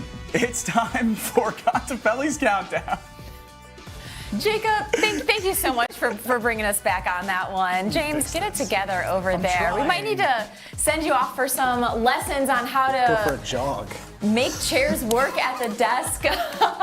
What we didn't know we needed was Chase Burns, and he visited a Gold Star location. We had Gold Star CEO Roger David join the show yesterday, and he talked about how they got to show Chase Burns how to make a coney and how to make a glizzy star over there, and thought this was pretty cool to see come across the timelines yesterday. Yeah, for sure. Team Glizzy all day long, glizzy star. And you can get 2 glizzies for $5.13. Look, I love this, and I love that you got the Reds ace learning how to make something great. Yeah, 2 things. What can't Chase Burns do, and what does Jacob have to do to get that Glizzy Star Chase Burns jersey? Oh, yeah. I need one of those jerseys. You do need one of those. I would wear it all the time. That is now the coolest Reds jersey I've ever seen, and this is cool to see Chase Burns in there getting on the action. Yeah, I think I'm in. I think we can match again. By the way, we haven't mentioned that we matched. It wasn't intentional. We'll just match with the Chase Burns jersey as well. Team Glizzy Star, and yeah, that jersey, and it's Burns Day too, so shout out to Chase. Oh yeah. Let's just get it for the whole First Word crew. I think that'd be fun. Yeah, why not? Contipelli's in. We're in here at the desk. I need one of those. Make sure you check out Glizzy Star, Gold Star for the 5-1-3 deal that they have going on. Surprised. that you guys didn't come prepared today. You knew this was going to be in Countdown. I did. You did. Should have had some glizzies at I the should have desk. had some glizzies ready. God, I would do anything for 2 glizzies for $5.13 right now. I'd pay so much more than $5.13 for 2 glizzies right now, but you don't have to at Gold Star. $5.13, I would get 10. 10. So it would be 25, 26, 30, I think. Dangerous game you're playing. Yeah, a lot of quick math I don't do happening math over there. on camera. No, that's wrong. Yeah. It's 25, 65. Hey, I'm on camera, Rodney, okay? You pull out your calculator, all right? 25, 65, pre-tax. All right, well, there's no debate that you need to get over to Gold Star and take advantage of this deal, but there might be a debate happening over at Paycor Stadium, and I want to know why this is even a debate, the question they posed to players coming back in from practice the other day. Over. Definitely over. It's a little easy to say. But over, but you have a dog under. Wow. What? What kind of question is that? Don't you dare do under. Over. Over. Every time. Yeah, there's only one answer. Let's see what he said. Yeah. Over. Yeah, like always over. Sometimes I put it under, sometimes over. Under. Oh. Don't act like you don't have 12 paper at home, because it's over. People come to my house and they make it under, and they can't come back, but it's over. Always some fun videos there that the Bengals team does, but I don't understand why this was such a debate. For me, this is an easy one. It's over. If anyone ever changes it or has it under, I will change it to over. Yeah. It's Beards simple. are good, mullets are bad. Always hangs down in front. All right. What? Don't have weird trademark lines that I have to go through. Like, that's ridiculous. I was so nervous, Marisa, when I saw this video was in count. Like, the moment you pulled it, I saw this yesterday. But when you pulled it up, I was like, oh my goodness. If one of these 2 people say under, I don't know what we're going to do. Because it's such a no-brainer. Like, who in the world? Under? Like, the people that said under, who was it? Which players? Tanner Hudson and Javon Foster were the 2 I noticed. Not going to be OT3. There were 3 or 4. And Tanner Hudson, how does practice squad sound, my man? Because Eric All and all the Jack injuries are coming. Like, instant stock down when you say under. You're not wrong. That's a Jacob take, but you are absolutely right. Like, having the toilet paper the wrong way should go into this team's consideration when they're making roster cuts. It's a cuttable offense. Absolutely. It's a cuttable offense. That might be a little extreme, but. Gabe, over, under. Oh, we should put, we needed to pull the control He room. said over. Okay, good. Now, Rodney? Is he lying? Rodney said way over. Huh? Is he lying? Oh, well, because yeah. he knows how we feel now. Maybe. No, he wouldn't do But that. there's only one way to do it. Yeah, he always tells the truth. Exactly. Yeah. No, okay, all right, I'm glad we settled this debate for countdown topic number 4. Rolling on to number 3, FC Cincinnati is back in action. Later tonight, they host New York City FC. But yesterday, they got to take in some tennis up at the Cincinnati Open. That is in full swing and was awesome to see from this point of view, Evander making the rounds and getting to meet some of the tennis stars up there. Yeah, super cool to see this. Always love to see when any of the teams get in on the action up there in Mason. This tennis tournament is one of the coolest events that gets put on in Cincinnati every single year. So nice to see them getting in on the action. Evander going up in there, meeting some of the players. Yeah, this is awesome. Yeah, it's great. Great to see. Love the collab. And what a great event. Amazing. It's been, weather-wise, was rough early. It's coming back. It's been good weather. It's rewarding now as we get deeper into the tournament, which is really, really good to see. But yeah, awesome facility. Awesome that Evander got to go. Yeah, phenomenal. FC Cincinnati took a handful of other players up there as well to take in some of the sights and sounds. And now, Nick laughing, yeah, smiling. I'm intrigued to see who else, whether it be other teams or notable celebrities, professionals, are going to be taking in some of the sights that is happening up at the Cincinnati Open as what? And I don't even know what is happening over there anymore as the Cincinnati Open will wrap up this weekend. Assault. I just lowered his chair. That was assault. I just lowered his chair. He just kind of feels like an under guy, so I just lower him down a little. Well, that's too short to take the under. Yeah. Oh, yeah. Life's too short to take the under. We're just going to keep going on to countdown topic number 2. Staying over at the Cincinnati Open, this was also awesome to see Serena Williams spending some time with her little one between some of her matches there. And surprising that it's not a tennis racket in her kid's hand. It's a baseball, softball bat there. Honestly, but I'd love to see it. She hits way better than the Reds. So, like, hey, Tito, take some notes. Hey, that would work. Like, this is the collab we needed. We need the Reds to go visit for hitting lessons at That the was an Cincinnati unnecessary Open. shot. This is supposed to be a nice, wholesome moment on countdown, wholesome. and you take it negative in that way. It is wholesome. Oh, So my Serena goodness. Try to throw and in her something daughter, nice. Serena and her daughter came to Cincinnati to save the Reds. That would be nice. That would be nice. I would take it. That'd be good. Serena, you got to give your daughter a tennis racket the minute she can hold a tennis racket, right? 100%. I'm sure she plays all the sports. I'm sure that's it. That's all. Yeah. Wouldn't it be easier at the tennis tournament to find a tennis racket than a baseball bat? I feel like this might have been pre-planned to use the baseball bat. You know why? Because she saw the Reds need it. There we go. It comes back. Full circle. Serena is here to save the Reds. And moving on to the number 1 topic in Countdown. We've talked about Landon Robinson already on the show and on the defensive line, but Landon Robinson as a fullback, he was in on this play. Love to see the 7th round rookie here, not only making, splashes on the defensive side, but getting an opportunity to get in there on offense as well. Just a unit. I mean, this guy, shades of Domata Pecco playing fullback, but honestly, he's smaller and compact and athletic, former linebacker. I like this. I like the Landon Robinson fullback package. Hopefully, we see this not only in the joint practice on Thursday, but in preseason game number 2 on Saturday. Yeah, absolutely. I hope too. And lead blocking is all great and fun. Put the ball in the big fella's gut. Let him carry one across the goal line. Get a touchdown in there. I don't know. Can he high and tight? Well, I know he knows it. You got a few weeks to work on it. Yeah. Could this be the next Sam Hubbard-esque player where not only in a fullback, but maybe design play for him? Look, I never know. I don't know if I'm asking Landon Robinson to run around. I have a take. Can he go up and get a 50-50 ball even? I haven't seen, I don't know, maybe. I guess. I have a take, and I think you guys are going to disagree. The most athletic play of Sam Hubbard's NFL career was that touchdown catch. And that includes the Hubbard yard dash. That includes any of those other. I mean, it was a crazy catch. It was a great Looking catch. back, it was crazy. Hubbard yard dash, he literally had to run 100 yards and outrun everyone. I don't know that. Luckily, he did not have to change directions.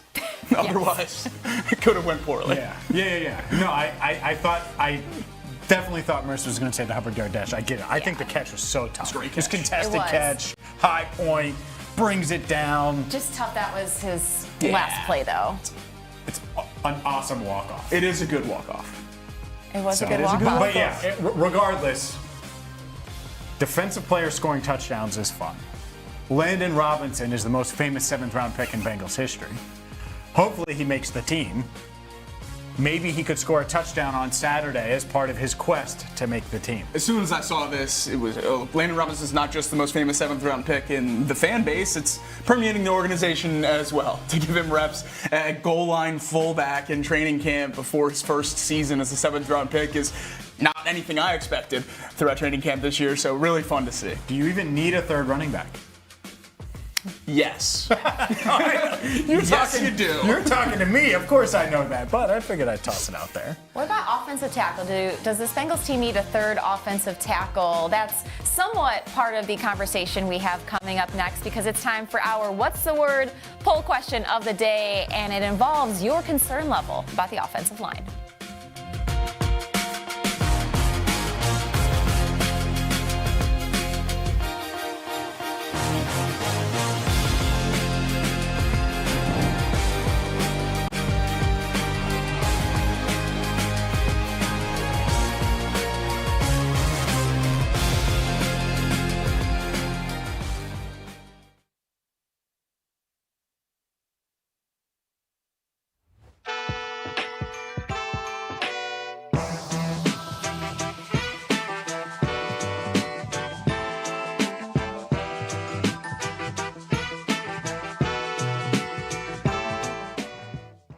Crown has you covered. Start your day with the first word. Cincinnati's only morning sports show.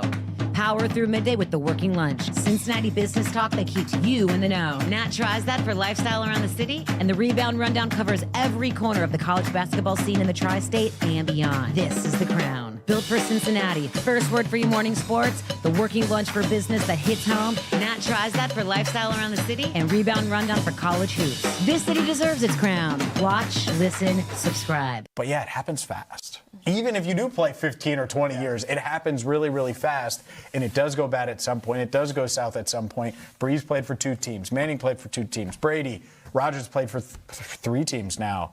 That's part of it. And so we will see if how long Burrow can play. But to your point, the clock is always ticking.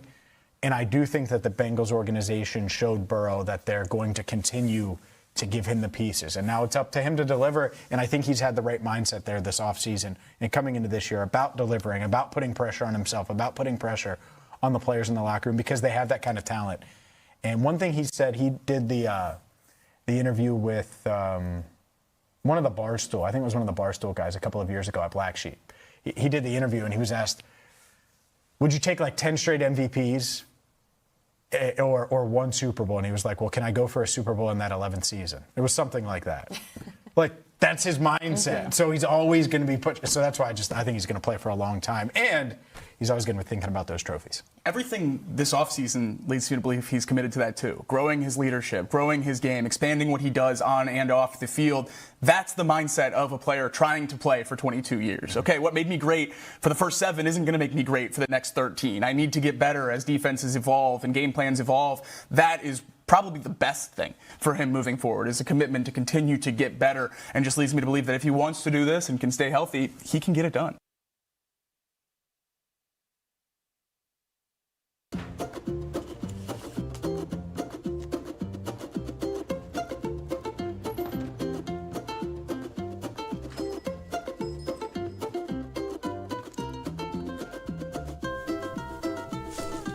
Okay, who are you? Well, you have a First State Bank checking account, so you'll be getting cash back whenever you use it. Oh. Open a checking account at First State Bank for cash back. First State Bank, built on belief. How did you get in here? This city deserves its crown. Watch, listen, subscribe.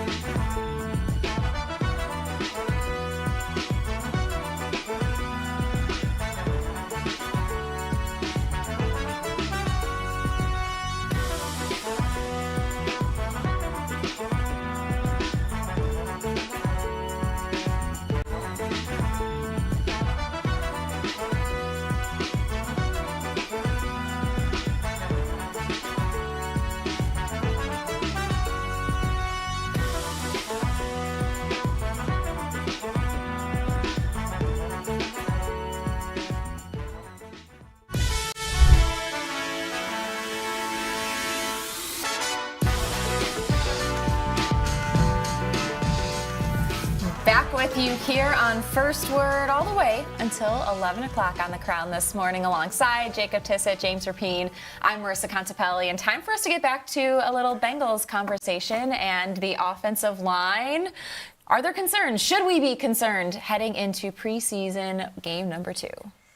Oof. I think there are a lot of people out there that were concerned or at least voiced their concern, and that's why it is today's poll question. By the way, just a reminder, follow at First Word Cincy on X, where you can vote every single day in our What's the Word poll question of the day. And 49.4% say confidence level set between a 7 and a 9. Confident, I believe, and that includes Casey in our production room. 43.5% are between a 4 and a 6. Worried but hopeful. 3.9%, 10. Extremely confident in the Bengals trenches. And 3.2%, 1 to 3, they need to add to their offensive line room. I would venture to guess that most people are in the 6 and 7 range. I know you got to group a lot of things together on Twitter polls, but with the results there for the 10, I would doubt too many people are up there at a 9. There you go. Look at you. But I think falling in that middle ground is kind of where you should be right now with this Bengals offensive line. Feel good about the majority of the positions, but the ones that you don't feel great about are big questions. So I think it leads itself to falling right in the middle. Yeah, and I know there's been a lot of talk around Orlando Brown Jr. and, giving up that, rush off the end where Burrow ended up taking the hit in the preseason game. You don't love to see that. But tackle depth is still a major question mark, too. And who's going to be that swing tackle? Is it going to come from someone within the depth chart already, or is it going to have to be something where this team looks to bring in a veteran or another piece? And is it a guy who was playing guard 24 hours ago? I think that makes a lot of Bengals fans a little uneasy that now the OT3 for the Bengals is a guy who was not meant to play tackle this season. Where would you, if we did 1 to 10, throw the poll out like the option, you could pick any number 1 through 10. What's your guys' confidence level in the offensive line? 6. I'd say like a 7.5. Yeah, I thought you'd say 7. I feel like I'm like right between those two options. I'm like a 6.5 if you're going to give me an option.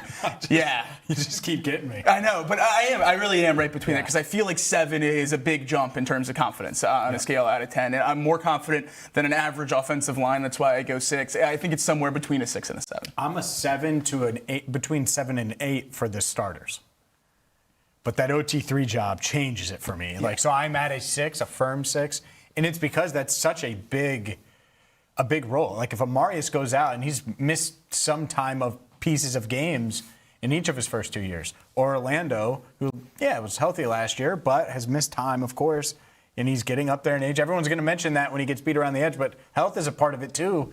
Like they need these 2 tackles to stay healthy, and they were blessed with health last year in that offensive line room. The only injury that really hurt them was Lucas Patrick in week 1 because it threw Dalton Reisner to the Wolves, and he wasn't ready to go. And in week 2, he clearly wasn't playing his best. And by midseason, started to play his best and got back into that starting lineup, made the most of it, and is obviously back. And so that's it. Outside of that, they were healthy in that room. And so I don't expect that to happen again.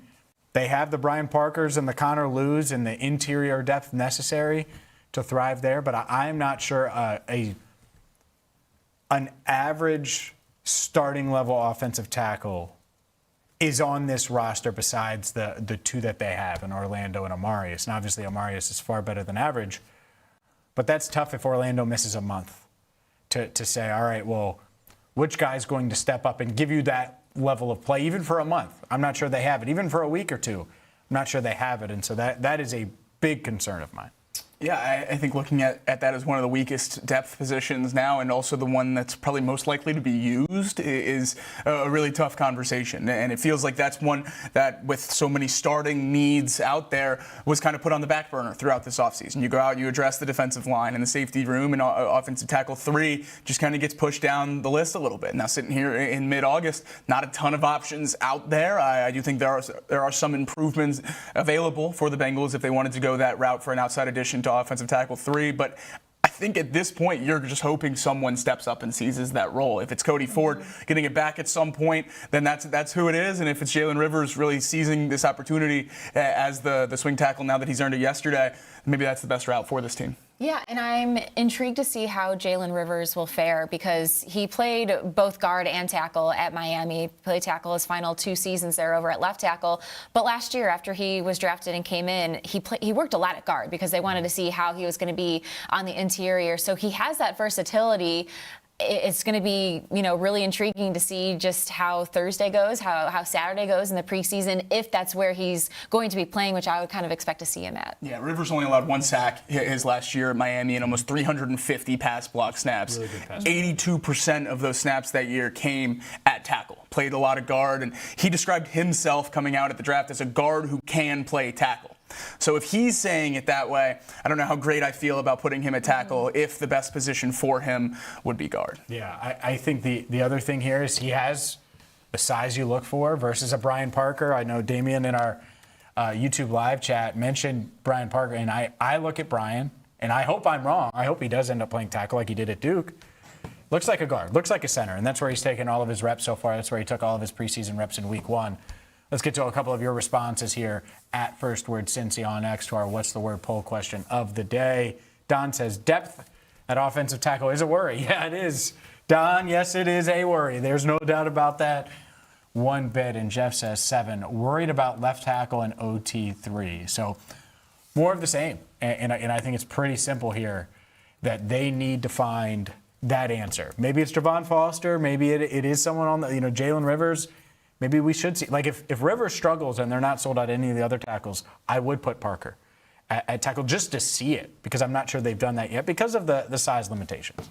It's something that if you're going to run through all the options on the roster, he should be looked at as an option, just because he played it at such a high level, a Power 4 conference in college football last year. It's obviously not the goal for Brian Parker to be a tackle of this team. I think he profiles much better on the inside, absolutely, and that's how he was talked about coming out. But this guy was an All-American last year at tackle. I think if the Bengals are really here scraping the bottom of the barrel, trying to figure out who could possibly work in a pinch at tackle, that's something you have to explore. Yeah.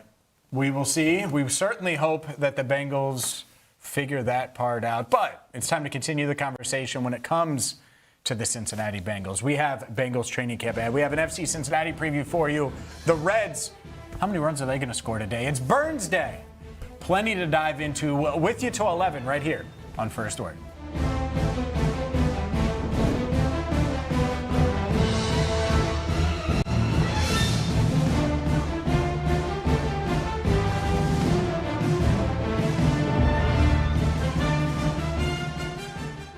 This city lives and breathes sports, and now it finally has a morning show to match. I'm James Rapien, and this is First Word, the only morning sports show in Cincinnati and the place where every day starts. First Word, weekdays 7 to 11, part of the Crown Network. You talk about a whole year now missing in 2027, a massive jump in 2028 to that $16 million a year number, who would be the highest paid Red on this year's team, and then a $21 million club option in 2029. If he's healthy after that 2027 season, could the Reds move him before 28 to get that money off the books, to give another team the opportunity to bet on that club option potentially on this contract and still garner some kind of significant return for Hunter Green?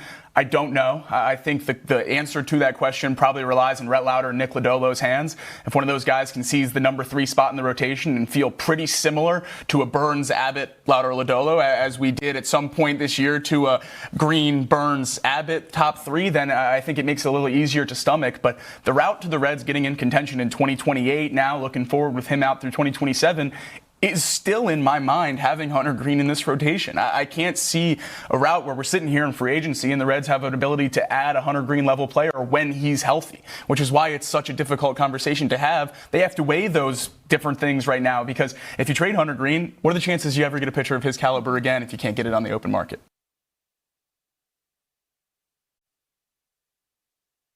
Cincinnati means business. And what does that mean for you and your community? The Working Lunch, every weekday at noon, takes you behind the local business scene with local headlines, interviews with owners and local leaders. The Working Lunch with Jack Crumley, only on The Crown.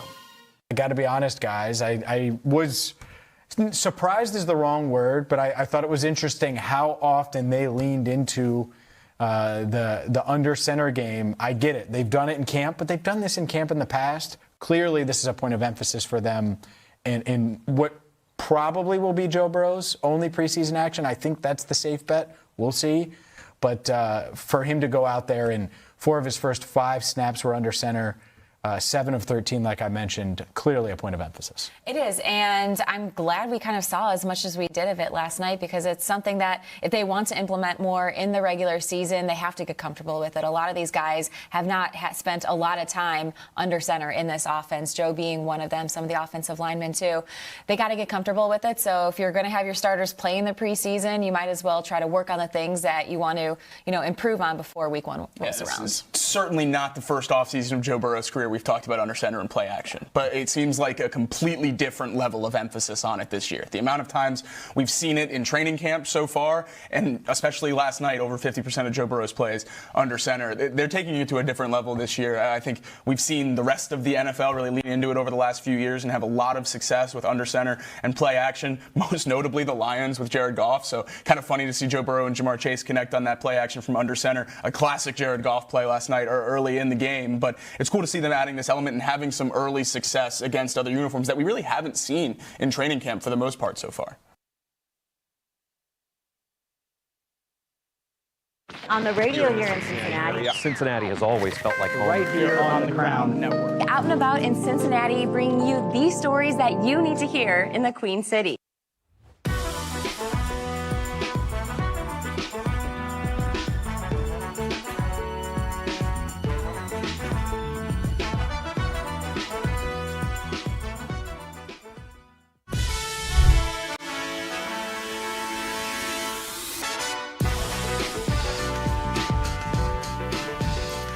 We are still with you for one more hour here on this Wednesday morning. Welcome back into First Word. Thank you for watching with us here on The Crown, with you until 11 o'clock alongside James Rapien and Jacob Tissot. I'm Marisa Contipelli. And reminder, it is not just us coming up at noon. Make sure to check out the Working Lunch with Jack Crumley. Of course, we also have the Rebound Rundown, and Nat tries that along with the Nat Jones Show. You can find us on the Rock Entertainment Sportsnet and The Crown. And appreciate everyone in our YouTube live stream chat. Always a fun time over there on the chat. And here you can see what is coming up over the course of the week right here on The Crown. We have all of your programming needs. And we also have all of the Bengals training camp conversation that you could possibly wish and ask for. And we've been talking a lot about the defense, guys, but it seems like day in and day out from watching these training camp highlights and everything coming out of Paycor Stadium, the defense has continued to shine. Yeah, this defense has been consistent, and even when the offense has had their wins, I feel like the defense has gotten its fair share of licks in each and every day. And you certainly hope that's the case because the defense has been a big issue in recent seasons, as we know. Also, this would be an issue. Obviously, T. Higgins needs to catch that ball, but guess what? We know he's going to catch that pass. But this is what I love. I love DJ Turner and Jamar Chase going at it, and DJ ripping the ball away, saying he picked it. I think he was out of bounds, like the official said. But regardless, Jamar said that was a drop too. What'd you say? Jamar said that was a drop. Oh, I'm sure it was. Yeah, that's a very defender thing to do. Oh, see, I caught it. But still, DJ breaks that up. Oh, I thought you were saying DJ dropped it. No, Jamar said he dropped it, which I thought was absurd. Jamar does need to hold on to it. High bar for him, which you love to see players of that caliber hold themselves to that standard. No doubt. And that's what you want, is you want these guys pushing each other. Jamar Chase was the offense yesterday. And they ran a bunch of first-team plays. Joe Burrow finished 13 of 20. Jamar Chase had 9 catches. And so it was Jamar Chase all day long. T. Higgins didn't have a catch. Andre Yosevich didn't have a catch. Second-team offense struggled a bit as well. Our guy Charlie Clifford here with the stats, which I love. I love that he's keeping track of Joe Burrow, 13 of 20. But that's the thing, a couple of drops in there. The offense kind of shooting itself in the foot a lot, and Joe Burrow still completing 13 of 20. So that's the fun. I think that this defense is making life tough on Joe, making life tough on this offense. But we know how talented this offense is, even on an off day, where they're a bit off from a timing standpoint or a bit off with the drop here, drop there, they still made plays. Yeah, absolutely, and that's what you need out of those guys. I think that's the reassuring thing about the defense that has been dominating in training camp so far is I've still seen flashes from Joe and Jamar and all of the rest of the offense in terms of doing what we know who they can do. And if I had to pick a group to struggle in the first half of training camp, it would be the offense. I think everyone would certainly agree with that. I don't know that you could feel much better about the defense right now. Dexter Lawrence has checked every single box since he's got here. Jonathan Allen as well. And then you work down the lineup, and people in the back end of these rooms are playing really, really well as well. So that gives me a lot of confidence in what Al Golden's been able to do this offseason to get these guys ready to go early in training camp. He has the pieces he needs to run the defense he wants to run, which wasn't necessarily the case last year. Really excited for what he's going to be able to do with the new pieces he has. No doubt about it. And this is a year where there's not a lot of battles for those starting positions, especially on the defensive front. But there has been a lot of battle for some of the depth pieces, and we've talked about what that looks like on the defensive line. But what about in the secondary? And a guy like Josh Newton, who I was hoping to maybe see a little bit more out of in that first preseason game, he's followed it up with some pretty nice camp outings. Yeah, no doubt. Had the interception yesterday, had some pass breakups as well. The interception was big, and that's going to get his juices flowing, get his confidence up, and he's battling to make this roster one of those back end of the roster position groups that is loaded with guys that could potentially fill that slot. Here's Josh Newton on the interception, the back and forth at training camp, and this defense. Obviously, a big part of your position, Josh, is playing with confidence, playing with attitude. How important is it to maintain that through good times and bad? Man, it's very important because I'm going to say it's highs and lows, not ebbs and flows, because you never want to ride the wave of the game. So it's highs and lows in this game, and you got to fight to stay in the middle. What's been the key for you to do that? My son. It's all perspective. Yeah, for sure. Don't nothing else matter. I'm working for him, so how I feel don't even matter no more. Let's get it done. How about your teammates in this room? Obviously, there are a lot of new faces in the secondary. How's that helped you? Man, it's a lot, bro. Competition is everything in this league. Like this, that is the NFL. You want to say, what's the NFL? Competition. So that's it. It's the name of the game, especially in our position. How hard did the defense make it for the offense today, in particular? I'm gonna let you answer that. How you feel like we made it hard for them? I'm proud to see that the offense finally get a challenge every day, not just every 2 or 3 days. Like, I'm pretty sure they appreciate it more than we proud of ourselves because they want to get better. They want somebody to push them. They don't want to just be an offensive team driven league. So, I mean, shout out to them guys because they still coming with it. They ain't backing down. They still trying to throw over our head, taking shots down the field and make sure we respecting them as well. And we know what type of playmakers they got over here. That's self-explanatory. Like, we got the best receiver in the league, best duo in the league, best quarterback in the league. Chase Brown, he climbing up there is being one of the top backs in the league. Like, we got a lot of firepower over there. So it's fun to going against them. I love going against them, and they're gonna keep bringing it every day. What did you see on your interception? I was man to man, backside 3x1, and backside 3x1 man to man, you hot. I don't care what defense you're in, especially man. You know. A lot of players look at the third year as a prove-it year. Yeah. How much urgency do you feel going into this season? A lot of it, bro. Just ready to prove myself that I can be consistent in this league, and that's the journey that we on. Man, oh man, Josh Newton at the back end of that cornerback room trying to make an impact, trying to get on the roster. We'll see. Yesterday was certainly a step in the right direction. I think it's an uphill climb. I think the joint practice tomorrow against the Bears is going to be huge. Saturday's game going to be huge, and that last cornerback spot probably going to go down to the wire. Yeah, the only way to prove you belong on the roster is to dominate the reps you're given. And I think a day like yesterday is going to give him more reps on Thursday in that joint practice and then on Saturday in the preseason game. So going to continue to keep an eye on Josh Newton and see what he can do because I think his ceiling is probably as high as a lot of the guys in the back end of that room. That's why the Bengals drafted him where they did. They're so confident in what he could do coming out of TCU. I think if he can scratch into that ceiling a little bit, he provides a lot more than some of the guys on the back half of that room. We just haven't seen it a ton yet from him in stripes. Yeah, especially just given his versatility. He can play inside, he can play outside. If he can continue to piece it together and be consistent, he could be a really valuable depth piece to this cornerback's room. Yeah, there's no doubt about that. As far as Josh Newton goes, guess what? He should play a lot on Saturday. He's going to get a ton of reps Thursday, should play a lot on Saturday. You know who should not play a lot? Everybody else. Every single starter should not play. Only Josh Newton should show. No, I'm just kidding. But the Bengals better not play their starters on Saturday. And whether it's Joe Burrow, anyone like that, we're going to see all these guys tomorrow at the joint practice. They're going to get a ton of reps. And when it comes to Joe's health or Jamar's health, and we're going to dive into Jamar in a second. Gabe, I sent you something via text. We'll get into Jamar's health in just a second. But his health, really important. T's health, really important. I'm not worried about T dropping balls. I'm worried about him from a soft tissue injury standpoint because he's had a bunch of hamstring issues and calves and feet and all those things. Stay healthy, then we're going to be bullish, at least I am, on this offense and on this team. So I'm hoping, I'm not sure this is going to happen, but I'm hoping that Joe Burrow is backwards hat Joe on Saturday. And you might be going. I haven't even asked you if you're going or not. I hope it's backwards hat Joe. Take a guess. You're going. Absolutely. Backwards hat Joe. I hope you don't get to see Joe. He can go through his warm-up. That's fine. I'm sure he wants to, just to get throws in. I hope not to. In your camp this time. I know nothing can sway you on playing the starters, so I'll ask Marisa, does the joint practice make this an easier conversation, or should they not play in week 2 regardless?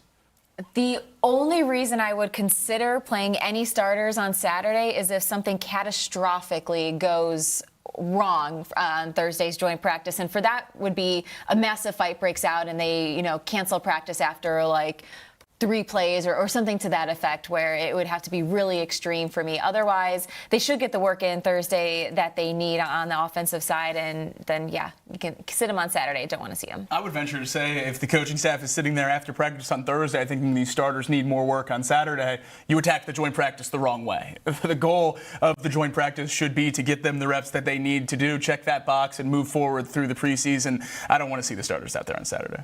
Yeah, me neither, at all. I just, there's really no scenario, because they're not going to be awful in the joint practice. I think tomorrow we'll dive into what it means, what they can show in this practice against a Bears team that's really good. Ben Johnson wants to be the best offense ever. Well, what better way to test this defense than against an offense that has a ton of weapons?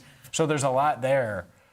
But for me, if Joe completes 42% of his passes in the joint practice, and they went out to Chicago a few years ago and lost that joint practice. Were you? Oh, I was there in the rain. That looked like a fun awful. one. It was rough. Yeah, it was rough. And 3 guys ended up getting hurt. It was the worst joint practice I think I've ever been to. I mean, it was Chris Evans' last NFL snap. Deontay Smith. Oh, I was nearby when he went down with that injury, and that scream still lives in my brain. I remember the sound from the video. How terrible that was. I can't imagine hearing it. Yeah. So, yeesh. But that's it. Is you can lose joint practices, and as long as you come out of it healthy, that's the key. Health is the key with the preseason as well. We will continue the Bengals conversation. Plenty to dive into Bengals-wise. We also have Reds, FC Cincinnati, with you till 11 right here on First Word.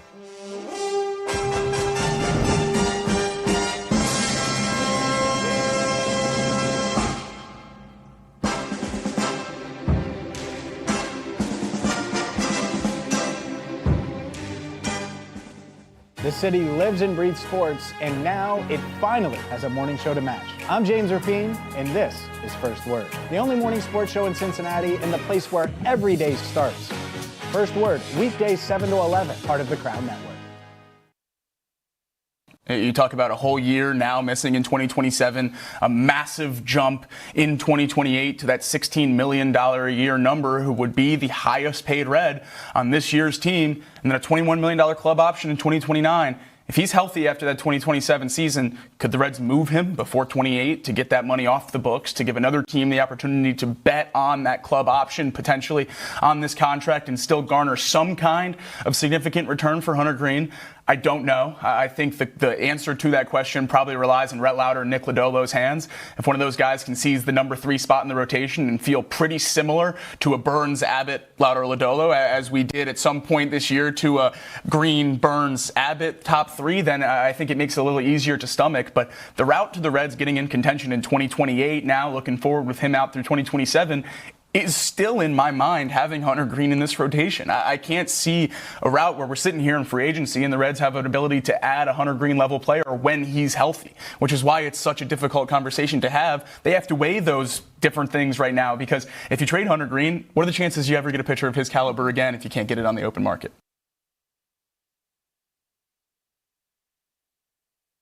Cincinnati means business. And what does that mean for you and your community? The Working Lunch, every weekday at noon, takes you behind the local business scene with local headlines, interviews with owners and local leaders. The Working Lunch with Jack Crumlin, only on The Crown.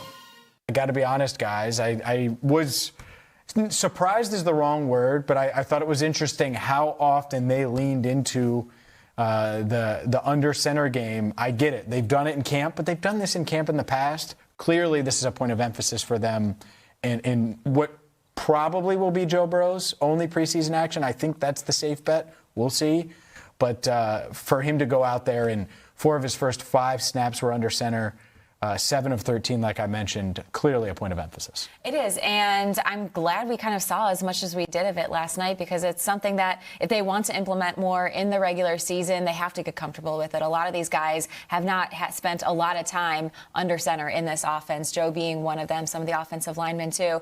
They got to get comfortable with it, so if you're going to have your starters play in the preseason, you might as well try to work on the things that you want to, improve on before week 1 rolls around. This is certainly not the first offseason of Joe Burrow's career we've talked about under center and play action, but it seems like a completely different level of emphasis on it this year. The amount of times we've seen it in training camp so far, and especially last night, over 50% of Joe Burrow's plays under center. They're taking it to a different level this year. I think we've seen the rest of the NFL really lean into it over the last few years and have a lot of success with under center and play action, most notably the Lions with Jared Goff. So kind of funny to see Joe Burrow and Jamar Chase connect on that play action from under center. A classic Jared Goff play last night or early in the game. But it's cool to see them adding this element and having some early success against other uniforms that we really haven't seen in training camp for the most part so far.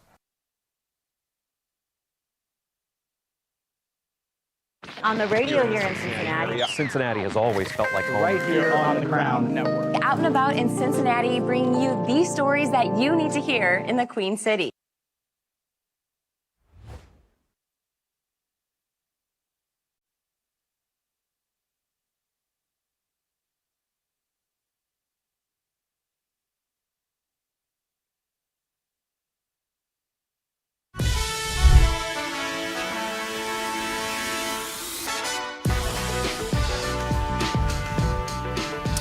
You know, you think you know a guy and how he's viewed until you don't. Welcome back to First Word. I'm James Rapien alongside Marisa Contipelli and Jacob Tissot. We are your morning sports show. And I got to be honest, I thought Jamar Chase was one of the best players in the NFL. I still think he's one of the best players in the NFL. Right. Yes. And yet, this NFL Top 100, which had Lamar Jackson, 80th or 81st or whatever it was, Joe in the 60s? 50s? Lamar was 69th. Yeah. Joe was... Lamar was 69th, Joe the was 44th. 40s, yeah. There we go. Either way. Both horrible, yeah. 4 and 6 is what they should have been, just to throw it out there. Jamar Chase wasn't in the top 5. Not in the top 8. This is breaking news, by the way. This just came out. Not in the top 12. 16th. In the NFL Top 100. There's no scenario where Jamar Chase is the 16th. He might not be the 16th best at basketball on the planet because he's such a freak. He might be the 16th best running back on the planet. And at wide receiver, he's the best on the planet. So for him to come in 16th, I don't know who the hell is vote. Like, they need to regulate the voting. This is the biggest one of them all because he's definitely a top 5 player. He won the Triple Crown 2 years ago. Last year with 3 quarterbacks was awesome still. And yet you look up and he's 16th in the NFL. No real scenario where Jamar Chase is even close to 16th. No, it doesn't make any sense. And I expected a lot of Bengals slander in the NFL Top 100. Dexter Lawrence, T. Higgins on the outside looking in, Joe Burrow coming in at the 40s, all stuff that we kind of saw coming. It's still absurd and we were upset about it, but kind of saw it coming from this season. This is a complete surprise to me. I did not expect Jamar Chase to be outside of the top 15, much less outside of the top 10 or even outside of the top 5. It doesn't make any sense to me that he's not near the top at this list, if not at the top of this list. I think he's much closer to the best player in the league, not the best wide receiver, the best player in the league, than he is the 16th best player in the league. It doesn't make any sense to me that he comes in here where he does. I thought we had another couple days, maybe a couple weeks, until he came out in that top 5 graphic. But alas, here it is, and I don't understand why.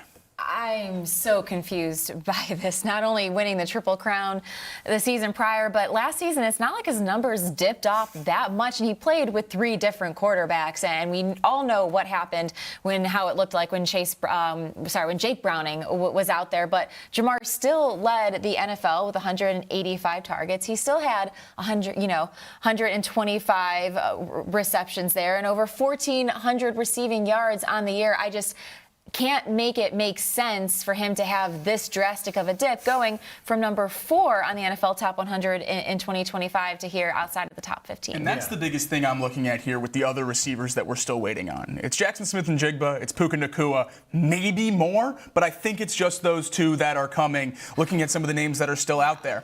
Last year, Jamar was ranked 4th on this list. His numbers did not drop off much at all. Last year, Jackson Smith and Jigba was not in the top 100 for the NFL Top 100. Last year, Puka Nacua was 41st. I think you got to do a lot more than they did this year for that kind of jump. If Jamar's going to put up those numbers to fall to the 3rd best wide receiver in the league, that's crazy to me. Yeah, well, it is crazy. And the funny, whatever you want to say,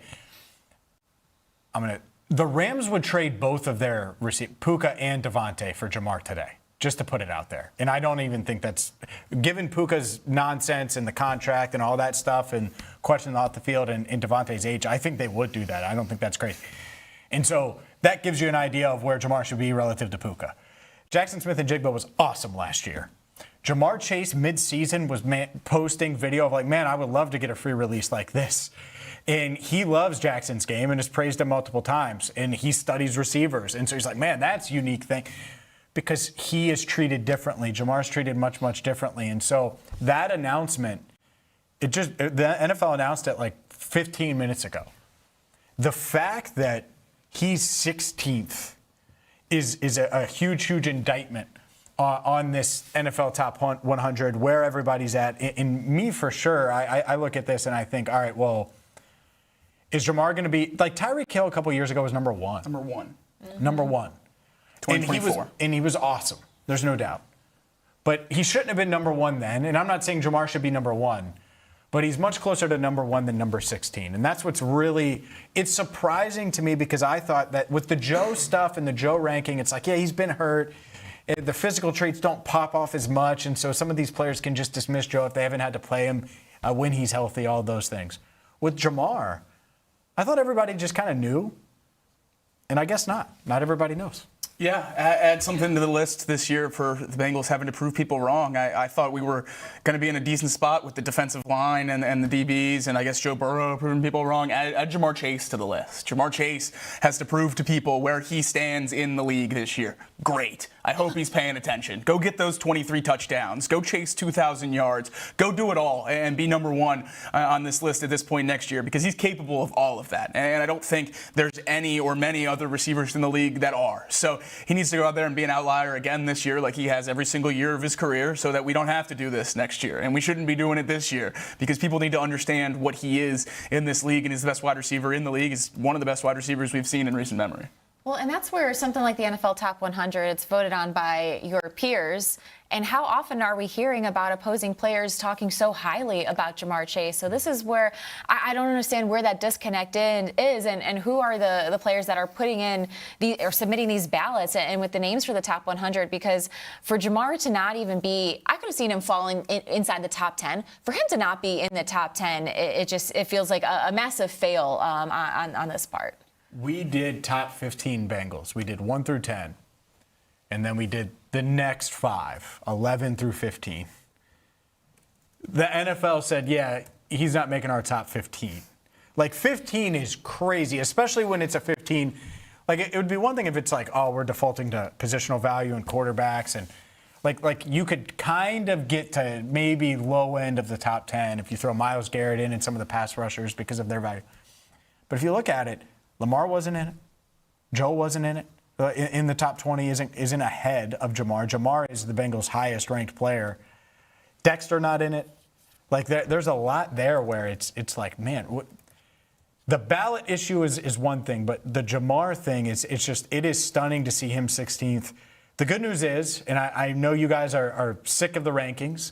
We're almost to the end of it, but this is a little more so. I think Jamar should have felt disrespected after his Triple Crown season when he didn't get even close to winning Offensive Player of the Year with Saquon. He should have been. It is harder to win the Triple Crown than it is to rush for 2,000 yards. And I don't know why it was such a no-brainer. Maybe because Saquon had the leap, the viral play there. But the Eagles were really good. I think that's part of it for sure. But Jamar was amazing in 2024 and should have gotten consideration there. Finished with 1,708 yards. Had the 127 catches. Last year, had a $125, had 125 catches still. Joe only played 9 games. Had the 8 touchdowns, so that's it. The touchdowns dipped some. But overall, still put up elite numbers.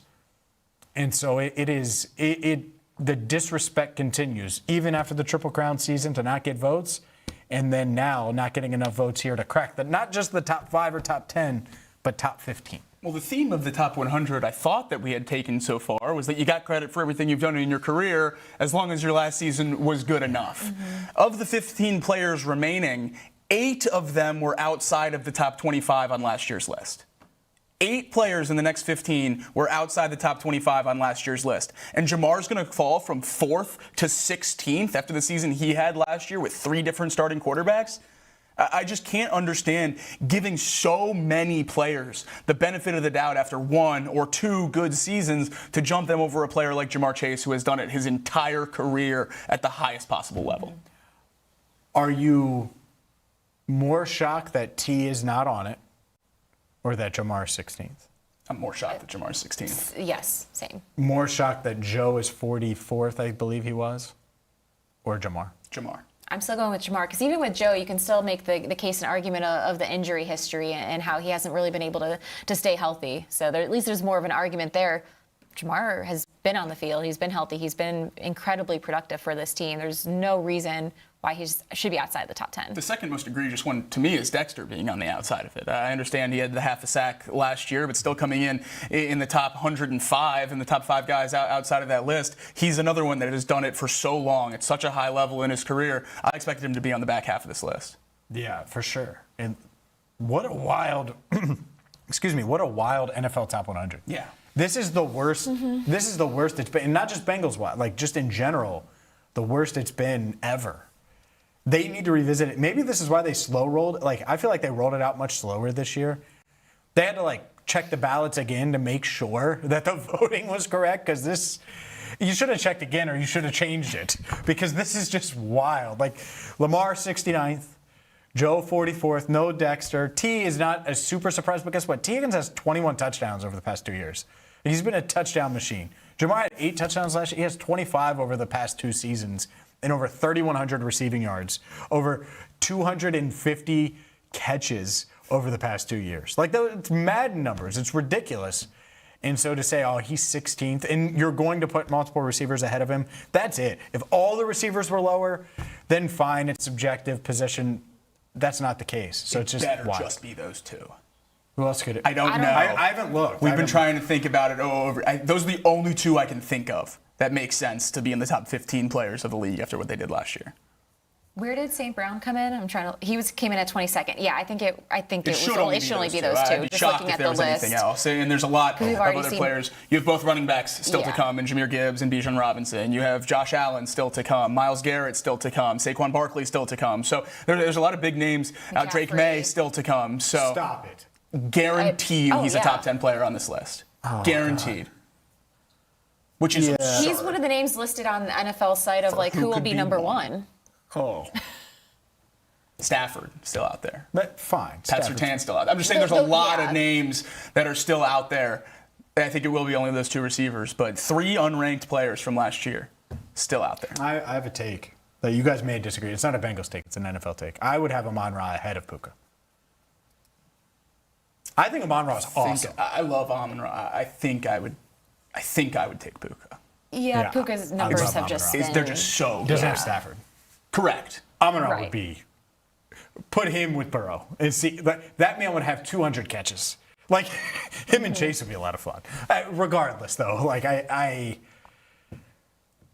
if there's no way, put it like this: if Jamar's 16th and Amon-Ra's 22nd, the other 2 receivers cannot be in the top 10. Like, even if you put, they might end up being in that. But they can't, and it would be fraudulent for that to be the case. Because even if you think Puka's better than Amon-Ra, you're going to say, oh, it's because he's a better blocker. He's a little bit bigger, a little more physical. It's not going to be a receiver-based stuff, because St. Brown is awesome. And so if he's 22nd, and then Jamar, who's been more productive and had to play with 4 different quarterbacks, is 16th, tough sell there. Well, and this is what's even still confusing about these rankings, because Amon-Ra came in at 22nd. Justin Jefferson was 19th. If you're just going based off of last year's numbers, JJ should not have been ahead of Amon-Ra St. Brown. I mean, St. Brown had almost over 400 more yards per him than JJ. He had JJ just had 2 touchdowns last year to St. Brown's 11. Oh. He outperformed him numbers-wise. And I get it, there's a lot going on up there in Minnesota too at the quarterback position.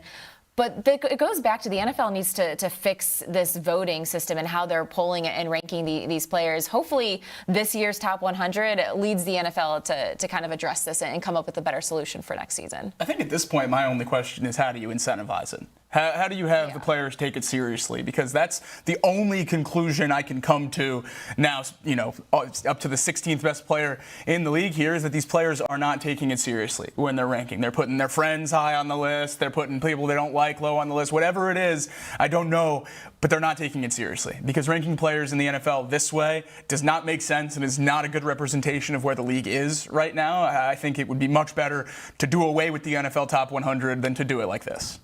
That's fair, because I'd take Justin Jefferson over Puka too. Like, what is going on? I get, like, if we're just doing it based on stats. But that's what I mean. No one knows what the parameters are for it. No, is it your last year? Is it going into the next year? Is it clearly career? not. No one knows. Yeah, because Jefferson's awesome, and he wasn't as productive last year, but that doesn't change where I think he is. Right. And that shouldn't necessarily do it. But to your point, if they're overreacting to the numbers, where Jackson Smith-Njigba goes from unranked to top 10, like T. Higgins, if he has 1,800 yards this year, if he does, which could do, I don't think he should be a top 10 player next year.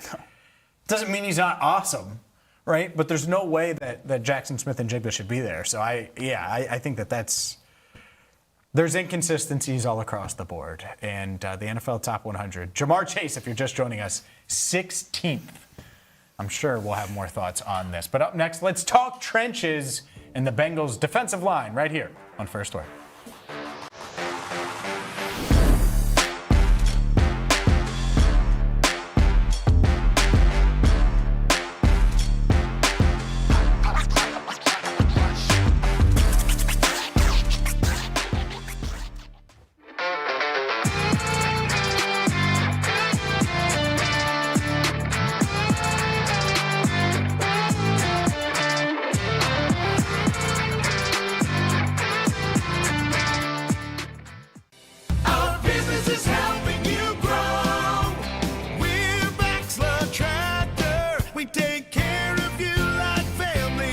We've been growing since 1946. As your Kubota dealer, our focus is to help you grow today and into the future. Stop by one of our locations today, visit with our folks, and see our entire lineup of Kubota products. Our business is helping you grow. Bachelor Tractor.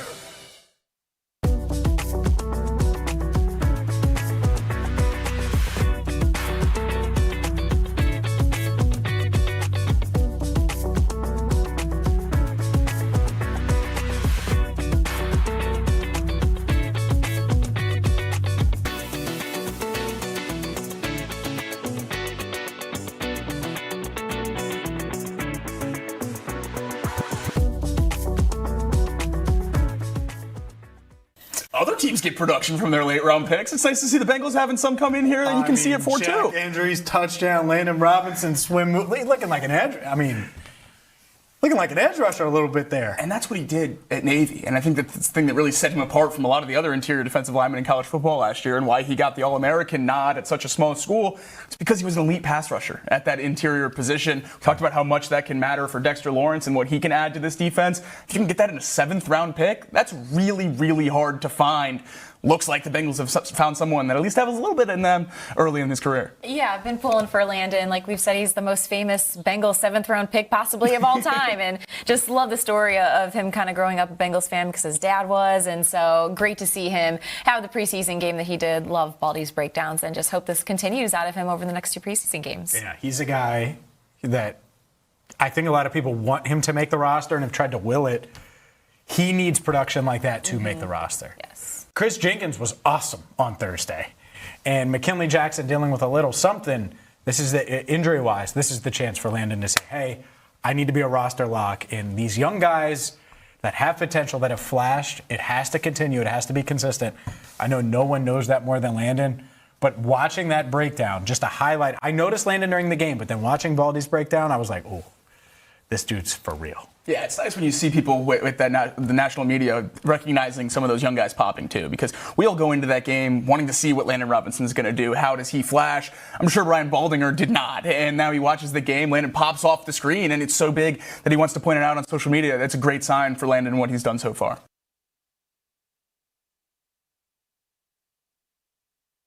This city deserves its crown. Watch, listen, subscribe.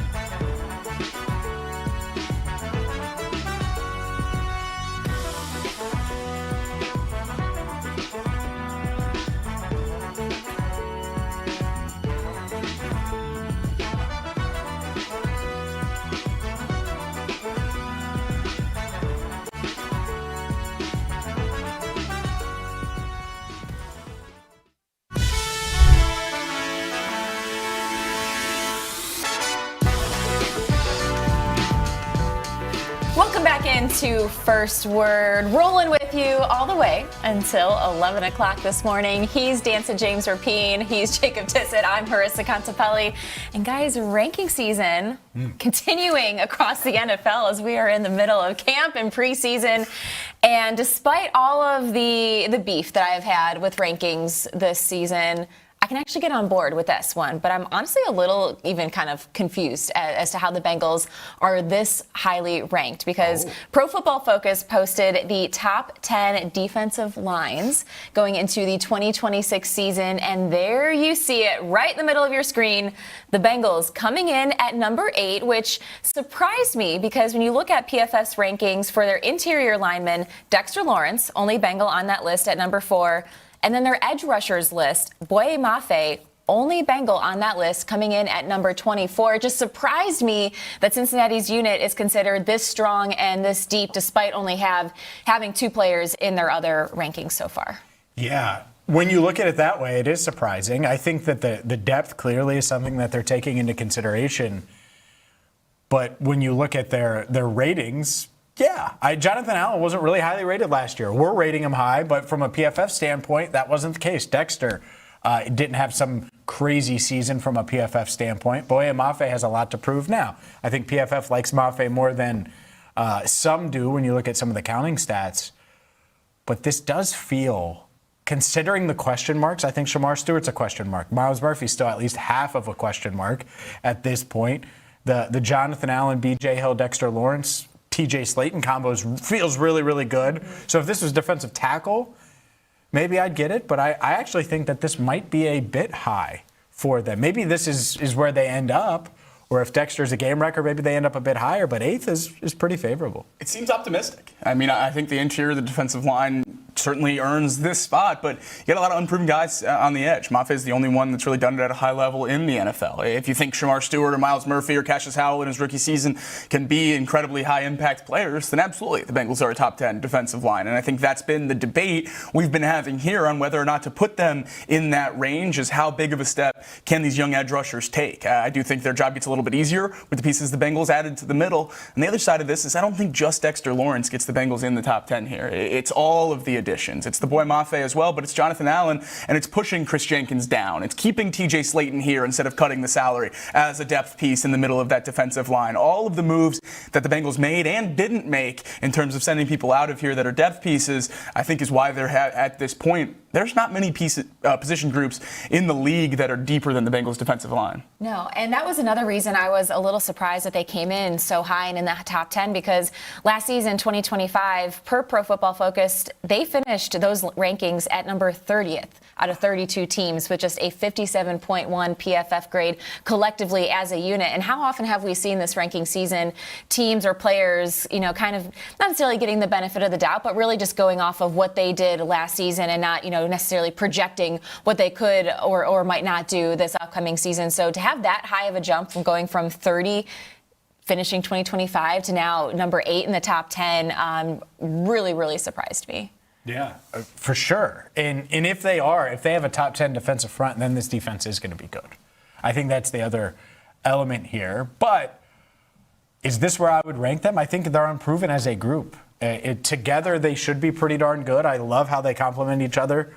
You have 2 first-round edges you're banking on, a guy in Mafe who you spent big money on, and then Dexter Lawrence, Jonathan Allen, B.J. Hill, and T.J. Slayton. Like that 4, it's a heck of a spot to be in, but they have to do it. And so it's nice to see this, because I do think that if we did these rankings ourselves and looked at the rosters, maybe we land here. Maybe we land close to 8th or 10th or 11th or in that range.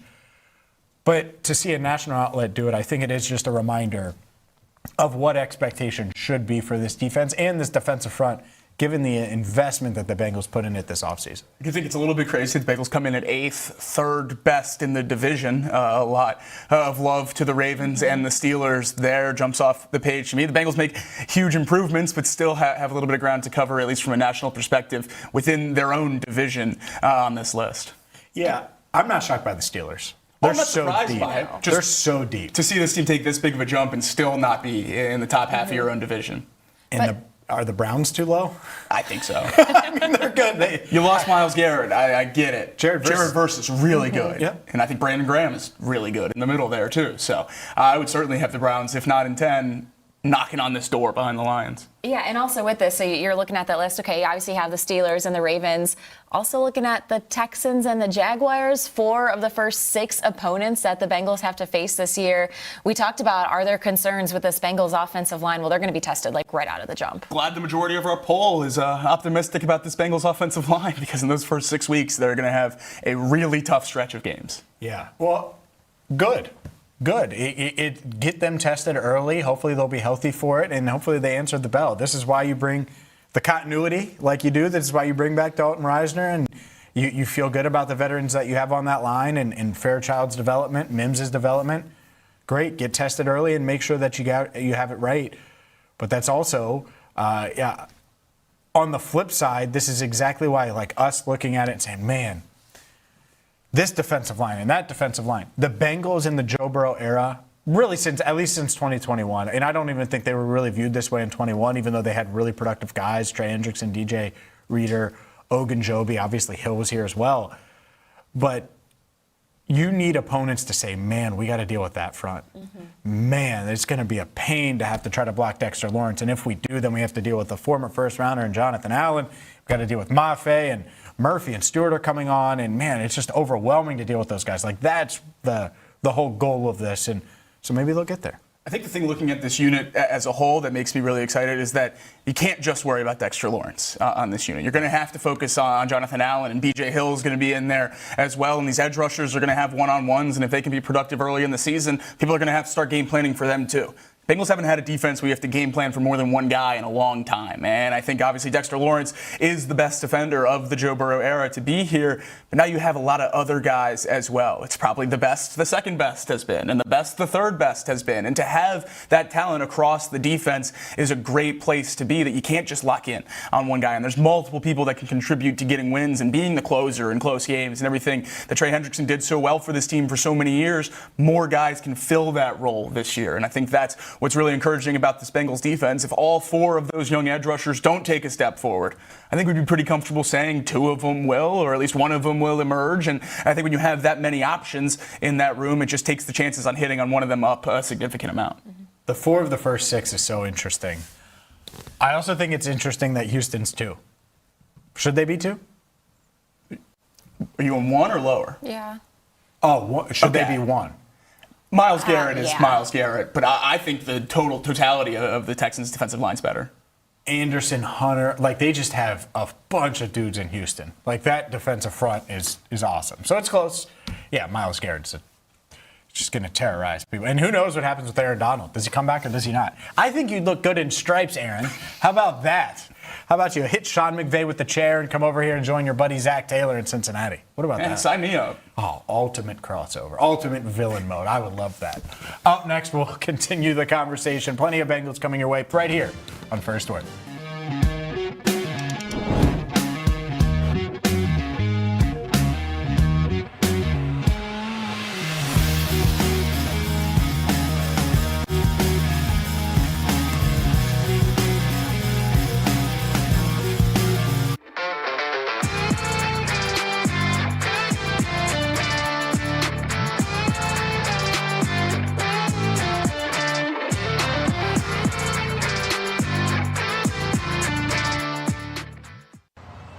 I feel comfortable saying this. That's a top 10, top 5 defense. Okay. Chase Brown, putting it down right now. They look really good, man. Just everything that they're doing. And I think what's even more encouraging is the way that they're playing together. Like the way that they interact with each other, the way that they're communicating. Like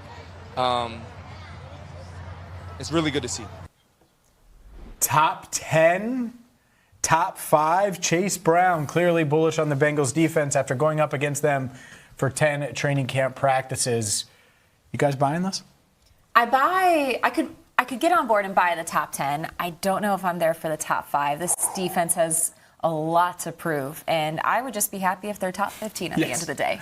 Yeah, I think I can believe in the ceiling. I can buy that if everything hits correctly and Dexter Lawrence impacts the other 10 guys on the field as much as we think he can, and Boy Mafe gets back to a high sack production guy, not necessarily what he was last year, then sure, this defense can be a top 5 unit, I think. That ceiling is there with all these young guys and so much still left to be seen from guys that will be playing such a huge pivotal role on this defense this year. I think it's kind of crazy to say it this early. I love that he feels that way going up against them 10 times in practice, but I think it would be a pretty big surprise even to the people most bullish on the Bengals defense if they finish this season top 5. I do think there will be stretches this year where they're a top 5 defense. We focused on the last few weeks of last year and the last few weeks of 2024 where the defense looked a little bit better than it did the rest of those seasons. I think we'll have flashes from the unit this year where they might be in that group, but I think overall we're looking at a top 10 defense as a best case scenario this year.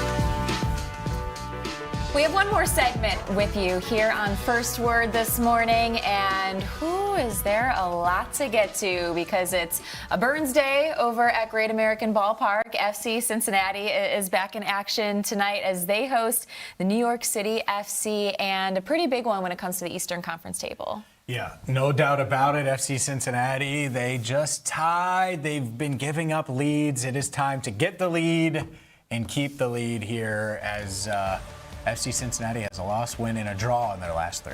Yeah, and the last time these two teams met back in April was an absolutely wild 4-4 draw. FC Cincinnati had to score twice in stoppage time just to get that point. And a trend that we've seen with FC Cincinnati is having to play from behind. 19 of their 27 points on the season have come in matches when they have trailed at some point in the match. So this one would be massive if they can work from out in front. And here you take a look at the standings. FC coming in 1 point ahead of New York City tonight. Yeah, it doesn't get much closer than that. I mean, obviously an 8-goal game is a lot of fun to watch, so hopefully carry that up here and have another really fun game here. FCC's been great offensively really all year long. Cut down on those New York goals, not 4 this time, and hopefully get a win. Exactly, but they have been really strong at home. They've been one of the best home teams in MLS and in the Eastern Conference, bringing in a 6-2-1 record, and a win tonight would mark the second longest home win streak in FC Cincinnati's MLS history, tying a 10-match home win streak that they had to start the 2023 season. I think they should tie that record. It'd be great. They should win the game. Yes. Yes, I guess. Agreed. They should win the game. And that means score. want to see those goals because just the past couple, you're right. Like they've been playing from behind and their offense has been a lot of fun. But the past couple they've had, every time I go to sit down and watch, I check the score and they're up 1-0 or they're up 2-1. Let's hold on now. Once they get that one lead. goal in each of the last 2 games. That's not FCC soccer. Get out there, get those numbers up, and start scoring some goals again. That's speaking my language. That's what you're doing. You're speaking my language. But Marisa mentioned it. It is Chase Burns Day at the ballpark, which is it the final Burns Day of the season? That's what I think we all should be wondering going into tonight, a game in which, look, the Reds are trying to salvage this series a bit against the Cardinals. They were shut out yesterday, and you look at those beautiful, beautiful numbers for Chase Burns. 131 innings, 151 strikeouts, a 2.47 ERA, and 14-2 on the season. Yeah, he's pretty good. He's a pretty good young starting pitcher in this league, and I absolutely love what he's been able to do. It's a joy to watch him pitch every single day he's on the mound. Hopefully this is the last time we get to watch him pitch in a Reds uniform this year. I think are already getting up over 130 innings. It's higher than I thought he would go this year, but nonetheless, just as excited to watch him pitch tonight as I have been every other time he's been out there this year. Yeah, I'm right there with Jacob when we gave him the keys yesterday to shut Chase Burns down. I do hope this is the last time we see him. It's just at this point, the reward does not outweigh the risk that you could be taking with Chase Burns as you continue to extend him. He's already at a career high innings pitched, and he's going to continue to add to that tonight. So hopefully, yeah, get win 15, shut it down for the year, and I'm going to throw something out there. You know me. Complete game gets to $140. What do you think? I'd let him go today. 140 innings on the season.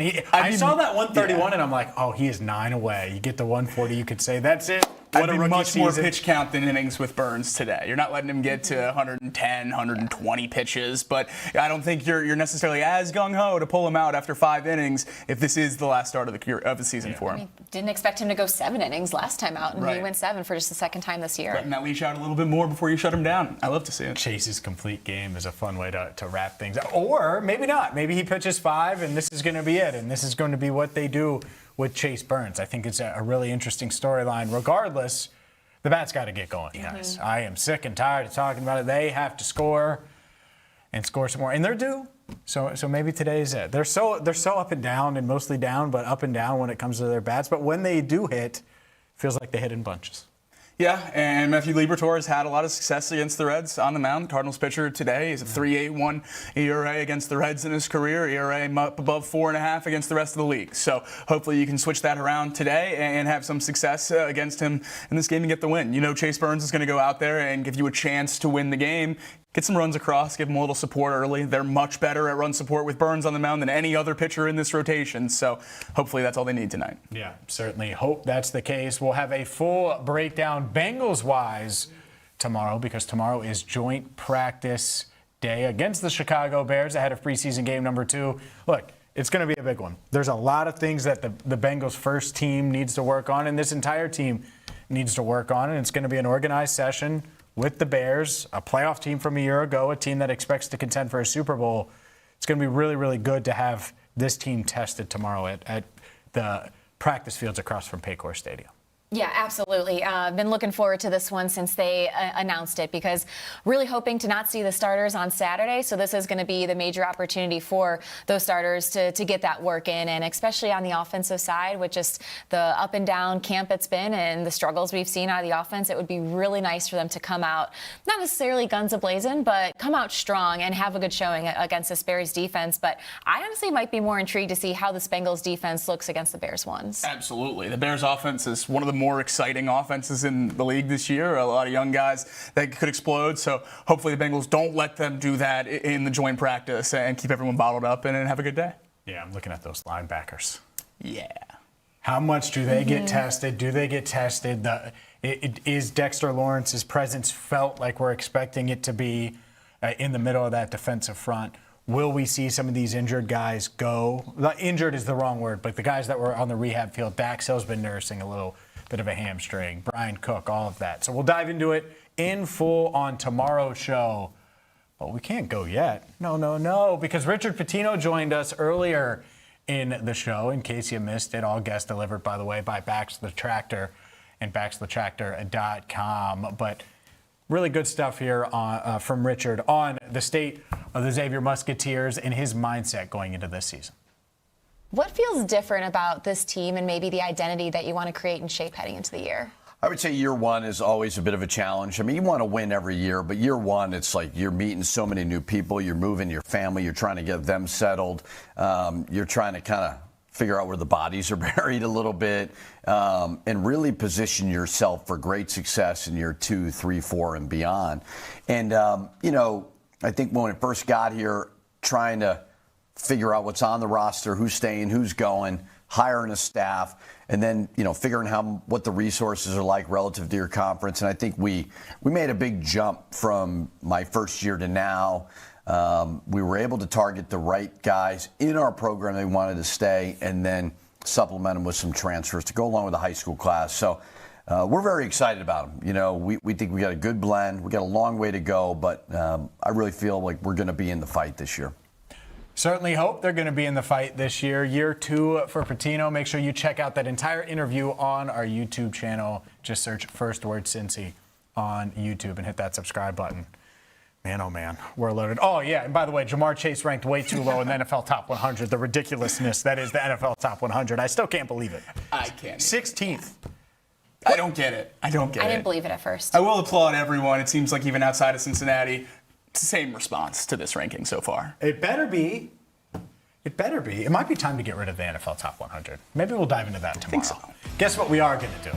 We're going to be here for you. Make sure you hit that subscribe button on YouTube. Like I mentioned, check out The Working Lunch with Jack Crumley today at noon. And until next time, for the entire First Word crew, Marisa Contipelli, Jacob Tissot, I'm James Rapien. Thank you so much for watching and listening to First Word.